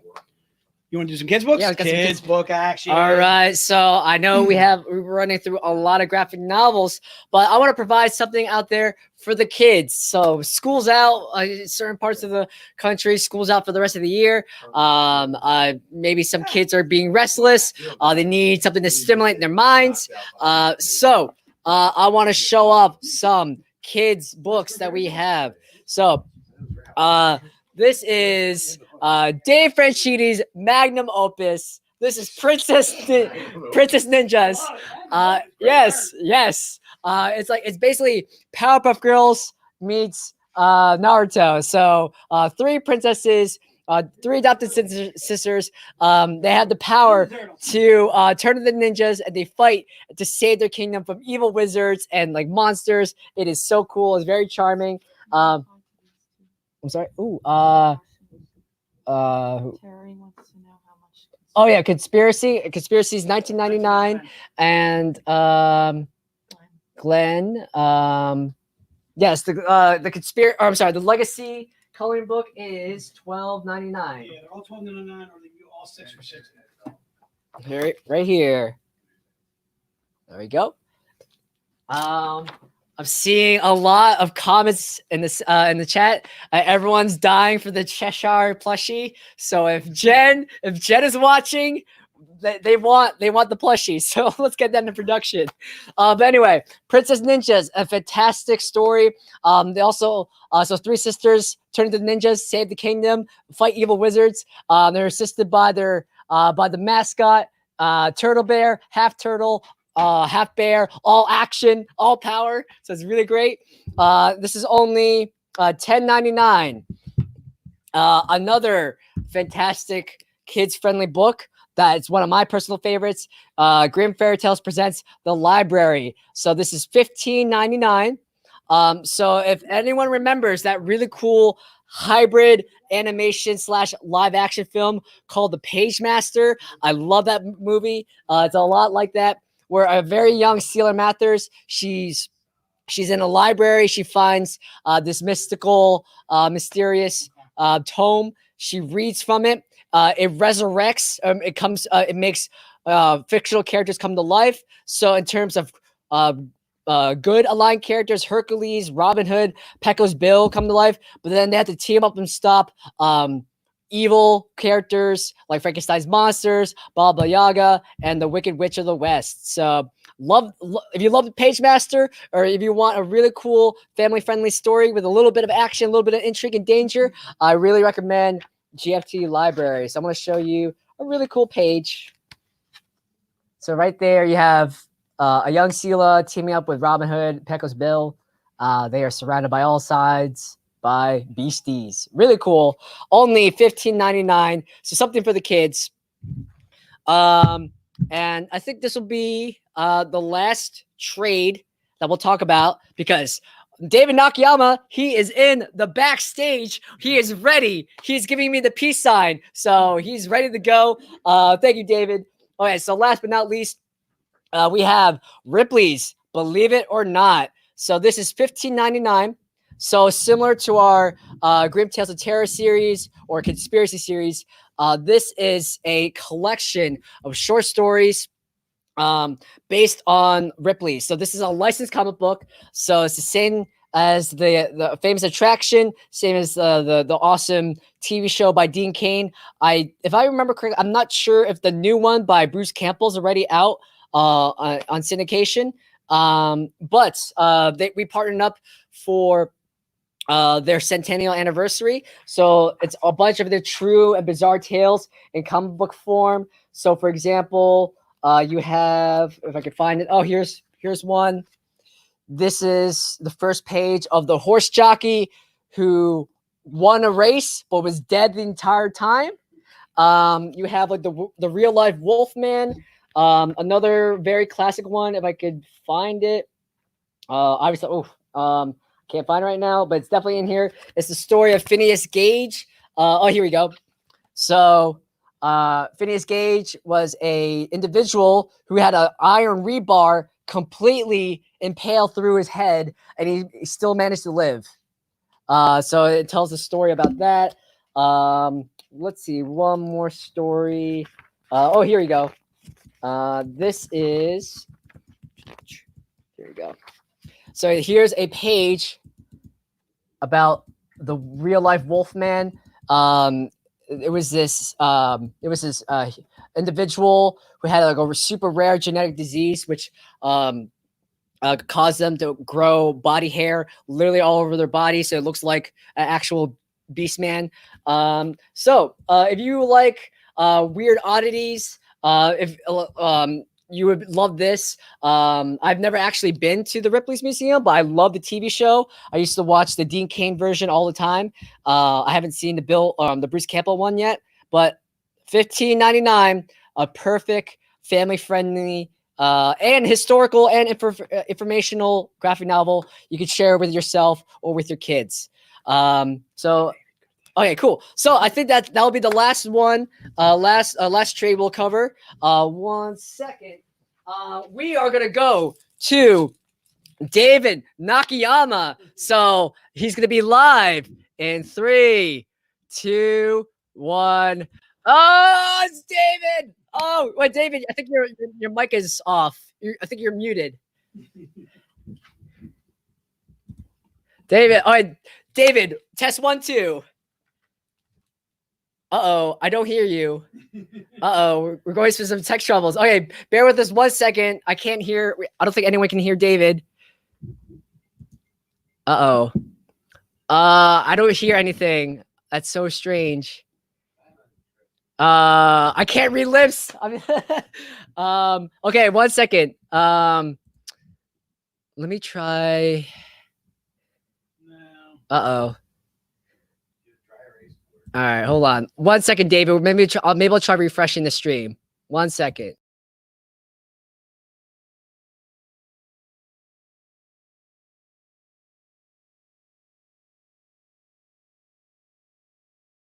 Time. Can you say something?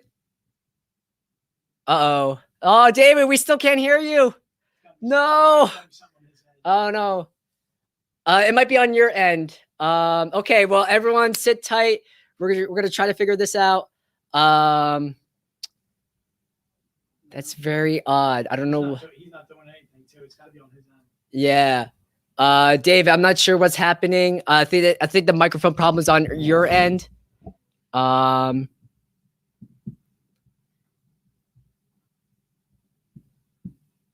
Okay, so I see that you muted your mic. No.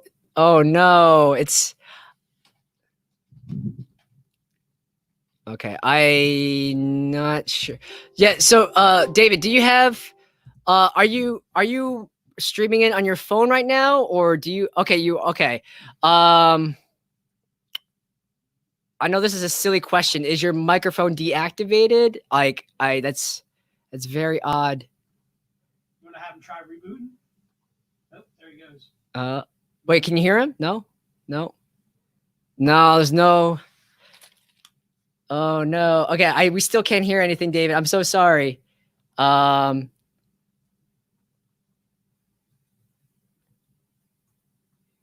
right, we're gonna give David 1 second.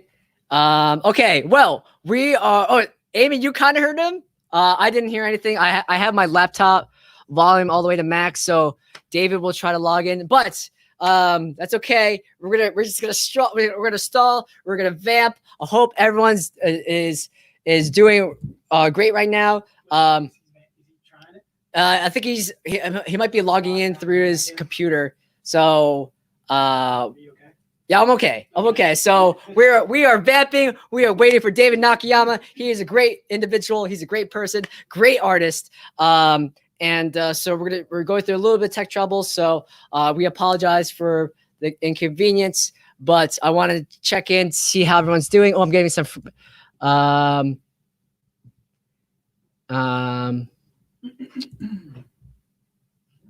Let's see. Okay, so Meredith, you heard some 3 or 4 soft words. So I wonder if his microphone is loud enough, or that's so I couldn't hear anything. Yeah, so we have so many comments about everyone demanding David's back. Okay, I'm gonna activate. Can you hear me now? Yes! Okay, David great. Nakayama. Okay.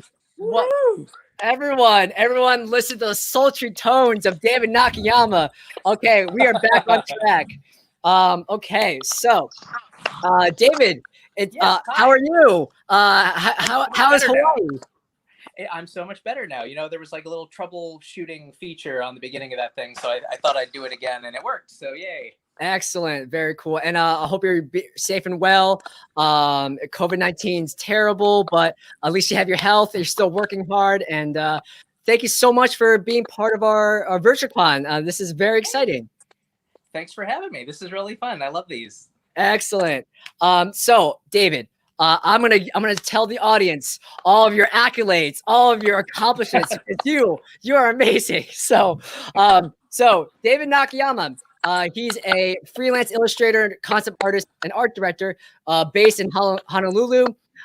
He is best known for his Marvel Comics cover art, so working on titles like Spider-Man, X-Men, Deadpool, and you work with so many other companies. You work with us. You work with Hasbro, DC, Capcom, Valiant, Fantasy Flight Games, Upper Deck, and many more. I did not know this, so I definitely want to get into it later. You worked in the video game industry, working on games such as Harry Potter, Hogwarts Mystery, Marvel Avengers Academy. And before that, you used to be a marketing artist and art lead at NC Soft. And actually, shout out to Jeff, one of my coworkers in the back. He loves City of Heroes. So when he found out about that, he was freaking out. So Yay! yes. Thanks for So- playing. So thank you for all that you do, David. Welcome. So we have a little bit of a Q&A, and after that, everyone in the comment section, please start posting questions, and then when we get to the Q&A session, we'll backtrack and you get all your questions answered. But David, so obviously you're a huge figure, a huge staple in the comics industry, and obviously you're also a fan. What were your favorite pop culture characters growing up? Did you have any favorite heroes or villains while growing up? Well, for me, the story I always tell is that I was sort of, whatever about comics for a long time, but I was into drawing. I was drawing things like Garfield as a little kid. And all the kids in my neighborhood were reading Uncanny X-Men when that was really hot, when Jim Lee and Chris Claremont were doing the book. Mm-hmm. And as soon as I saw that, I was like, wow, what is this? Where have you been all my life? I instantly became like very interested in comics, but then also in comic art. It was sort of this very special moment in my life where the entire course of what I was going to do after changed. And I've been seeking that ever since. Excellent. And then, so when did you start practicing art? Like you said, you started working on Garfield comics. Like, did you always have a pencil in your hand, or was there like a great awakening after you read Jim Lee stuff? Did you like just practice even more after that? Yeah, I mean, that's what my mom says. My mom says I was drawing since the beginning. And sometimes if you go to like an in-person con and you're talking to the artist next to you, I find that's almost always what artists say. Like people who want to do this kind of thing for a living, it's like they kind of were wired that way to begin with. They just wanted to do it. They enjoy it more than other people. Because, like every kid draws, in school, but most people fall off. It's the people that for some reason it's just hardwired into your genes that you want to do this kind of thing. And so for me, the first outlet I found was doodling Garfield and comic strips. And I won a copy of Super Mario 3 to date myself completely by sending in hand drawings to the local cable company. That's awesome. Yeah, that was pretty great. That was a good moment as a kid. And then eventually it comics triggered a change in my mind. Like, oh, this looks cool. I think I want to do this now. Fantastic. And then, so besides Garfield, besides Jim Lee, who were your major inspirations or influences? Sure. Well, it started with Jim Lee, but then as I became more and more familiar with comics, I kind of got to my first comic store. My dad took me, and I was trying everything. And quickly, the ones that rose to the top were people like Adam Hughes, and a little bit later, J. Scott Campbell. I got started a little before Image, but as soon as J. Scott came on the scene, he was really important to me. And so the two of them became, North Stars for me. Like, yes, I would like to be like these guys when I grow up. And after a weird 12-year detour through video games, I sort of discovered digital art. So the way I think of my own art now is sort of a combination of those three things, sort of digital painting like you would see out of the South Korean community, but then also traditional comics, the draftsmanship that Adam and Jay Scott do. Brilliant. And I guess that creates two spin-off questions for me. Did you ever get to meet like J. Scott Campbell? Like he was huge in the early days of Zenescope as well. And so did you ever get to meet your idol? Yeah, it was the best. We, I want to say like last year, we were on a panel together. I can't remember the show. It could have been MegaCon. And it was me and Greg Land and Jay Scott on a panel about making covers. And so the first thing I said, it had to be said, is like, I don't know what I'm doing with these two guys. This is pretty great. I'm really honored. They are people I look up to, and Jay Scott especially was someone that I followed super closely. and it turned out his now wife was into the video game and was working on at the time the Harry Potter video game. So we sort of struck up a friendly conversation, and from time to time on social media we still get to interact about each other's work, which is really surreal and flattering to me. Anytime he wants to post anything about my stuff, that's amazing to me.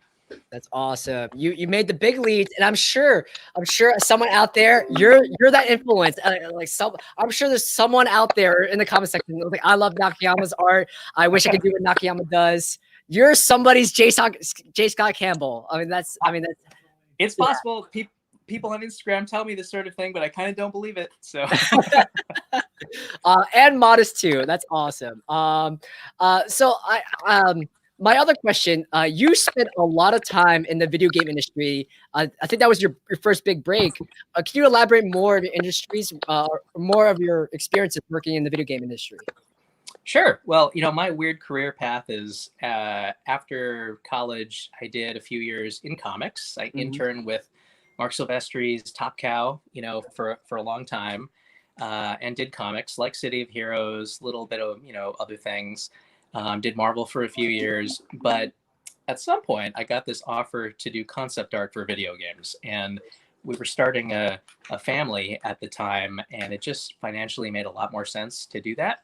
So I took this what ended up being about a 12-year detour through video games, and I'd say the highlights were art directing, things like City of Heroes, and then much later things like the Avengers Academy and Harry Potter mobile games.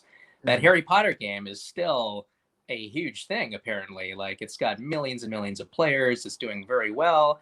My role on it was I was the first artist on the team and the second person on the team. So basically all the pre-production art, training the team, making the first year of assets, that's what I did. I did an awful lot. If people like that game, that was me. And if you're on the like ground level, that's amazing.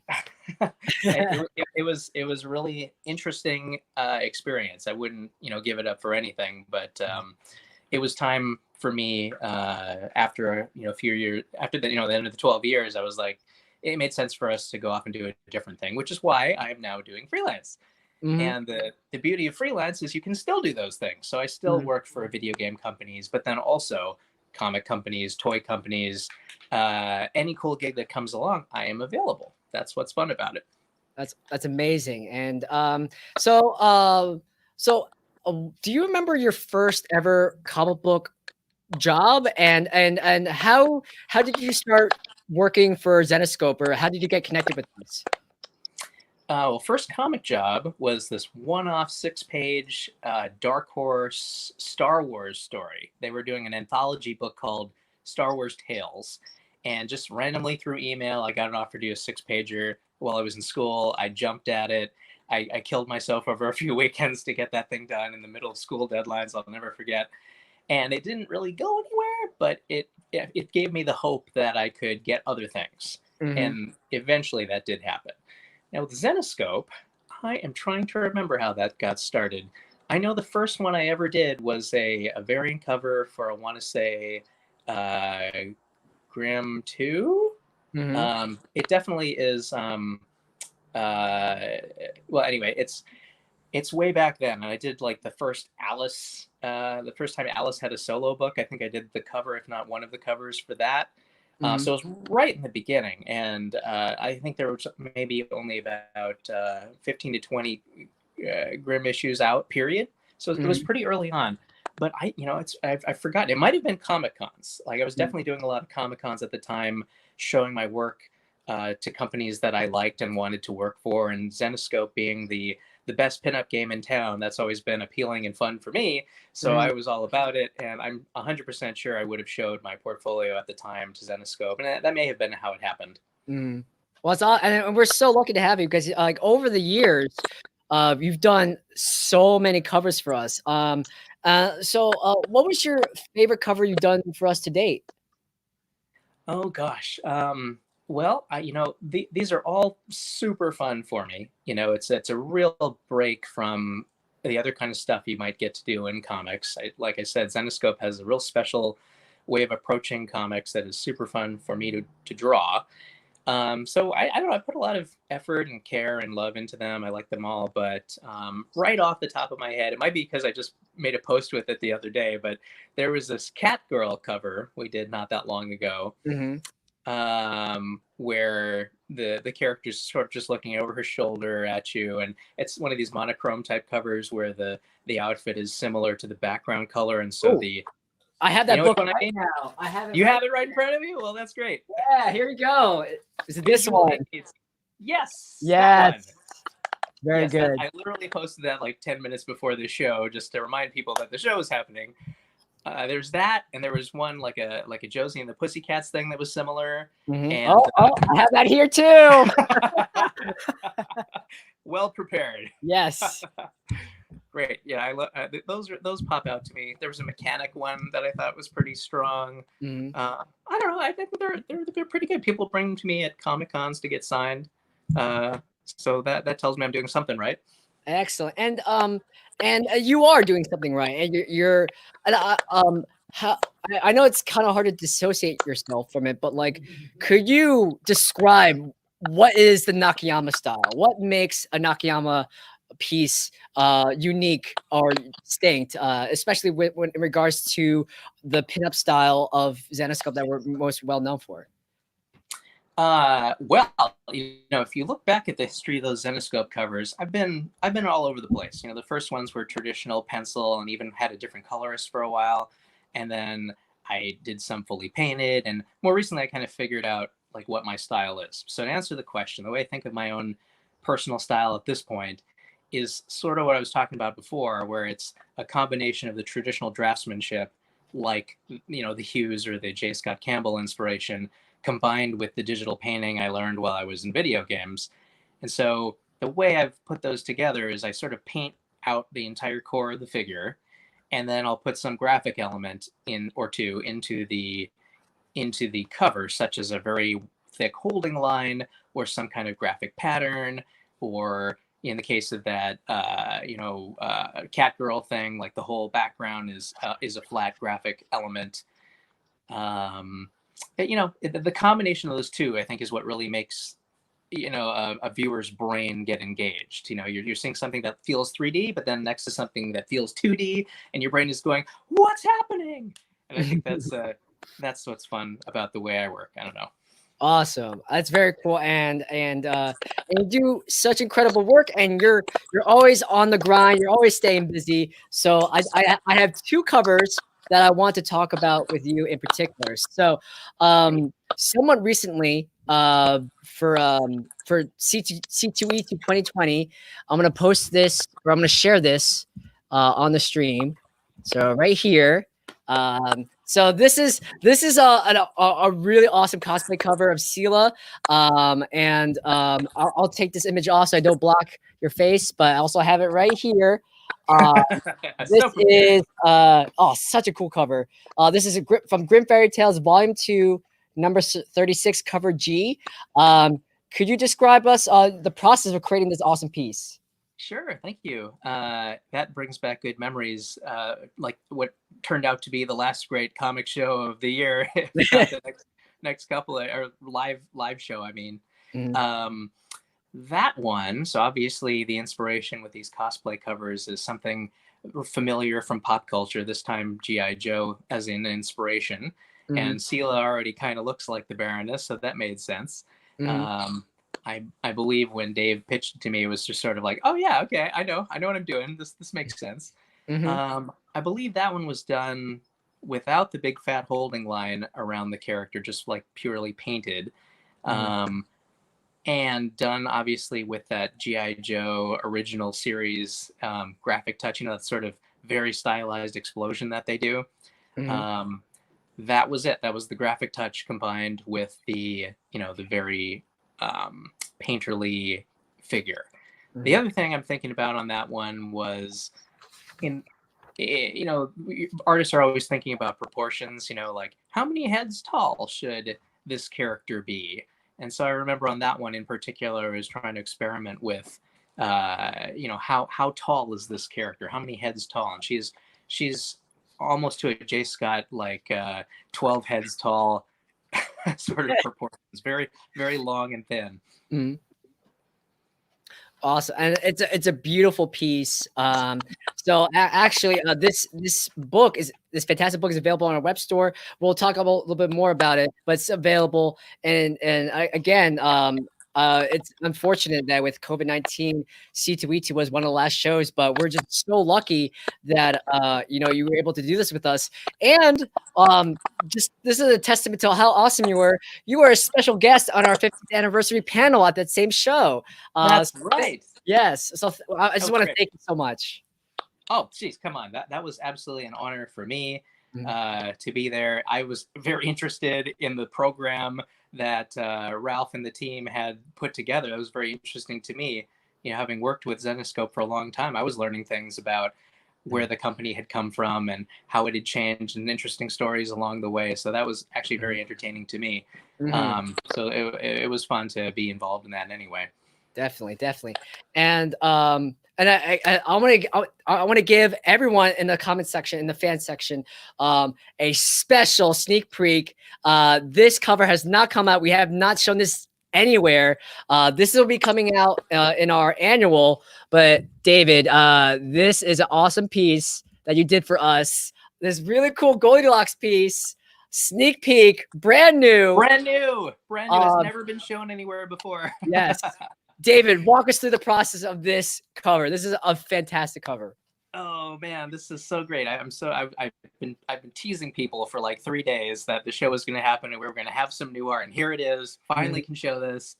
It's hot off the press because I think I finished it like a week ago. So when Dave gives me concepts, he's really good about giving ideas. The ideas are already pretty fully formed before they reach me, and that's great. I appreciate that. So the idea here was Goldilocks is going to be out in this, alpine backdrop, and there'll be the cute little bears around, and she'll be offering them food or something like that. And so where the bears are, what the food is, how she's posed, all that stuff is up to me. And I came up with cupcakes. I don't know who doesn't love cupcakes. So are cupcakes safe for bears? I don't know. It seemed like a fun idea, and definitely, being the only pink thing in the entire, composition makes it strong, right? Your eye goes right to that cupcake. Well, maybe it's the third thing it goes to, but it's the definitely one of the things your eye goes to. And then the other appeal for me is, Zenescope has this great library of characters that have been developed over time, but it all started with the fairy tales. So this was fun to come back and do one of the well-known fairy tales. Over on ArtStation, I think of all the covers I posted, the Rapunzel one that we did a while ago. Oh, I think I have that too. You have that too? You are. Oh, awesome. I got it. Yes, this is WonderCon. I love this cover. This guy. This cover's so good. Yes, this one. So that, each social media has its own flavor, but on ArtStation, I believe the artists, the pro artists or whoever are on that site responded most to that cover. That was the last fairy tale inspired thing that I did. So it's really nice to get back and do another fairy tale thing. Yeah. Plus, pretty elaborate background.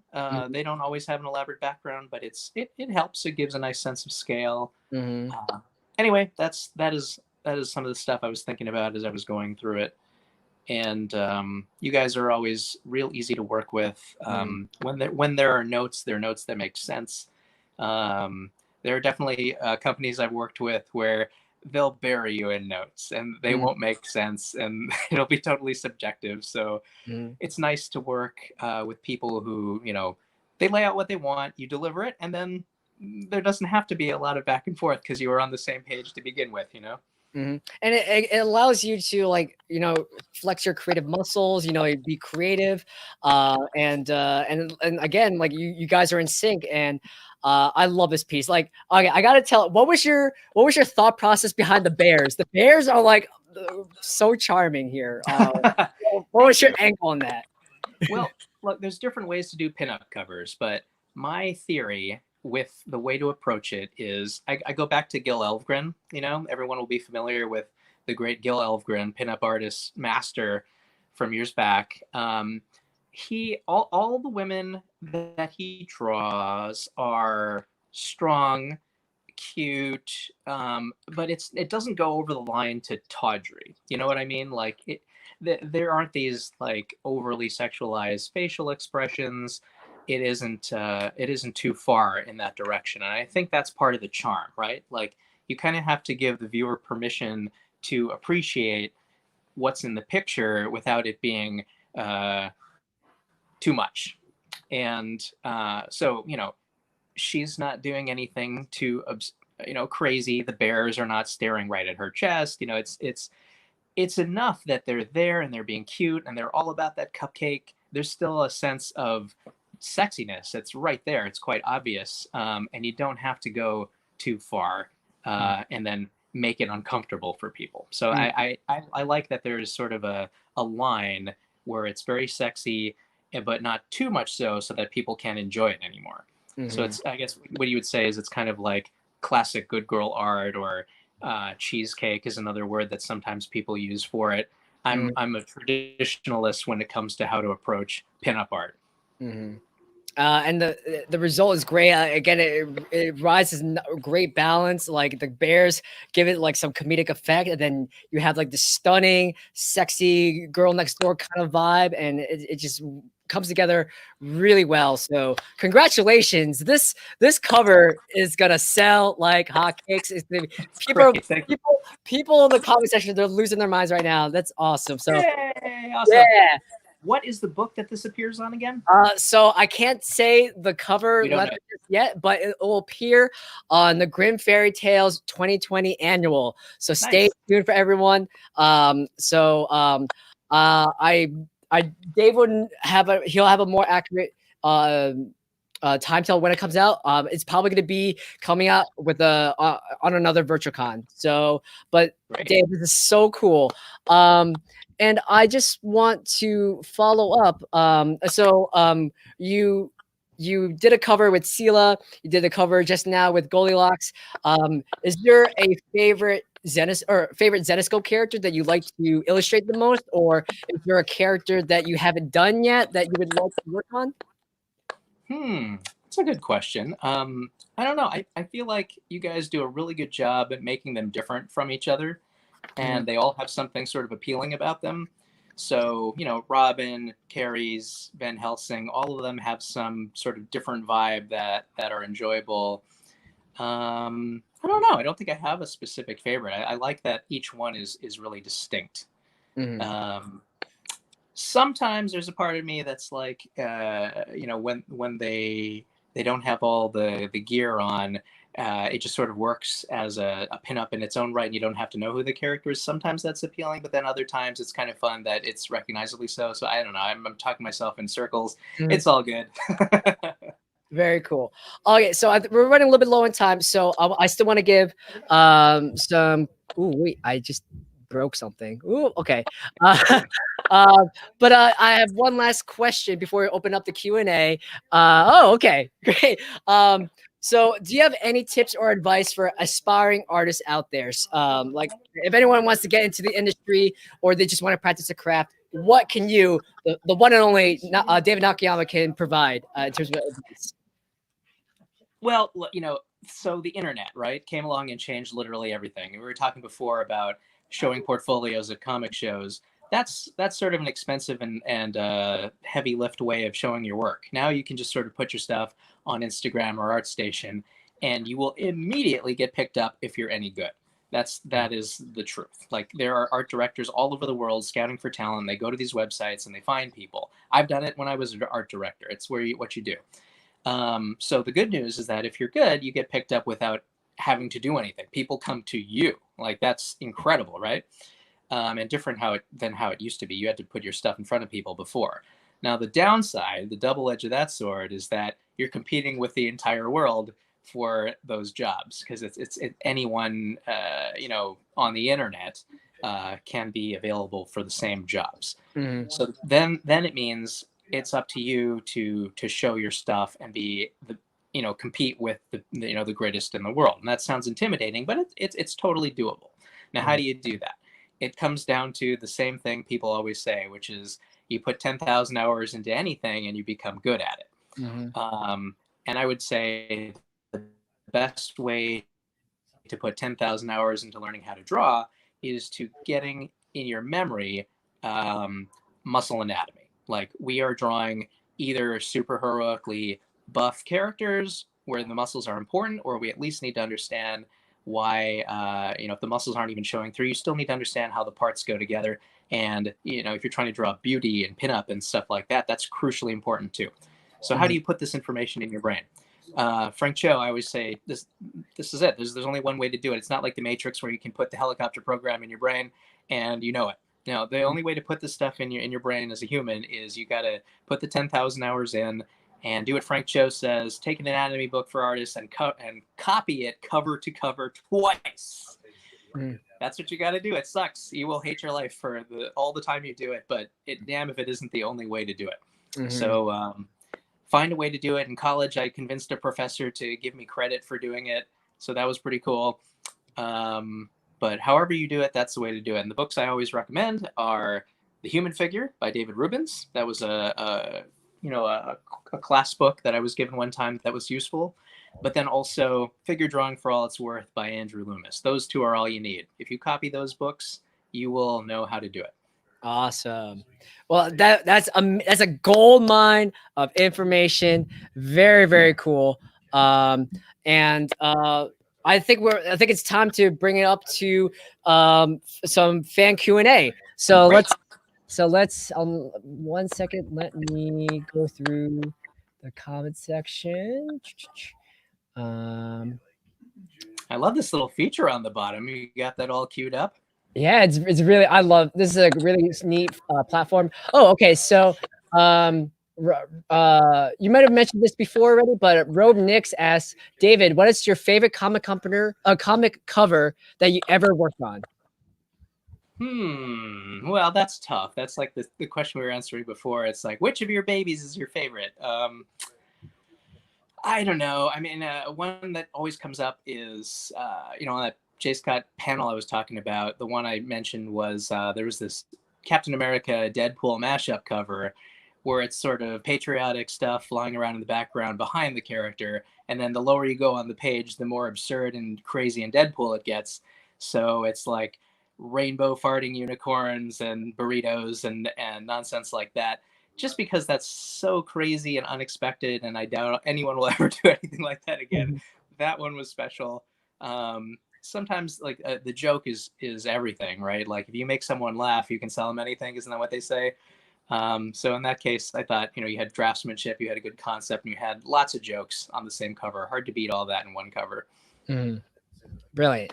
Okay, this one's from my boy Jeff and Shipping.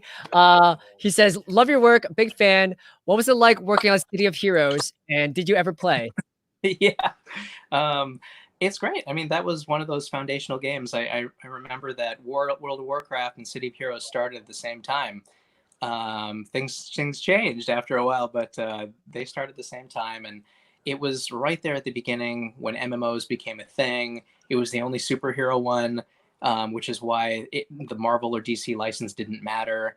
The fact that you could create your own character was everything, and it was really well done. A lot of people have super fond memories of that game, to the point where some people have rebuilt the game somehow on private servers, and people continue to play it to this day.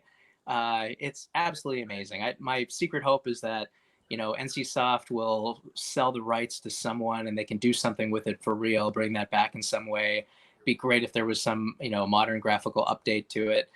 But did I play? Absolutely. I felt like as an art lead or art director on the game, it was really important to understand the game, and so I would get in there and play alongside real players, and sometimes I would reveal who I was, and we would talk about it, have little, wouldn't that be fun, right? Like you're playing a game and then you meet a guy who works on the game, you talk about the game. I thought that'd be fun for people. And I was very present on the boards, like when people had anything to say at all, I would make it known that I was listening and try to bring some of those ideas into the game as much as I could. And that's really cool. And I guess I have a little bit of a spin-off question. Is there like a dream video game project you would die working on? Yeah, sure. I've always wanted to work for Blizzard in some capacity. There have been a couple of near misses there, but I haven't done that yet in my career. I'd like to try that. Love those characters. Warcraft, Starcraft, all that stuff was fun for me. And then the sort of the big AAA, like your Horizon Zero Dawns or God of Wars. This sort of thing is fun for me as a player. So it'd be fun for me to work in some capacity on those. I have over the last 3 years done cover art for official PlayStation Magazine UK and been able to draw all those characters, which has been really fun. But working with the team on the actual game, that would be different and interesting to me. I'd like to try that someday. Awesome. Well, I speaking of God of War Valhalla was announced. So David Nakayama. You're thinking of Assassin's Creed. You're thinking of Assassin's Creed, but it's awesome. Oh, that's right. That's right. Yeah. This is so good. I'm sorry. I think we have one last question. This is from Chuck Garza. Do you color your own work too? And if you do, what's it like? Or is there any tricks of the trade you can recommend? Sure. Yeah. So in the history of Zenescope covers, the first few I did were colored by other people, very talented, like Nei and Christina Strain. But I got to the point in my career where there had been too many misses, not on those covers, but on other ones where, you kill yourself to make the best cover you can, and then someone comes in and inks it, and it's not what you want. And then someone else comes in and colors it, and that's not what you want. And by the end, you're just not even proud of your own thing. It's got your name on it too. So that didn't sit right with me. And having gone through video games, I learned how to color, and I sort of made this vow to myself that I would not let that happen again. Sort of just started learning to color, and eventually got decent enough at it that it made sense. And so here we are, where I only color my own stuff. Nobody else ever does.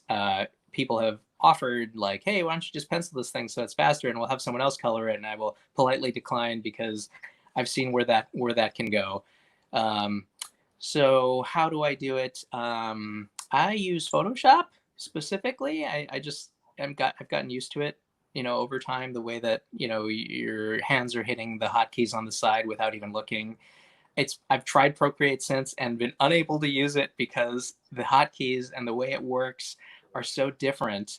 It's been tough to get used to new things, but Photoshop it's like a part of me now, so I can just very easily work with it that way. I think that answered the question. Yeah, definitely. That was an excellent answer. And I think with that, we're a little over time. So, David, before you leave, are there any current or future projects you'd like to tease or announce? And finally, where can fans find you and your work online?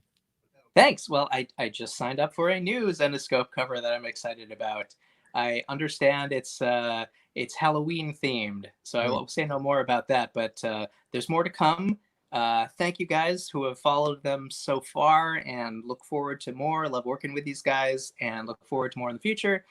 Where can you find me? My main place is David Nakayama on Instagram. My handles are always just David Nakayama, one word. So Twitter, Instagram, you can find me on ArtStation. Those are the three I actually hang out at the most and do replies on just about every comment. So please find me there, and I'll look forward to seeing you there. Awesome. Well, thank you, David Nakayama, being so gracious, tuning in from Honolulu. I think you're like 4 hours behind or 6 hours behind. 6. So crazy difference. But thank you so much for your time. Thank you so much for all that you do. Everyone, check out or stay tuned for that Goldilocks cover that was supposed to be our Denver Pop Culture Con cover, but it's gonna be releasing soon. So support David, follow him online. David, have a great week. You're amazing, and we'll stay in touch. And we'll definitely love to have you back on our live streams. You're just such a pleasure to be with us and talking with you. That's certainly my pleasure. Thanks for having me. Thanks for tuning in, you guys. Awesome. See you next time. Bye, David. Bye. Great. Awesome. Wasn't that a treat? David Nakayama, what a talent. What a gem. I just want to thank him for his time. And we're doing a special flash sale for David Nakayama. So right now on the web store, we're doing a flash sale print. So this is Wonderland 34. Wonderland 34. So we're selling this art print right now. Normally it's $20, but just right now, if you're watching this on VirtualCon, type in guest print 1 for this awesome Nakayama 11x17 print. This is only $10. So only $10 for this awesome art print. I wish we did the Wonderland 36. So really cool. This one, I love this one. It's like super realistic. Again, a testament to Dave's talent. So if you're interested in this art print, guest print number 1, only $10. What a steal. Normally regular art prints like this are $20. And I believe there's a web store sale that's already going on in the web store. It's a special sale for David Nakayama books. So if you want to get some of Nakayama's finest covers that we still have in stock, I believe the promotions, certain books you get up to 75% off. So some books you can expect. This is our WonderCon exclusive, our Rapunzel cover. We have his C2E2 Baroness cosplay cover. Again, fantastic work. This is a really classic cover of his. This is from New York Comic Con. This is Josie and the Pussycats cosplay cover. This is one of David's favorite covers. This is the one that he teased in a recent promotion and one that we were using for our advertisement. So again, this really cool lion cosplay cover. And here's another great one. I think this was from MegaCon. Actually, that's where I first met David. He was a really fantastic individual to meet in person. And this one was from Heroes Con.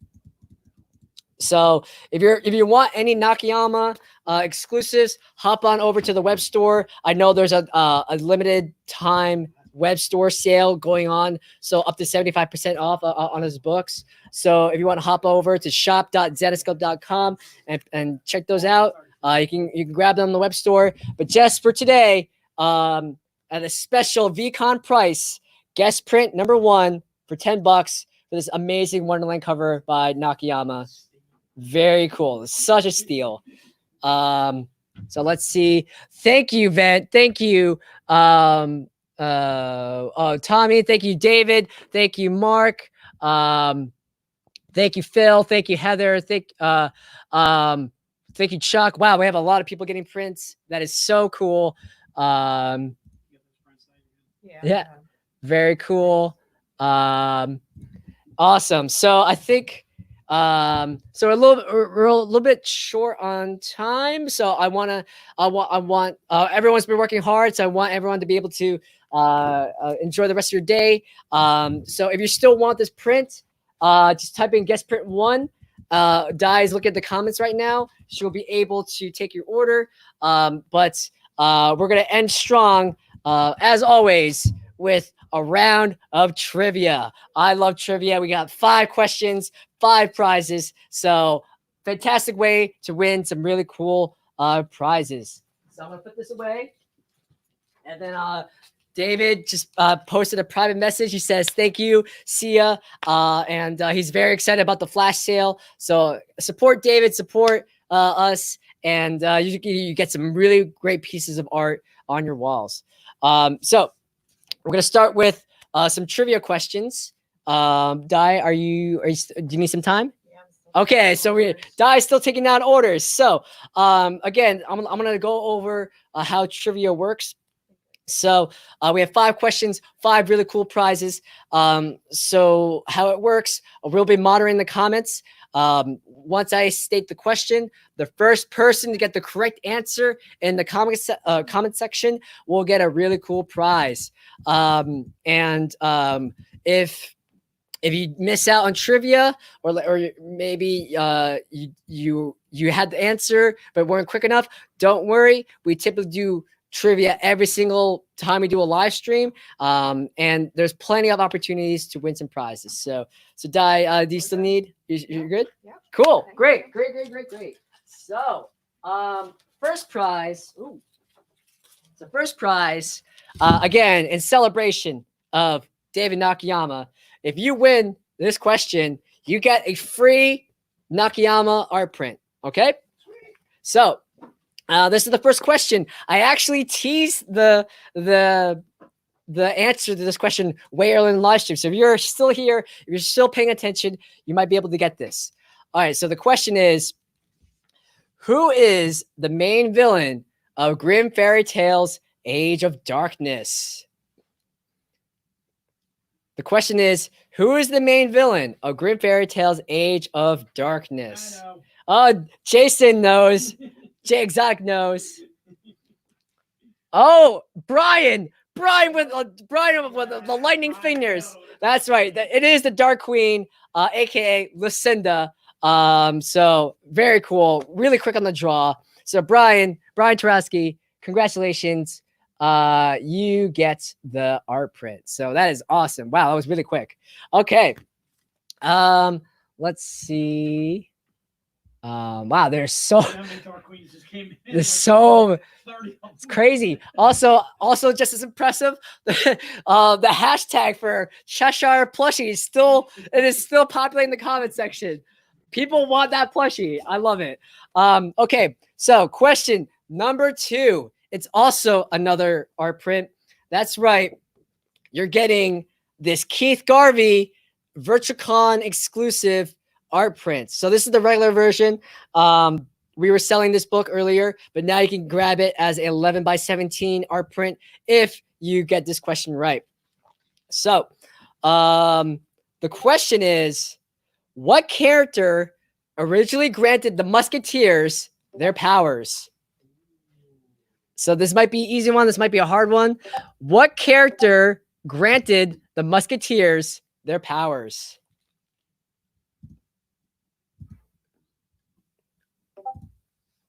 Oh my God, there's so many notifications. What's going on? Okay. One more time. What character originally granted the Musketeers their powers? Oh, Jason Sliva. Oh, from downtown. Yes, it was Merlin. Yeah, Merlin gave three ordinary residents of Philadelphia access to the Book of Fables, and they got superpowers out of it. So awesome. Congrats, Jason. You won this awesome Keith Garvey VirtualCon art print. Congratulations. All right. Question number 3. So the prize for this is this Dark Queen VirtualCon pin. That's right. So if you get question 3 right, you get this really awesome brand new exclusive pin for free. So the question is, who was the creative team? So I want 2 names, the writer and the artist, for the graphic novel Fly. Again, who is the creative team for the graphic novel Fly? So we talked about this earlier in the stream. So if you're paying attention, you might already know the writer, but I want the writer and the interior artist. Who was the creative team? So just the writer and the artist for Fly. I'm looking for 2 names. Wow. Brian got it again. Jeez, Brian, you are a machine. Brian, congratulations. It is Raven Gregory and Eric J. So I'm going to give you a prize, and since I also want to give a chance for a unique winner. So Mike Benson, you also said Raven and Eric. So congratulations, Mike Benson. Thank you so much for and Trish for providing silly hats and food in our bellies. So Mike, you also get one of these amazing pins. Oh, great. Okay. So next, question number 4. As part of our brand new pin line, we have 5 military-themed pins. So the prize is something of your choice. So if you win this, you can get one of the following. You can get a Marines pin, the Army pin,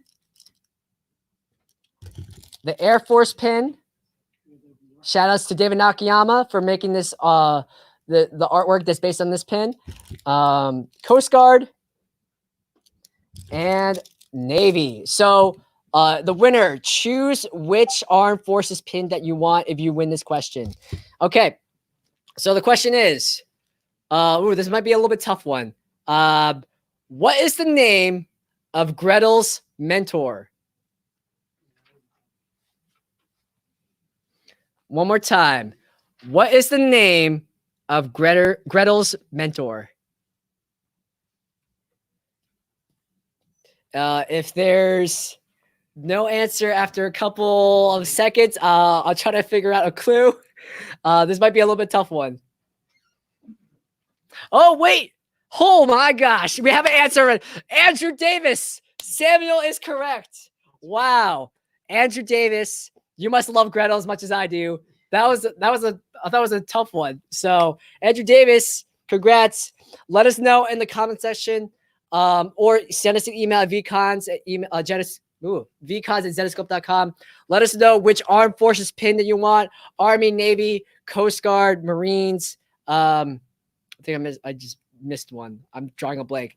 Yeah, Navy, Coast Guard, Air Force, Army, and U.S. Marines. So tell us which one that you want. Okay, Andrew, he would like the Air Force pin. Shout outs to DNA, to David Nakayama. I agree. I love this cover. So that's an excellent choice. Okay, last question. So this one's a big question. And big questions deserve big prizes. So that's right. The prize for this is a Sela statue. We're going all out. Again, so we have the full color Sela statue. And this is the first of our Kickstarter line. I know most fulfillments of the Robin Hood statue have been already fulfilled. I know we're also going through replacements and damages. So don't worry. If you have any questions about that, let us know, and we'll take care of that for you. But this is the final prize for a Sela soldier style statue. So the question is, what horror movie franchise did Zetascope create a licensed tie-in comic about? So we're looking for a horror movie franchise. What horror movie franchise did Zetascope create a licensed tie-in comic about?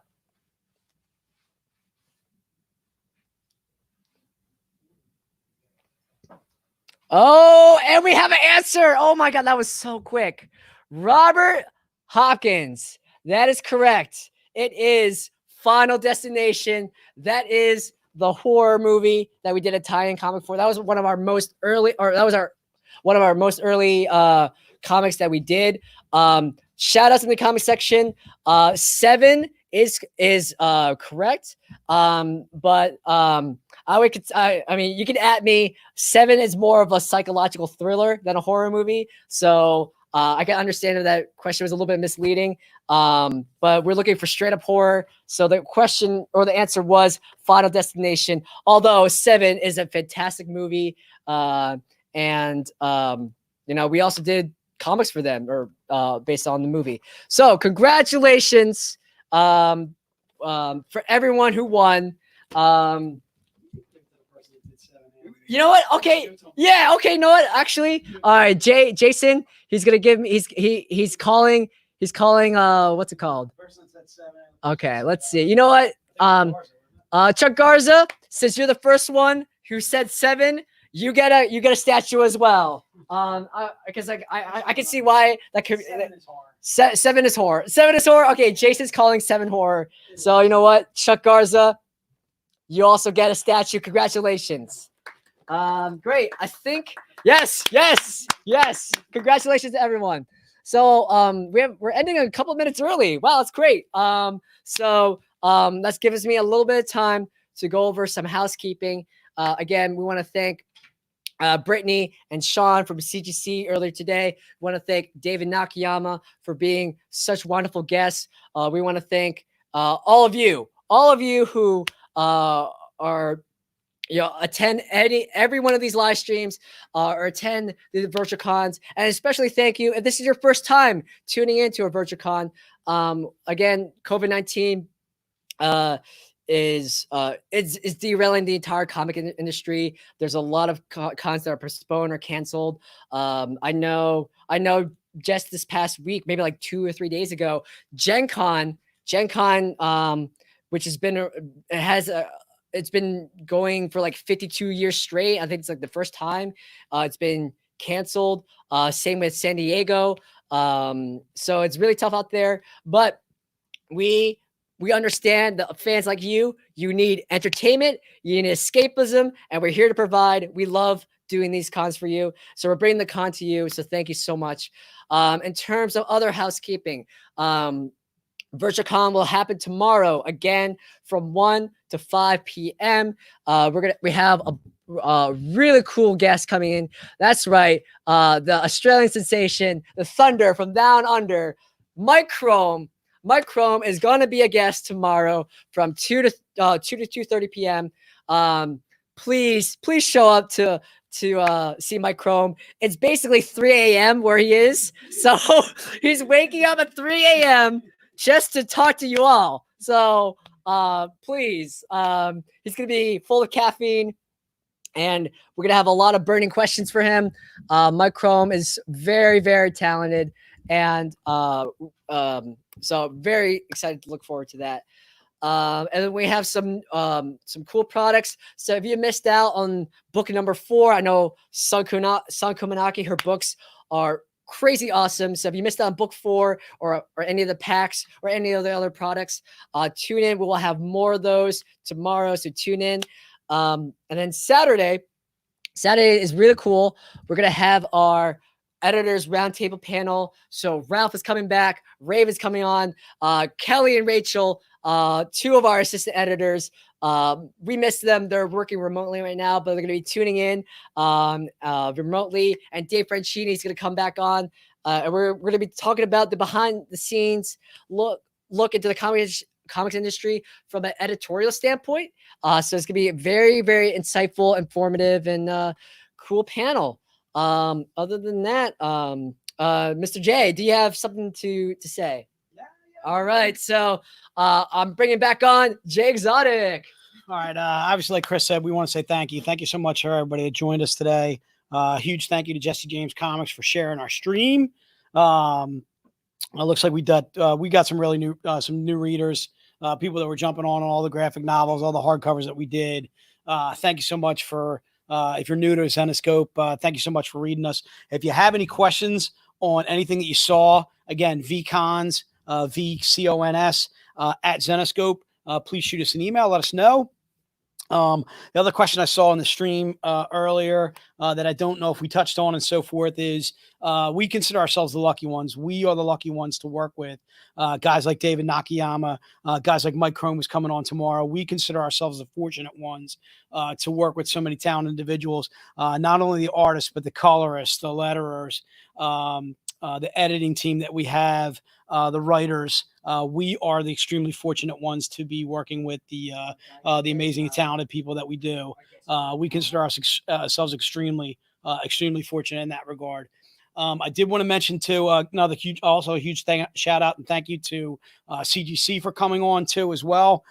We will be doing some CGCs on this Sunday. So if you kind of realize the kind of value that CGCs have, and you're interested in acquiring some CGCs, we will have some on sale, some new ones on sale this Sunday. And then also we will have, we have some currently on our web store too. All you have to do is go to shopzenoscope.com, put into the search engine CGC, and it should show you pretty much everything. Rob, you're exactly right. Mike Chrome is like a young Mel Gibson. All the girls at the conventions all fawn over Michael. He's the man. He's married. I've fawned over him too. All right. If I had a guy crush, I'd be the Mike Chrome. It's the accent gets you every time. Again, huge thank you to David Nakayama for coming on with us. I'm a huge fan of DNA stuff. That Wonderland 34, the one that we did as a print for $10, to me, that's an absolute steal. Wonderland 36 is another one of his covers that I absolutely love. I can't say there's any bad David Nakayama covers. I love his stuff. But those two happen to be two of my favorites. Huge shout out. Thank you to Chris. As always, you are the interview king. No, but Jay, you're the hardest soul. Chris always rocks it out, always takes care of us, always makes sure we are moving at a good pace, always gets all your questions answered. Chris rocks it out. He does a great job in the stream. I want to say thank you to Chris. You're the one-away Jay. I have a good team, man. I'll tell you right now, we're nothing without the team behind us. I want to say thank you to Di, obviously, as always. Yeah. It was Sam's birthday. It was Ralph's birthday yesterday. Sam's Diane's daughter. Happy birthday to Sam. Happy birthday to Ralph. Thanks for Ralph for coming on today too as well. I think that's it. I think we thank pretty much everyone. Thanks for Joe for coming on too as well. The king himself made an appearance. And I think actually Jeff popped on even for a little bit too, or whatever. Showed his hat. A huge thank you to Michael and Trish for the food. That was unbelievably kind for you guys, for both of you guys to do that. Thanks for the hats as always, the wig, which I did not wear, which I'm thinking about breaking out again. Trish, Michael, thank you so much. That is extremely kind of you guys. As always, Chuck, thanks for being in the stream. Thank you to all of you guys. I can't, there's too many of you guys to name. We were well over 100 views today. Thank you so much for all you guys, for all you bought.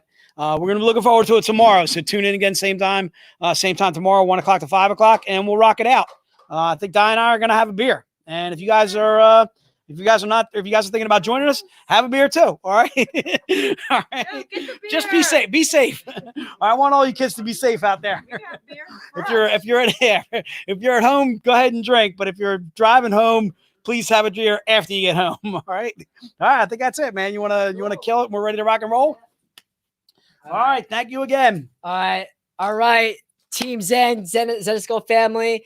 It is 5 o'clock, so it's beer o'clock, I guess. Like Di, look at Di. She is ready to party.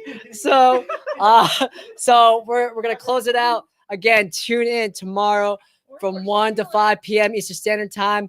Mike Chrome's coming on. We have some more, some really cool, some more cool stuff that we're gonna bring on, and we're here to have a good time. We hope it had a great time today. So tune in tomorrow, tune in Saturday. And until then, be safe. And we'll catch you soon.